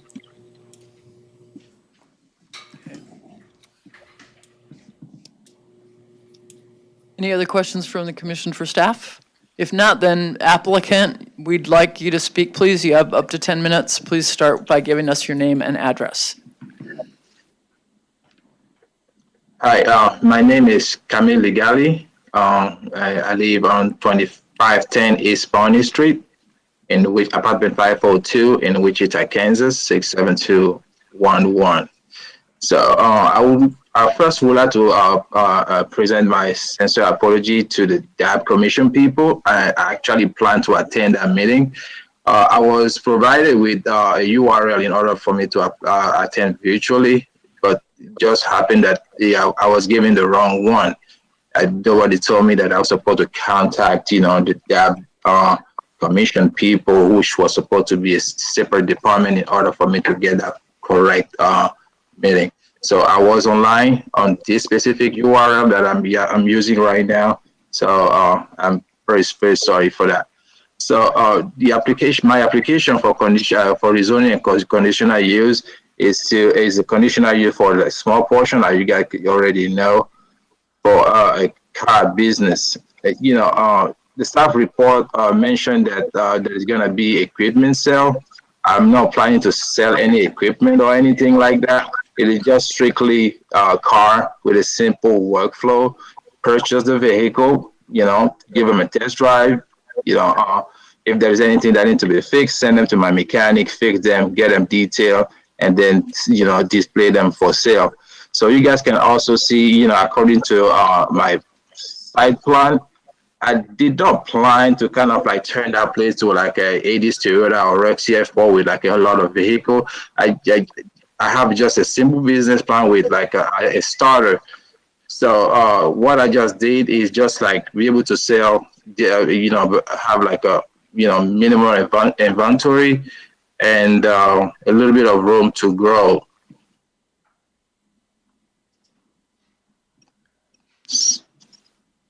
There is no any planning of making noises or doing any repair job at that location or anything like that.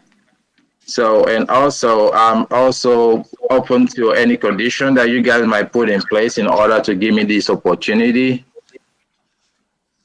So I thank you for hearing. Thank you for hearing me. So I'll be more than happy to answer any question. Questions for the applicant? Yes, ma'am. Commissioner Warren. Yeah, do you have any other car lots that you're marketing with in Wichita? No, I work as a car salesman for the past 3 years. That will allow me to gain experience in car selling. I bought this property to kind of like, start my actually very first one. Thank you. And Other questions for the applicant? Anyone participating virtually who would like to speak on this item?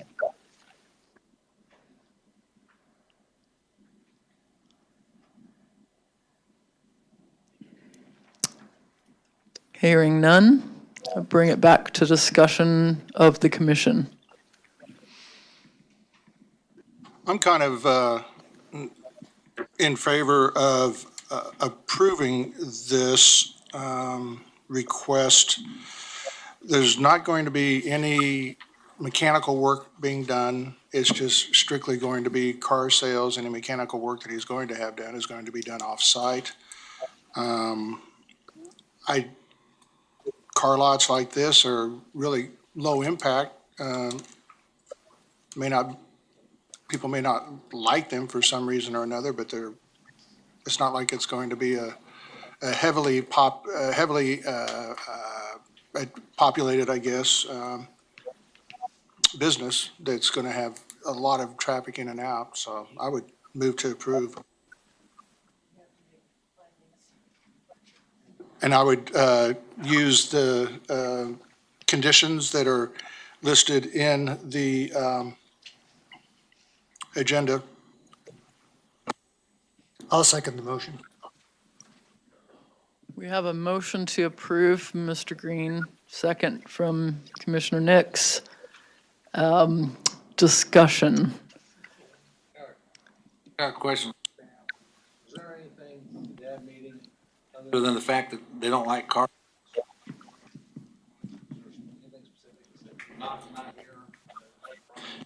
The question was there anything specific at the DAB during their conversation about why they recommended denial versus approval? And I can tell you that it was quite a discussion. They talked about the ability for someone to open a small scale business and have a viable business. On the flip side, the other thing that they talked about was the location, how a car lot would fit within the context of the residential in close proximity. They also mentioned and talked about the automotive nature of what's already on the corner with the repair shop.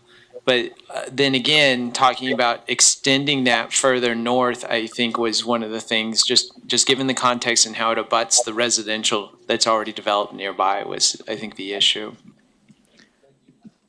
Thank you. Commissioner Duell? Was the applicant at the DAB meeting? No, he was not, sir. He followed the wrong link. Do you know how long the building there has been vacant with no occupant?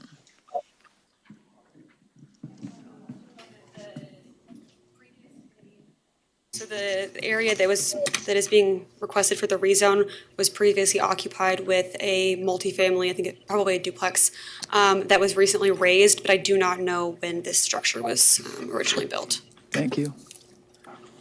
Commissioner Williams, Bay? Yeah, I think that used to be a secondhand clothing store. Okay. Got it. That hillside's a tough one in that area. It really is.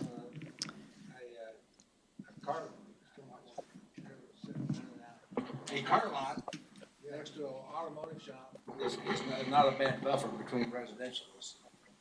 And that's all I got to say about that. I second the motion only because it's 5 cars. I mean, that doesn't seem like, I mean, I know it's a business, but it doesn't seem like an overly used business. And has the applicant agreed to the 5-car situation as a starting point? The applicant has stated to me, as well as during his presentation, that he is on board with all of the staff's recommended conditions. I'm going to call the question then. All in favor of approving the motion? And do we need to have more specifics about how this meets the criteria?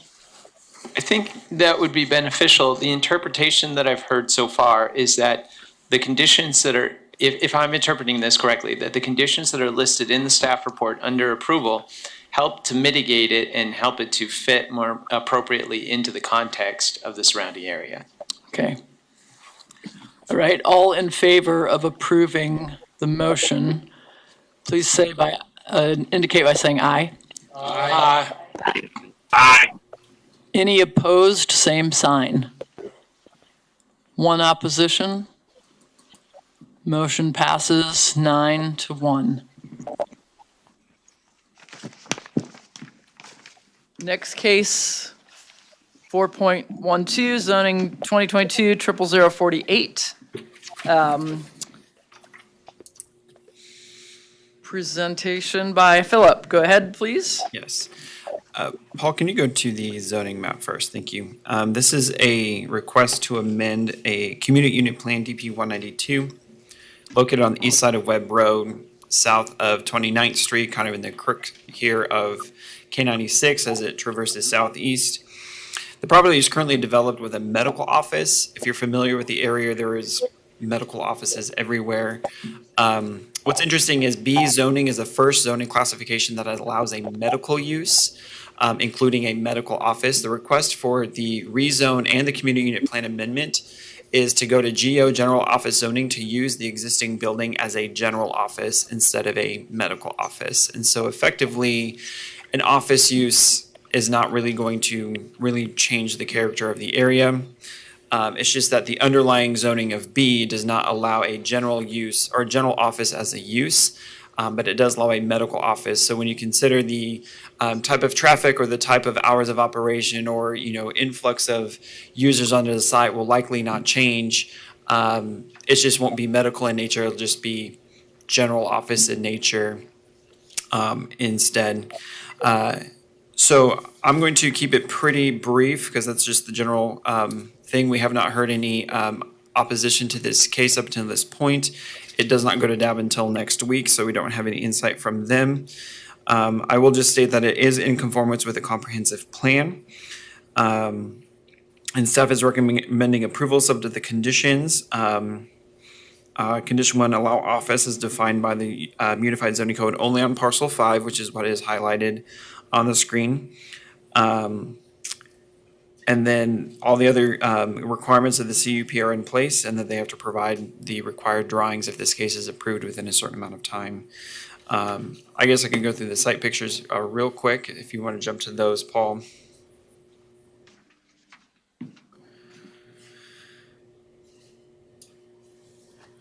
So this is looking at the site from across the street. Again, currently a medical office. Next picture. This is looking north of the site at another medical type facility. Next picture. This is looking north of the site. There's other construction in the area of office natures and uses, likely medical or otherwise. Next picture. Kind of a closer view of what we just saw. Next picture. This is looking to the east of the site. This is again another medical office. Directly butting to the site to the east is undeveloped. Next picture. To the southeast and to the south, there are residential uses, but you have the wall, which is required by the community plan. You have existing vegetation. Again, the existing use on the site is a medical office with parking. They're just changing the use inside the building.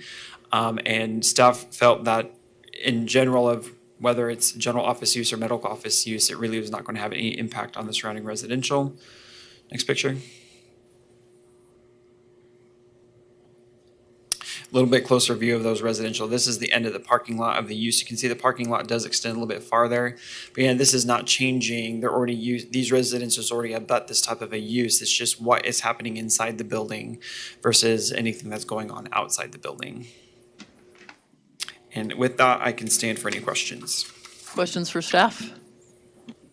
Applicant or agent?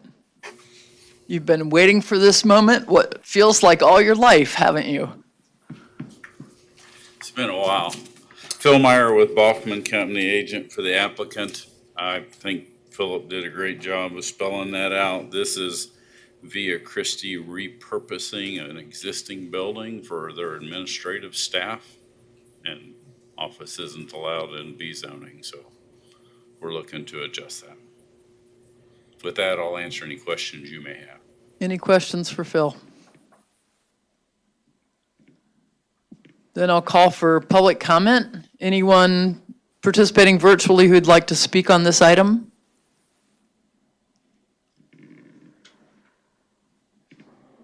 Do we remember who asked?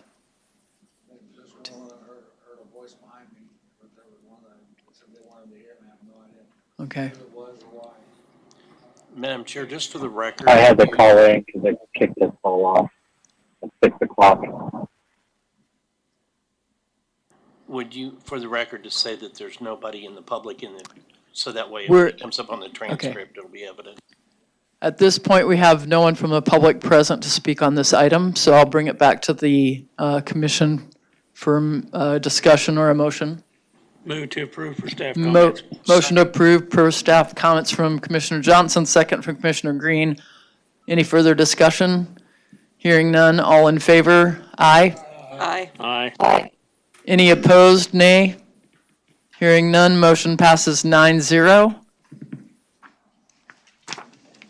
Item 4.13, zoning case 2022-00049. Aaron? Erin Buck-Friend with the Planning Department. The applicant for this case is requesting a zone change from SF20, single-family residential, to TF3, two-family residential, for a 58-acre unplotted property located a quarter-mile north of East 39th Street South and on the east side of South Rock Road. The property is located in unincorporated Sedgwick County. And the contract buyer intends to raise the existing, there's a single-family residence currently on the site. The contract buyer intends to raise this residence and develop approximately 108 duplexes with 216 dwelling units on the site. Paul, if we could go to the preliminary layout on that, please. So you'll see here, this is a draft sketch and could potentially be subject to change, but this is what has been presented currently. Should this request be approved, it is anticipated that the contract buyer will petition the city of Wichita for island annexation of the property. The city limits of Wichita are within 350 feet north of the subject site. And this type of annexation would require a resolution to be adopted by the Wichita City Council and then final approval by the Sedgwick County Board of County Commissioners. And staff is recommending that if the zoning request is approved for the site, that publication of the ordinance, which would perfect the zoning, would be delayed until the annexation is considered. We have done this through the addition of a protective overlay as a condition to the approval. And the only text of the protective overlay is to state that the publication of the zoning ordinance would not occur until the site had been annexed into the city of Wichita. If we go to the zoning map, please.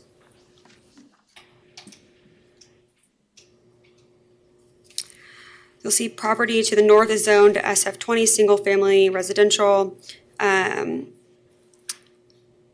the directly abutting property is developed as single-family residence. Continuing north are the Rockford Addition, which is zoned LC, and limited commercial district, and developed with duplexes, and the Rocky Ford Second Edition, which is zoned TF3 and PUD, and is developed with single-family residences. The property to the south of the subject site is approximately 75 acres in size and is zoned SF20 single-family residential, with the exception of a 7-acre parcel zoned LC at the intersection of Rock and East 39th Street.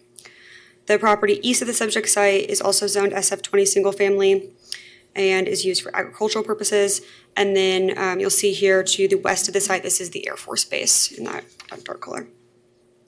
The site has not been platted, and a request for annexation of this property into the city of Wichita has not been filed at the time of the staff report. There have been no other zoning actions on the site.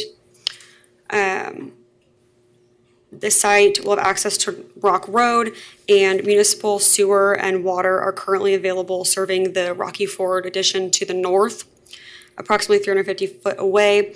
Those potentially could be extended south to serve the site, but ultimately that would be determined during the planning process whether or not those lines had that capacity. The request to rezone the property is found to be in conformance with the adopted plans and policies. And with that, I will I'll go to photos.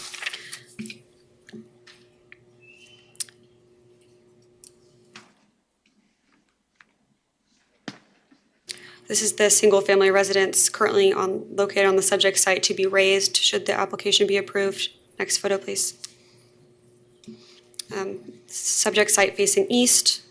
Next photo, please. This is the Rocky Ford subdivision to the north of the site. Next photo, please. It's an SF20 property north of the subject site.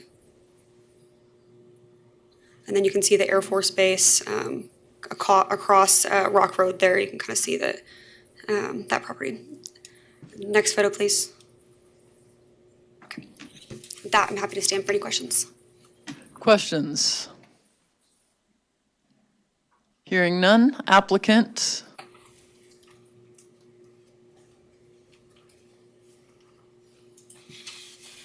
Afternoon, Phil Meyer, Boffman Company, agent for the applicant. This basically is going to be an extension of the Rocky Ford development that is to the north. There is sanitary sewer and water available to serve the property. If the zoning is approved and the contract is completed, then we will request annexation to the city and start the planning process. Best thing I can tell you is it's going to be an extension of the Rocky Ford. So if you look at that, that's what we're going to do down here. With that, I'll answer any questions you may have. Questions for the applicant?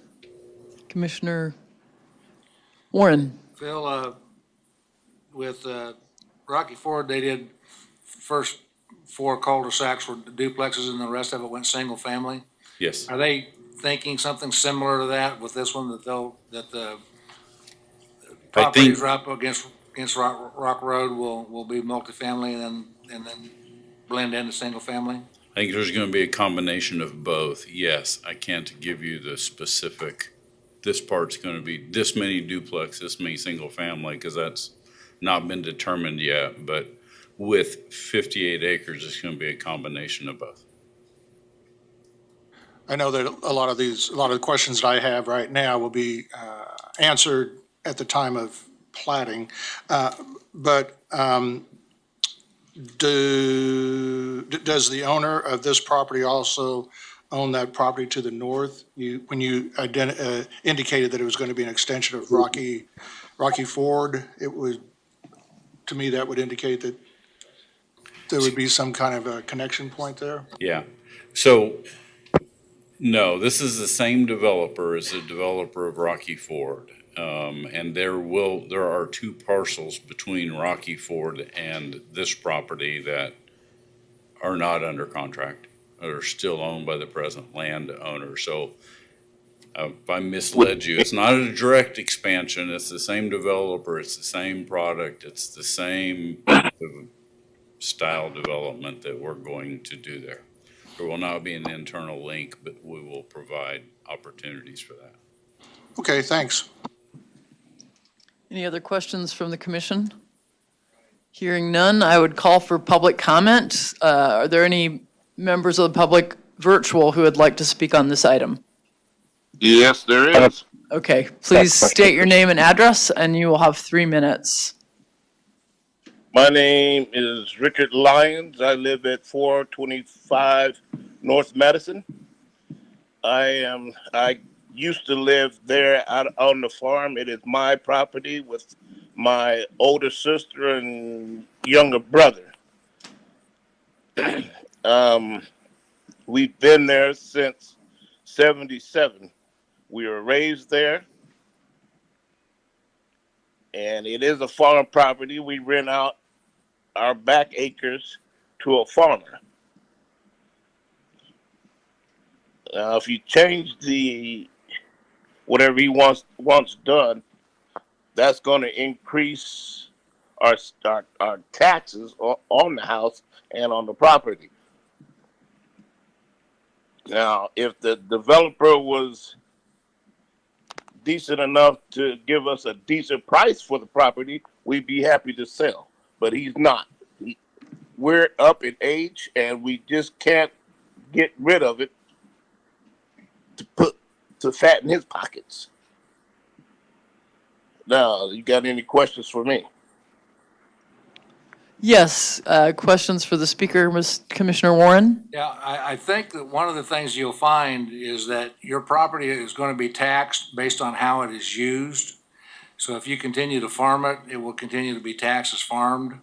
You won't pick up the aspect of development and have land prices that goes for housing until you turn that property into a development and start selling those lots. As long as you're farming it, the taxes are going to be based on how the property is used, not what its potential is. Any other questions for the speaker? Again, thank you for bearing with our time frame to be present to speak on this item. Any other persons participating virtually who would like to speak on this item? This is Commissioner Blick. At 6 o'clock, I got kicked off, and I don't know if there's anybody else that's on virtually besides calling in. I was only able to call in because it said it was closed. And so I was able to get in for the last 2 votes that was in, but I just wanted to let them know. And then I can actually mute it on my side because whenever you open and close, I'm not able to speak, and they close it out for public, so I can actually mute it on my side. So if you can leave me unmuted. Okay, thank you for checking in with us, Commissioner Blick. This is Scott Wadle. I would just report that we show that there's 13 members who are members of the public or individuals who are joined into the meeting right now. So I appreciate the heads up, and we'll follow up with our tech folks. Okay. Any other persons participating virtual who would like to speak on this item?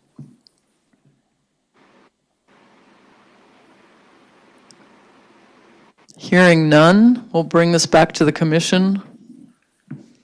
Oh, rebuttal. Any further comments? The applicant declines to use the rebuttal. So returning to the commission. Move we approve per staff comment. A motion to approve from Commissioner Green, second from Commissioner Duell. Any further discussion? I'd call for a vote. All in favor indicate by aye. Aye. Aye. Any opposed, same nay. Hearing none, same, no, I'm sorry. That we now have 9 persons present. Is that accurate? Motion passes 9-0. And the next step will be then an application for annexation. Next item, 4.15, 4.14. I'm really always optimistic. Zoning case 2022-00050. I'll have the staff, yes. Madam Chair, sorry, but one quick comment. I don't know that the agent is here for this case. They were earlier. We checked, is the, Yes, actually, this is Michael Edwards with K. Miller Engineering, agent for the applicant. I am online. great, thank you so much. Go ahead, Christine, with the staff report. Good evening, everyone. Christina Reith, Associate Planner. The applicant is N&T Investments LLC, and the agent is K.E. Miller Engineering. The applicant is requesting a zone change from SF5 Single Family Residential District to TF3 Two Family Residential District. The property is generally located on the east side of South Greenwich Road within 1/4 mile south of East Harry Street. The property is currently undeveloped, and the applicant proposes to build duplexes on site. The development of the subject site is a portion of the larger housing development, and let's see, I'm going to move my mouse here. So it's part of this larger housing development here, and the remainder of the development will have single-family residential dwellings. So, Paul, could you please go to the site plan?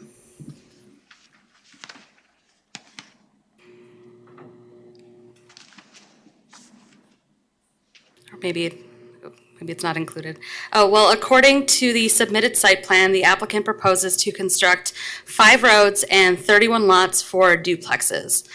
If we look at this aerial here, within 1/4 mile northeast of the subject property off East Harry Street, there is TF3, two-family zoning, residential district zoning. Thus, duplexes are not a new use being introduced into the area. So based on the information that was presented to us at the time, we are requesting approval of this application because the requested zoning aligns with the goals of the community investments plan. The property is located within the new residential and new residential employment mix areas of the 2035 Wichita Future Growth Concept Map. So it says it entails areas of land that will likely be developed or redeveloped by 2035 with uses predominantly of mixed nature. And I want to emphasize that due to the proximity of higher intensity business uses, residential housing types within this area will likely be of higher density. So duplexes bring that diversity to residential developments typically found in a large urban municipality, as well as a higher density to a new residential area. Based upon the information available at the time the staff report was completed, staff recommends approval of the zone change request. And with that, I will open up for questions. Questions for staff? Oh, I forgot to mention, I have not received any feedback regarding this case. Thank And the you. DAB has not happened.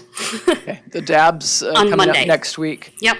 Okay. Applicant or agent, would you speak on this topic, please? Again, Michael Edwards, KE Miller Engineering, 117 East Lewis, agent for the applicant. We agree with staff comments. And any questions? Any questions for the applicant? Now I would ask if there's any members of the public who would like to speak on this item. Please state your name and address for the record. It's Douglas Mackay, 2002 South Greenwich Road. Thank you, Douglas. You have 3 minutes. Please proceed with your Thank you. comments.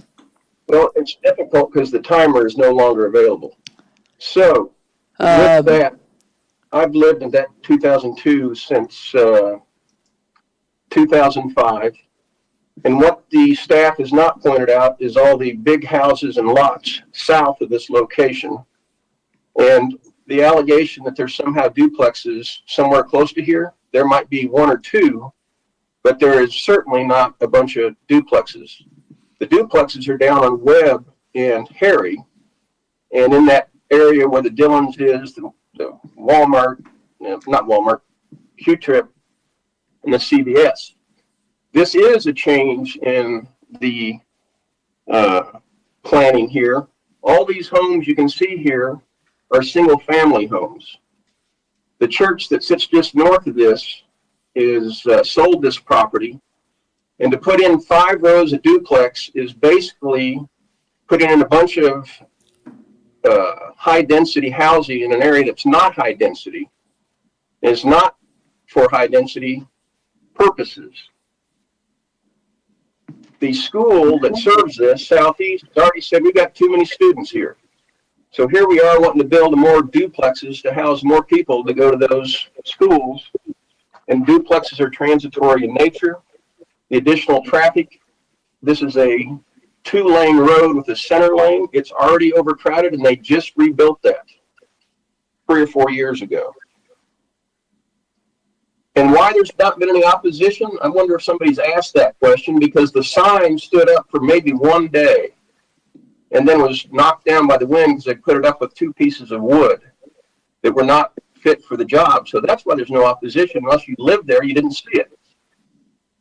So I speak in opposition to this because it's not the best use for this property. I own 30 acres right there, 10 of which butts up against the property they bought. You can see the waterway that runs through here. What I would suggest is they have not established this group. It's not any of these big developments. This is somebody who's come in and bought 28 acres and thinks they're going to squeeze on 32 plus duplexes on this piece of property. That is not the best use of this land. So there is no change in circumstances. It might be consistent with a plan 2 miles to the east, or 2 miles to the west. But Clark Bastian's son just bought that property up on the corner there, 74 acres. And he probably didn't see the sign and he probably didn't get a letter. So that is my opposition. Thank you. Thank you. Any questions for the speaker? Okay. Hearing none. Are there any other persons present who would like to speak on this item? Or persons virtual?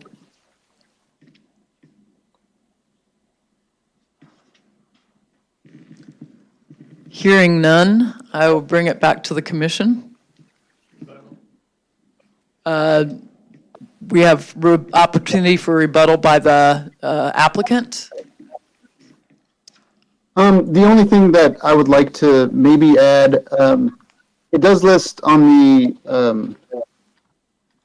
the report that it's 31 lots, and I'm looking at the proposed site plan. I don't know if the site plan was provided. It's in the report, but I was only counting 20 lots. I know that's not a large difference, but I just wanted to note that I believe our site plan has 20 lots that are being requested instead of 31. But other than that, no more comment. Okay. Now returning to the commission. But we run into this every time somebody wants to go to a multifamily. Most of our neighborhoods are going to mixed use, where you got some single family, some large, some smaller, some duplex, and in some cases even some apartments will find its way from time to time. That seems to be the way to go, and also that is what the market is demanding right now because of cost of housing. Single family housing is really hurting because it's just so expensive, and if we're going to provide housing for people, then multifamily is going to have to be the way to go. So I would move to approve as presented. We have a motion to approve. Second from Commissioner Foster. Second. We have a motion and a second. Any further discussion? I think what I see is there's definitely a buffer between the larger estates and the church, and that seems like an appropriate progression toward the, for a good location for duplexes to meet the need for housing. Any other discussion? Otherwise, I'd call for a vote. All those in favor of the motion, aye. Aye. Aye. Any opposed, nay? Hearing none, the motion passes. 9-0. Mr. Stephen Banks spends the majority of his life planning for the future of our community, and he is here after many hours of work on the comprehensive plan. The Advanced Plan Committee has heard Mr. Banks' detailed presentations over the past 3 to 4 meetings that we've had over the past few months, and I want to first commend him for his work and his career, which has been putting forth the documents that you've had the opportunity to look at. And with that, Mr. Banks, we would entertain your motion for the action of this body. Yes, next slide. We are actually asking you to set up public hearings for November 3rd, 2022 to update the community investments plan. Next slide. We've done population forecasts looking at trends and growth capacity, and we are recommending a growth scenario that will extend the comprehensive plan out to 2045 with the same population we projected for 2035. Next slide. We are also updating the land use layer of the growth concept map to reflect the last 10 years of growth. And we're doing some very slight modifications to the growth areas, which I've detailed a little bit more in the staff report. Altogether, they are like 99.75, the same area as the existing comprehensive plan. So we'll be accommodating the same population. Next slide. We are also proposing some changes to the symbology of the growth areas to make it easier to see the underlying land use with the zoning case maps that you get. Next slide. We've asked City Finance to update their CIP projections out to the year 2045.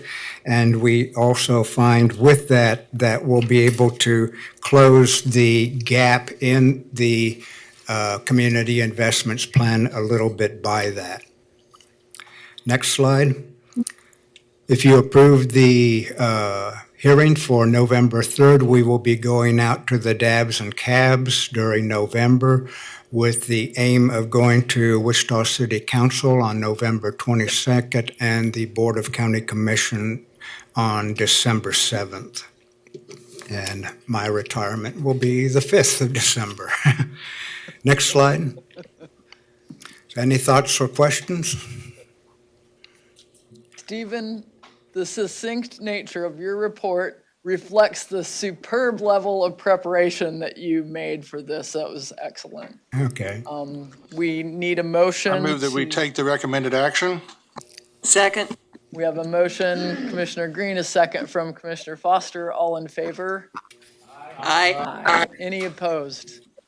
Thank you all for your stellar participation through a long day. Staff for an even longer day. We appreciate you greatly. Stephen, we're going to get you retired. Yeah.